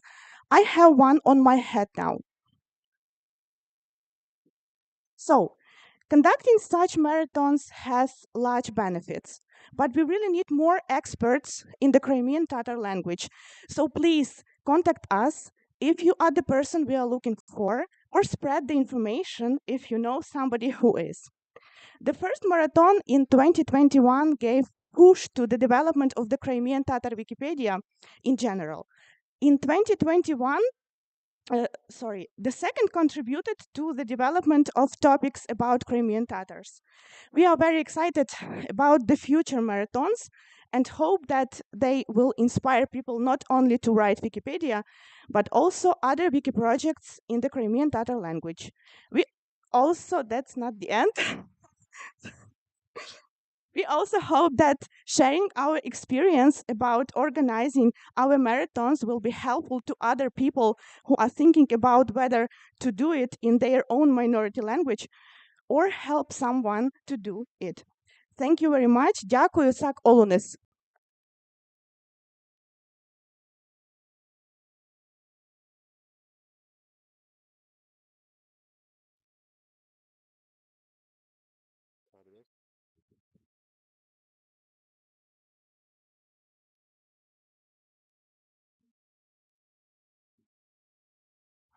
Hi, everyone, and Assalam.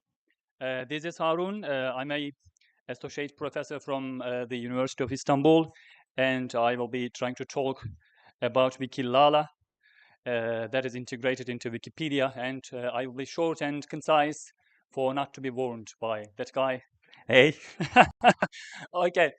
Um, Today, let me say that I'm very much pleased and excited to share that the fruitful collaboration between Wikilala and Wikipedia and how it can significantly benefit content creators like you and others over the globe, particularly those in regions affiliated or interested in Turkish language, history, and culture. Wikilala, I don't know if you have heard it, but it is here. You can see on Wiki Library. Trying to click on it. If it opens, I don't know. Thank you.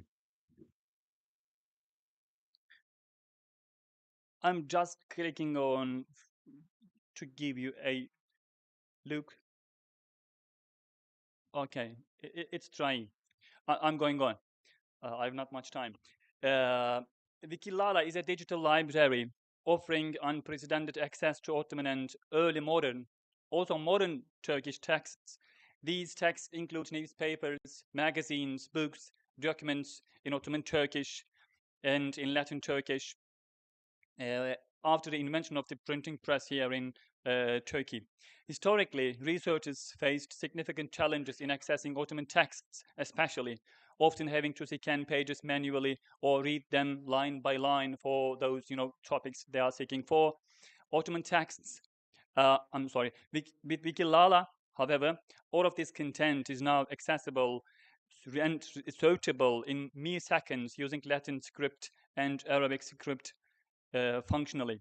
Our collaboration with Wikipedia allows us to provide this valuable content directly to the platform, enriching articles with reliable, historically significant information. Okay, we couldn't do it.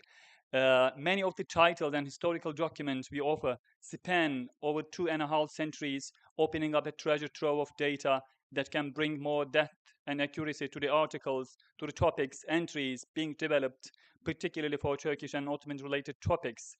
This integration with the two entities is especially impactful for content creators working within or researching regions connected to Turkish history, culture, and language. As you may know, just before the invention of national states and borders, a huge territory both in the southern Europe and the Middle East was under the sway of the Ottoman rulers. So regarding all those vast regions and geographies, by accessing Wikilala's resources, most of you can more easily incorporate primary sources, improving the quality and breadth of Wikipedia articles. Additionally, Wikilala's unique search capabilities make it possible to retrieve key information instantly, saving time and enabling more efficient research. In short, our partnership with Wikipedia is not just about providing content, it is about empowering Wikipedia's content creators to build richer, more informative, and more historically accurate entries, particularly in Turkish-speaking regions, or for the guys that are able to use Turkish language as a search tool. Thank you very much, ladies and gentlemen. Nice to meet you here, and hope you have a nice session. Thank you.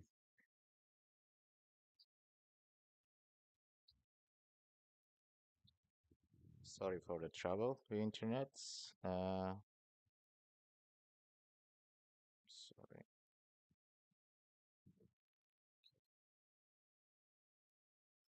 Yeah. Hello, everyone. So, I'm Enrique. Most of you know me about that I come from Malta and I work with Community Malta. But today I'm going to talk a bit more about my background. So, initially, I'm an artist and researcher, and this is how these research projects began. So, I started documenting women artists in the university's offered art collection. And this was presented during the Wikimedia online version. And with that, then, sorry, I'm excited because I didn't know it was my turn. um, and then I was teaching this with the Digital Curation Lab in the university, and some students were also interested, especially students who are coming from a professional industry. And basically, we saw that there is an opportunity to create a new research connecting university art collections. So this visualization which I did with Sparkle is showing the mapping of these universities in the United Kingdom, which then led me to Heritage Malta, where we started doing this workshop during International Museum Day. And so as well, I helped them to input the data, and we could also visualize it. But the challenge was that they were seeing it as an extra work. So the point that came out from there is leave the wrong information there, and they would like to change that. So it was interesting, especially with closing hours. They were really frustrated about that when they were wrong, more about the information actually about the museum. And so that led me to one of their museum's collection from the Archaeology Museum. And I wanted to look at the prehistoric female figurines in this collection.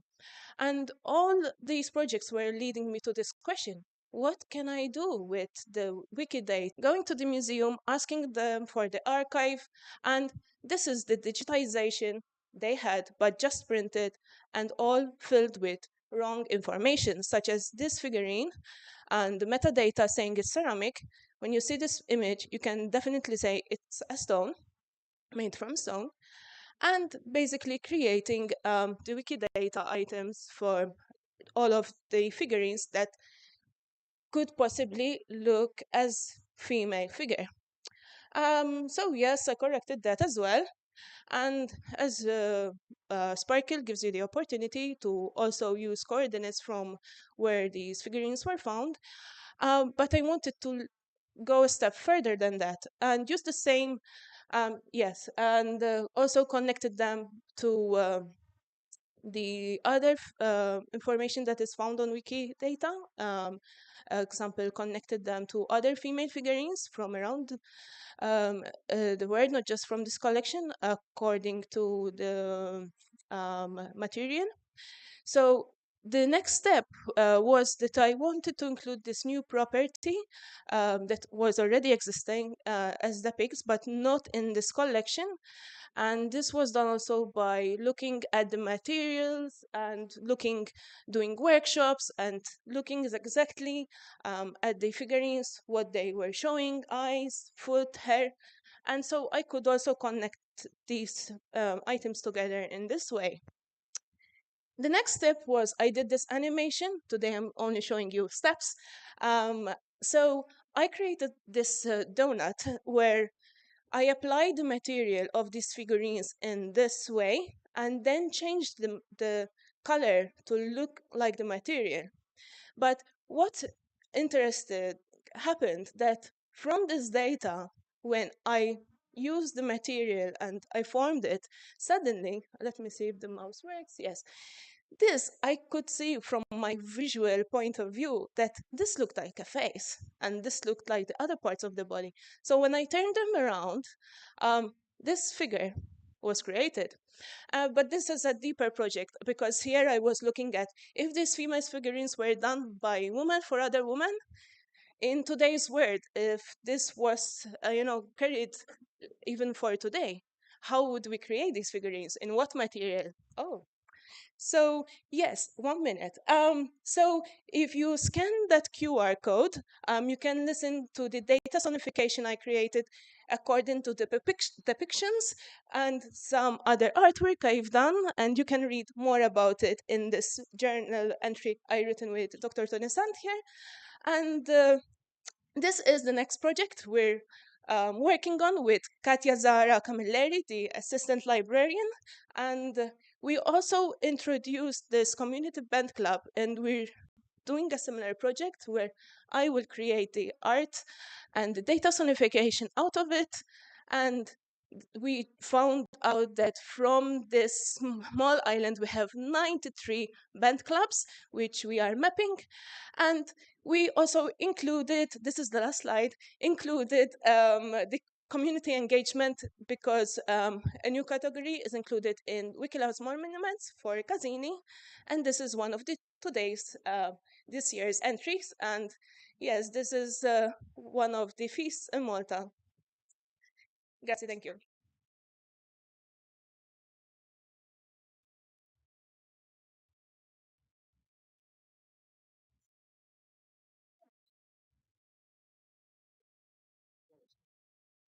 No, it's Alessia and then you. Yeah. Oh, sorry.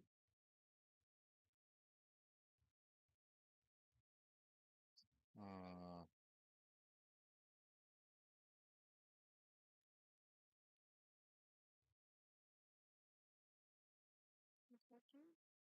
there's no internet, that's why. İnternet yok. Paylaşsana sen internet. Ne?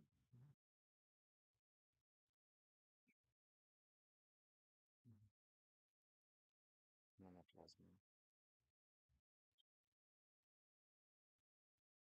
Evet, çalışma işte. Bir senin internet kalırsın mı? Kapatsan internet. Paylaşımla alakalı bir şey. Hani burada şey paylaşım var işte. Paylaşmamışım. Şey lazım bana internet. İnternet. Falan.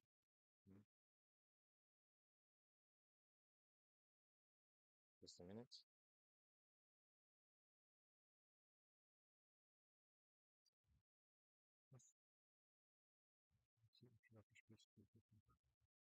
Geçiyoruz 65. 5. 5'ler bastım. 6 bastım. İnternetten atabilirim. Abi gittim.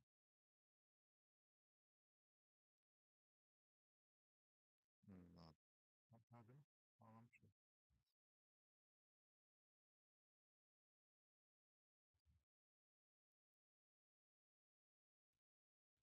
Bilmiyorum ya.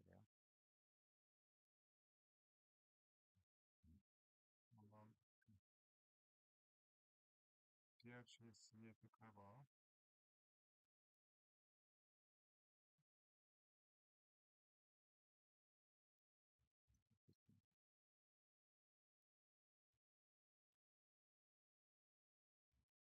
Bağlamışım. Abi.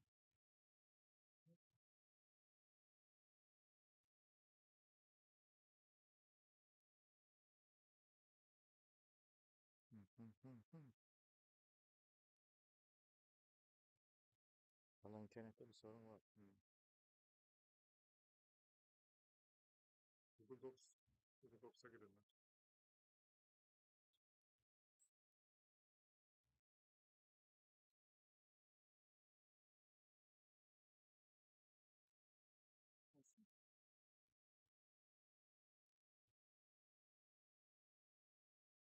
VPN'e çıkalım şu VPN'i. VPN'i kapatayım. Şurada fark etmem. 5 iş. Now it's working. Hi everyone, my name is Olesya. I'm from Wikimedia Ukraine and I'm project manager for the International Wiki Loves Ears. So today I will talk about the promotion and engagement of volunteers for an international project, especially of Wiki Loves Ears practices. And just a short overview about the current state of the project and what is this about. So Wiki Loves Ears is the biggest international photo contest devoted to picture on natural heritage sites. And this year we had a record number of participants. It's 56 countries and territories, and each with its own volunteer team. And we had almost 4,000 uploaders who uploaded almost 80,000 images, which is also not the record number, but one of the biggest number of the history of the contest. And top countries with the most number of uploads is Germany, Ukraine, and Senegal. And we already received almost all the local winners, and the international evaluation process will start just in a few days. So the final results you can expect in November. So the number of participants participating countries is growing each year. So for example, in 2020 and 2021, we had 35 countries, and already in 2022, we had 40 countries which participated. In 2023, it was already 50 countries, and this year we had 56 countries. So how did we achieve this growth, and what are the ways that we are using? So the first thing which helped us, and we discovered it the previous year, it's ambassadors and volunteers engagement. Because as I told this, since the last year, we gathered a team of regional ambassadors and volunteers who helps us with translations and sharing the promotion materials and relevant information among the region and the communities. And some of the organizers, for example, are not fluent in English, but they want to organize a contest, but it's stopping them. That's why we uh, so the point that they now can be understood and the communication will be more smooth even without English made them join to organize the contest this and previous year. And as a result, we achieved most of the growth when expanded for non-English support. And for example, one of our French-speaking regional ambassador, George, through promotion and constant personal communication, help us actively engage new participating countries in African region. Personalized support, it's about that each year, of course, we invite in the previous year participating countries and countries that took part some years ago and stopped, and also the countries that never participated. Plus, also we send in follow-ups to them. This helps us to raise participation capacity for the next year and to create new personal touchpoints with the organizers, where we supporting new local teams on the early preparation stage beforehand. So they can be ready. Some of the examples that the previous year we conducted around 30 personal interviews with the local teams, trying to understand their needs, feedback, and intention to join again. And also this year we created Wiki Loves Ears Resources Center, which consists of different useful instructions, information, which also can help potential organizers to understand that their preparation and participation will be easier, as well as social media promotion. For example, the posts in Instagram, Facebook, Twitter pages, and the internal groups for organizers, because showcasing the uploaded images, different interviews, meetings, special days, and different topics also helps for the visibility. Great, helps to raise visibility and desire to participate among the community. Also, contest representation like this, in person, online, formal or non-formal representation of the contest during the Wikimedia conferences or some other events. And it makes people think of the contest and maybe potentially to organize it later. Also, we organize open hours for the team interested to participate, and also planning to do some exchange and experience calls. And additionally, working with the previous year's winners, for example, showcasing their images, conducting publishing interviews with them, inviting them to the jury again. And some local perspective of what helps for the local teams. Just shortly, it's mostly central notice banners, social media and paid ads, media coverage, award ceremonies and rewards for the winners, training for participants. Thank you so much. Follow our Wiki Loves Ears social media channels, and thank you.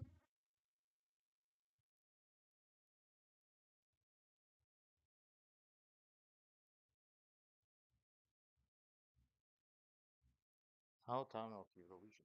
Thank you very much.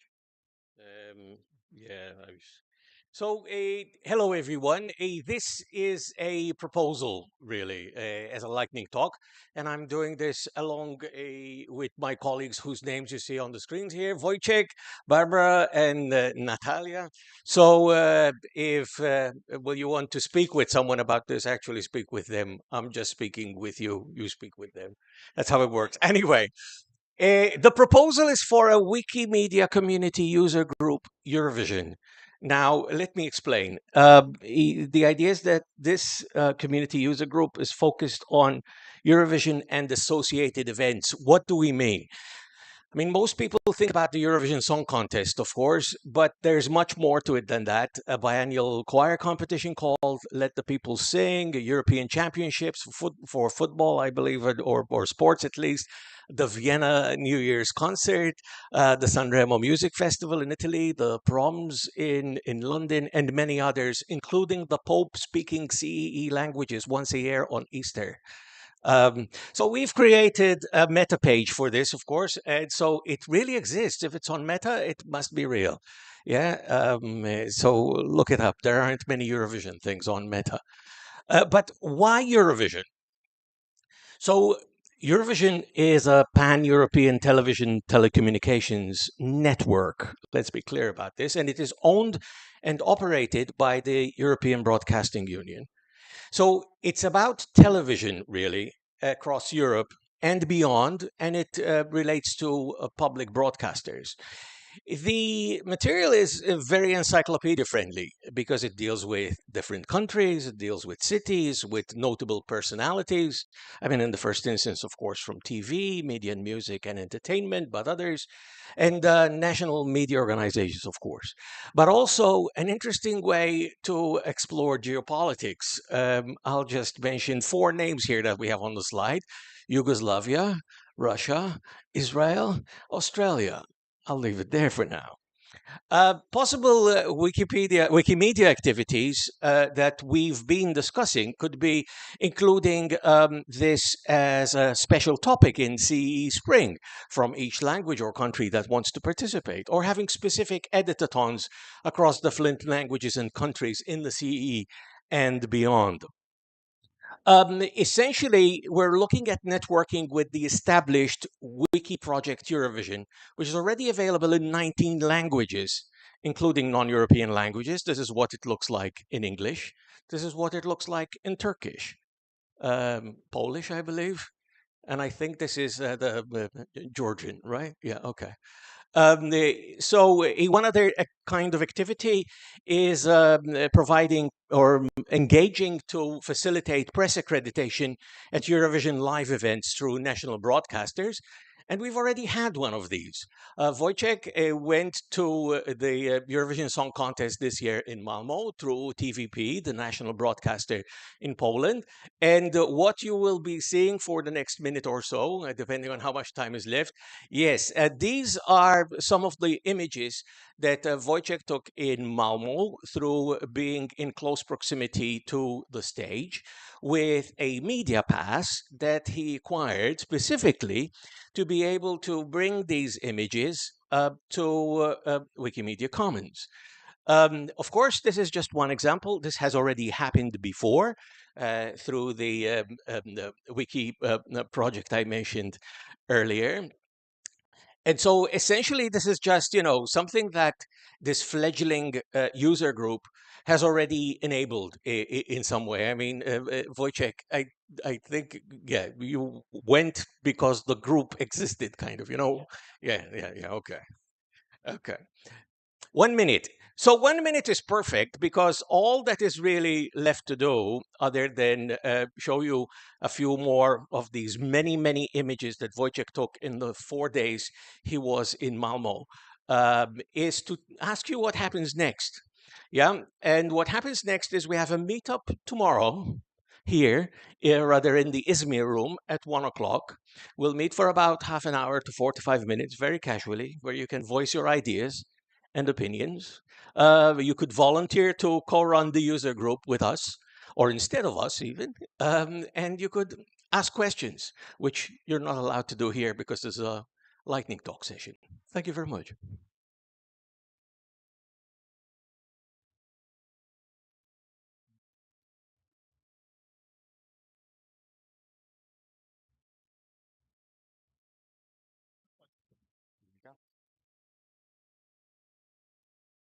How you keep the mood after Eurovision? I don't know. I have no idea. By singing, I was thinking about playing Pink Floyd's song "Time," but it is longer than 5 minutes, so I cannot do that. And I rely on cats and some other gifts to make you entertained. with this topic, I will ask a very quick question. How enthusiastic you feel about students without previous knowledge and with very mixed attitude coming to the projects? Raise your hand if you're very happy about that. Okay, this explains why I chose this topic, probably. So I am lecturing students, undergraduates in third and fourth year, mainly in media studies and European studies, and some of them in information literacy. And from time to time, I'm more like consulting other colleagues who are lecturing students in political sciences. And these are some of the experiences, because I consider myself Wikimedian first, and after then, a person who is related somehow to academia. So here is a few very practical examples, hopefully, and advices what to do, what not to do. So to have in mind, very important to have in mind is if your university course is not dedicated entirely to Wikipedia, you have 30 hours. The idea to bring students to write articles, to add content, it is not the best idea to have. So you need time, and you need to understand that you will not have enough time to introduce students to all aspects of whatever Wikimedia projects you want to bring, to fire up genuine interest if it is not already there, and to support everyone through the journey. And that is a very important part, because these people who will bring, it could be 10 students or 12 students or whatever it is, they will need time not only to educate them and to fire this interest, but also to assess their work and to compare the damage that could be done out there. So for lecturers and teachers who are just starting with Wikipedia, they need to consider themselves as not well prepared as well. This is also important. And probably they will need some help. This is the reference with You Know Nothing, Jon Snow. So before ever considering giving an article writing assignments to students, here is a quick list to consider about if they have previous knowledge, experience, what are their attitudes. We all know about skepticism, especially in the schools, from teachers, from academic people towards Wikipedia as environment, not reliable, information is not reliable, everyone can edit and things like that. Also about their digital competencies and media literacy competencies, because the truth is that to have high quality content, you need a lot of multidisciplinary skill sets. And then other things in this list, because the presentation is uploaded, you can check them all together. I thought that to give you a real, very small data from one of the questionnaires I used in the past with students. Here are a few questions regarding these students, very, I would say, informed, knowing reading in 4 or 5 different languages. We asked them if you created articles in Wikipedia.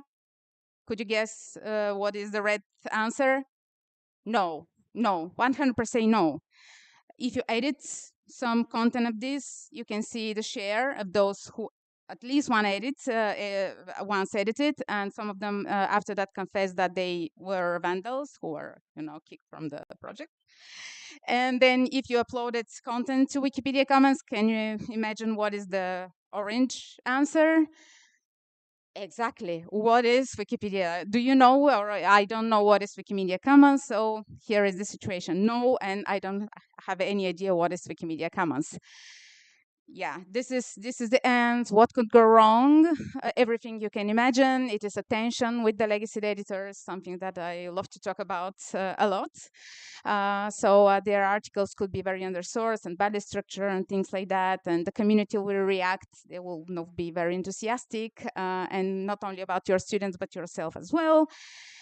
So again, you won't have enough time to fix the mess. This is a very important message. And so my approach here, to share and to exchange some experiences, to bring them not to write articles, but mainly to read them with comprehension, to understand the philosophy of Wikipedia, and especially for media humanities, for media studies, it is about these cultural, sociological, economical, technological, political aspects of the project.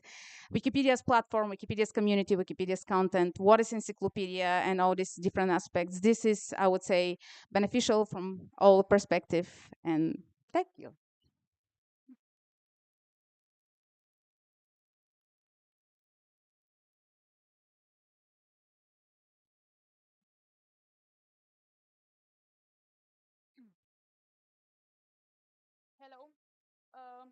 I'm very happy to be here once again. This is my second CE meeting. Okay, sorry. This is my second CE meeting. Last year in Tbilisi, I was very nervous, and I was actually afraid that I would say something wrong or forget to say something and mess everything up. This year, still here, still nervous, but the difference is that now I know it's okay if I say something wrong, because here we are all friends, and with a little smile, everything will be just fine. So let's start. My name is Elena Damian. I come from Romania. I am a member of Wikimedians of Romania and Moldova user group, and I'm also a very, very passionate librarian. My presentation today is about Wikimedian in Residence, a project that we organized this year for the first time in Romania. When we say Wikimedian in Residence, we are talking about the professional role in communication for an organization to share its knowledge within the Wikimedia platform, measure the impact of the same, and promote Wikipedia through education, training, and editathons. In the same way that organizations such as universities, nonprofit organizations, NGOs, museums, libraries, or research institutes may post information on their websites or social media, the same organizations may promote the integration of their expertise in the Wikipedia, Wikidata, or in the Wikimedia platform. For the first time in Romania, a Wikimedian in residence shared the knowledge of a GLAM institution and provided the best available information from the most reliable sources. It was a project organized by Wikimedians of Romania and Moldova user group in collaboration with 3 public institutions in Romania. I was the first Wikimedian in residence in my country, and it was my greatest joy to share my Wikimedian skills and also to encourage new editors by showing them the huge amount of possibilities they could have.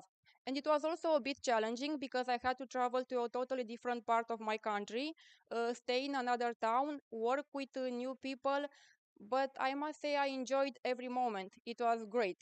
And there were 5 days dedicated to sharing knowledge, to documenting the most valuable themes and historical figures of the county library. And we also extended the project to a unique institution in our country, the Museum of Romanian Exile, where it is preserved a very important part of Romanian culture, as I shall further say in my presentation. As we are all Wikimedians, we know that when we write something, it's very important to respect the quality of the content, and I mean neutral point of view, reliable sources, notability, no original research is allowed, and of course, image license and commons. The Museum of Romanian Exile reunites an incredible number of unique collections, and I'm talking about writers, painters, sculptors, movie directors, actors, scientists, and journalists. All of these people were persecuted during the communism, and they were forced to leave our country. So somehow they found a way to make sure that their cultural heritage shall be preserved. And so this is actually a very important piece of the whole Romanian cultural background. As a result, in these 5 days, 10 new articles were created on Wikipedia, 77 new images were uploaded on Wikimedia Commons, and also we created 9 new items on Wikidata.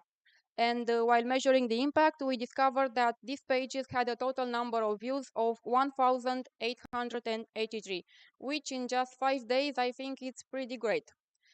So I cannot help imagining what we could possibly do in like a month or maybe half a year or why not a whole year. The possibilities are enormous and the benefits of sharing knowledge are quite impressive because open knowledge, this is what GLAM really is meant for.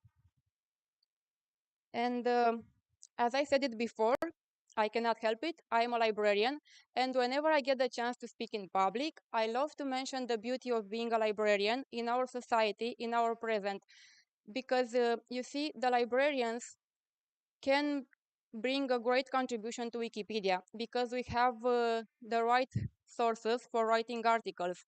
Their Majesties, the books.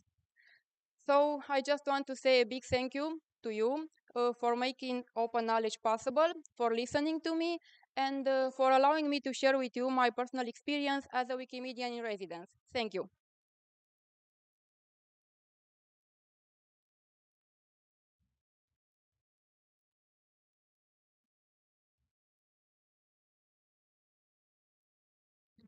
Hello, my name is Caner.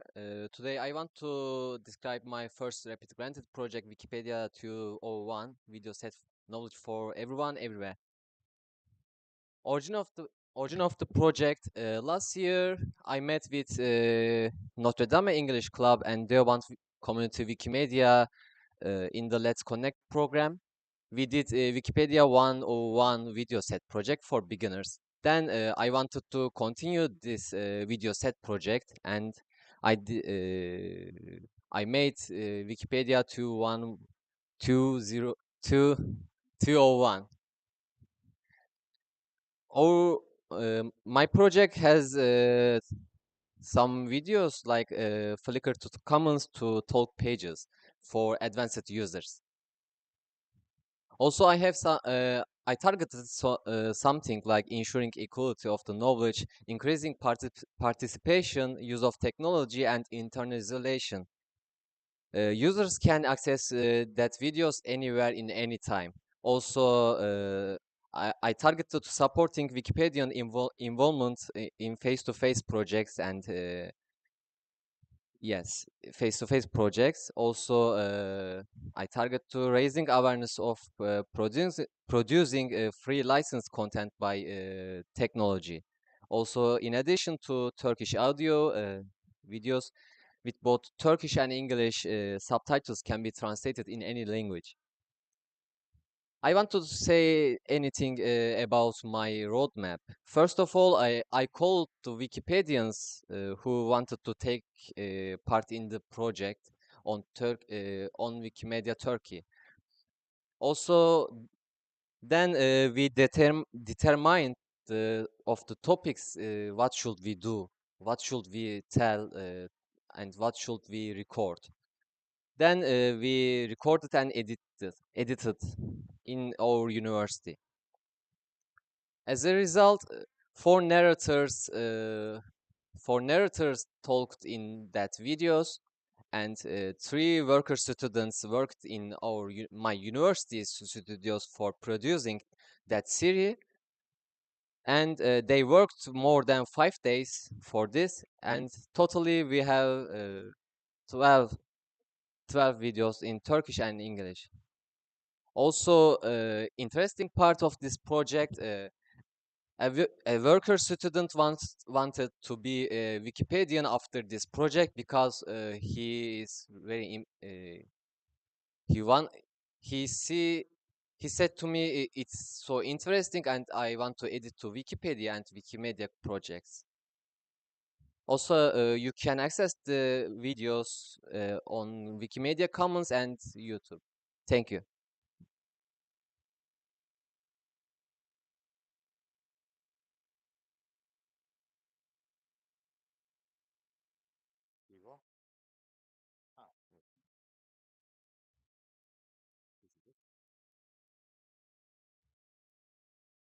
So yeah, once again, Ivo is in front of you talking about Wikisans competition. But don't worry, don't run away. It's only gonna be 5 minutes. Um, but this time I'm gonna talk more about the article competition part of it. But in a classical Wikipedia way, let's start about history. Like a competition that was started in 2011, just like because this is the main year when Estonia we started our engagement with universities and to get more people to write articles there. But just to make it more diverse, obviously there are more stuff that we can collect to Wikipedia, and one part of this stuff that we can collect are images. So starting from 2011, we have been collecting them. And in 2017, it became a worldwide competition. And of course, this is something that you can even read about Wikipedia. Wikisans competition does actually have an article, and feel free to translate that article into your own language. But just as you can read about this competition from Wikipedia or from wikisciencecompetition.org, well, this competition has mainly been about images so far, and this is, well, if you look at the name, it doesn't say anything about images.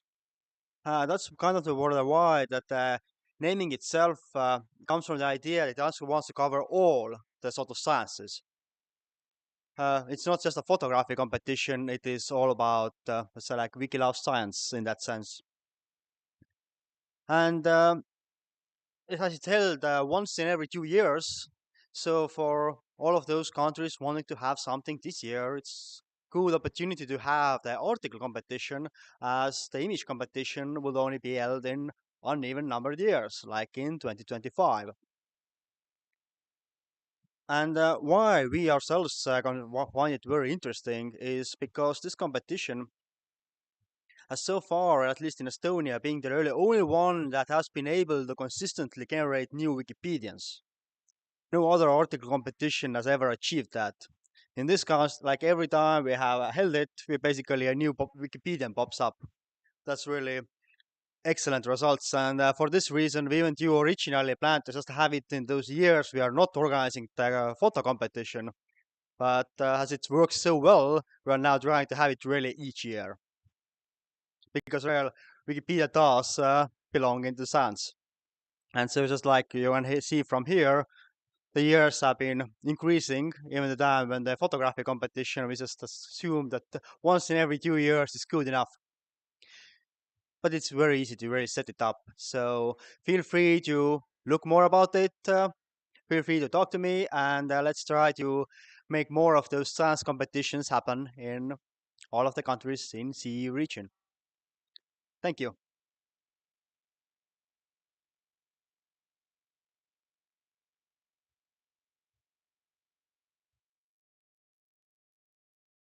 Martin, yes.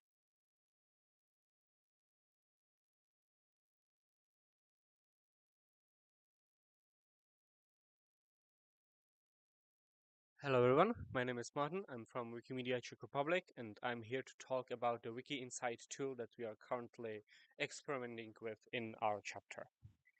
Wiki Insight is a tool which has a purpose of simplifying reporting. Each year we have to prepare tables in annual report, grant report, and so on, with the number of participants, articles, partners, and so on that were involved in our activities to justify keeping them in our activity fund.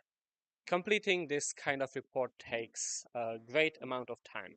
When we were thinking about why that is the case, we found out that this is happening because the data is present in so many different tools. Some of our activities are tracked in the hashtag tool, for example.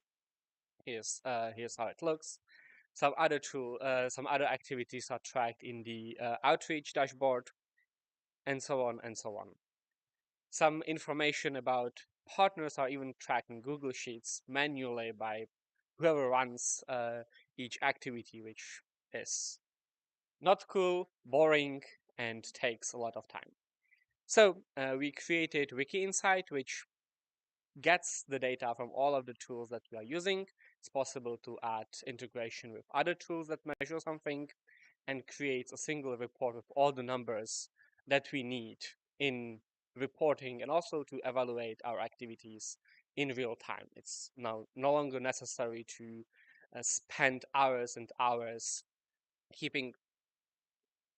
reading through all of the tools that I showed and many that I didn't show.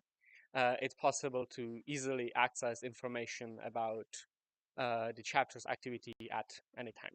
I'm going to attempt to demo the tool, which hopefully will work.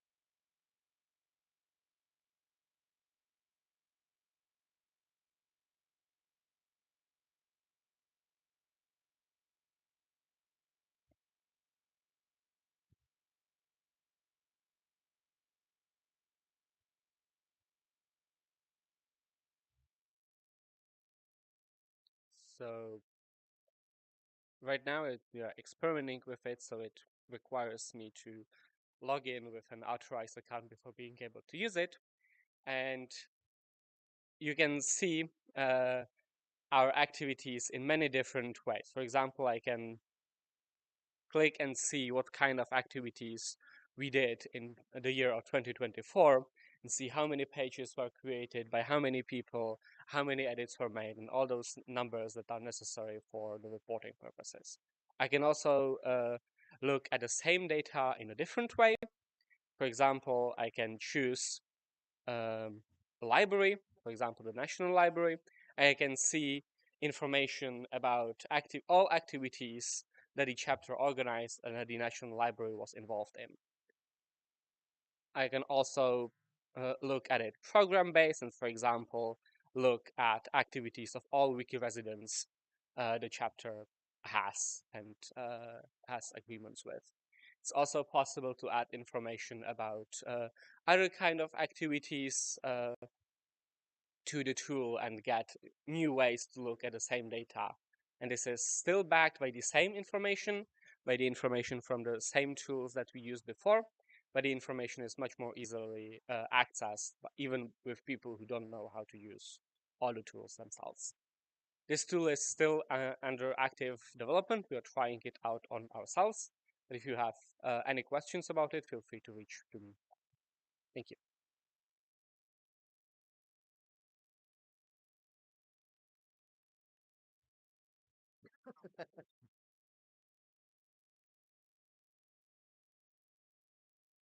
And I'm back. What a surprise. But this is very nice introduction to the topic of real photography, because this real photography thing also deals with seeing the exactly same thing twice, once in the past and now in the present.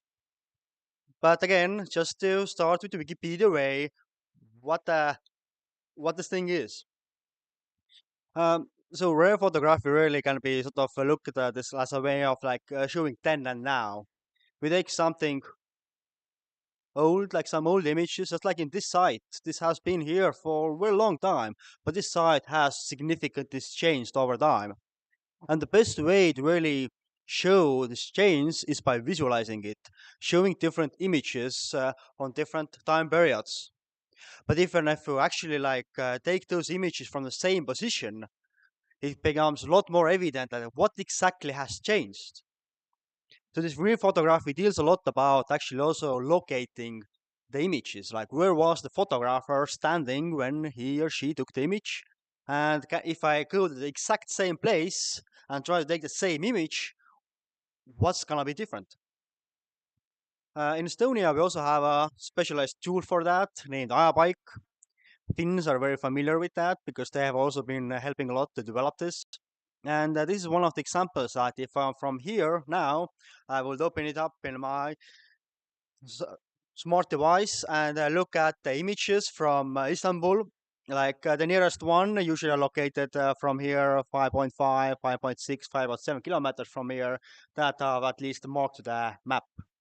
But again, this is the possibility to really first have those geolocated images so that I know where it was the old photo taken. I can go there and take a new one to really build up this comparison. And just like September is this month for cultural monuments. Those monuments usually are the things that have been standing somewhere for kind of long time. And as they have been around for sometimes centuries, probably some photos have been taken those over the years. So this is a very nice way to really combine Wikilove's monuments with rare photography, as we have something that probably has been photographed before. And just like in Estonia, we have tried that in 2020.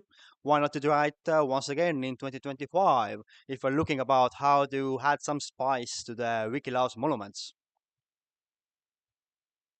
And yeah, but in the meantime, if you are also doing some sightseeing, feel free to download the bike app and see if you can take real photos of those old ones and see the change. Thank you.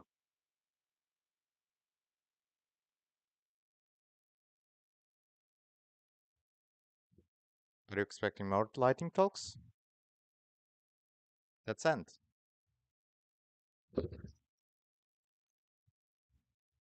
Just small reminder for today. Today, dinner will be served first for seagulls and then for cats. If you are seagull, you are lucky. If you are cat, you are still lucky. And hungry. Yeah, that's it. Thank you. See you tomorrow at 9.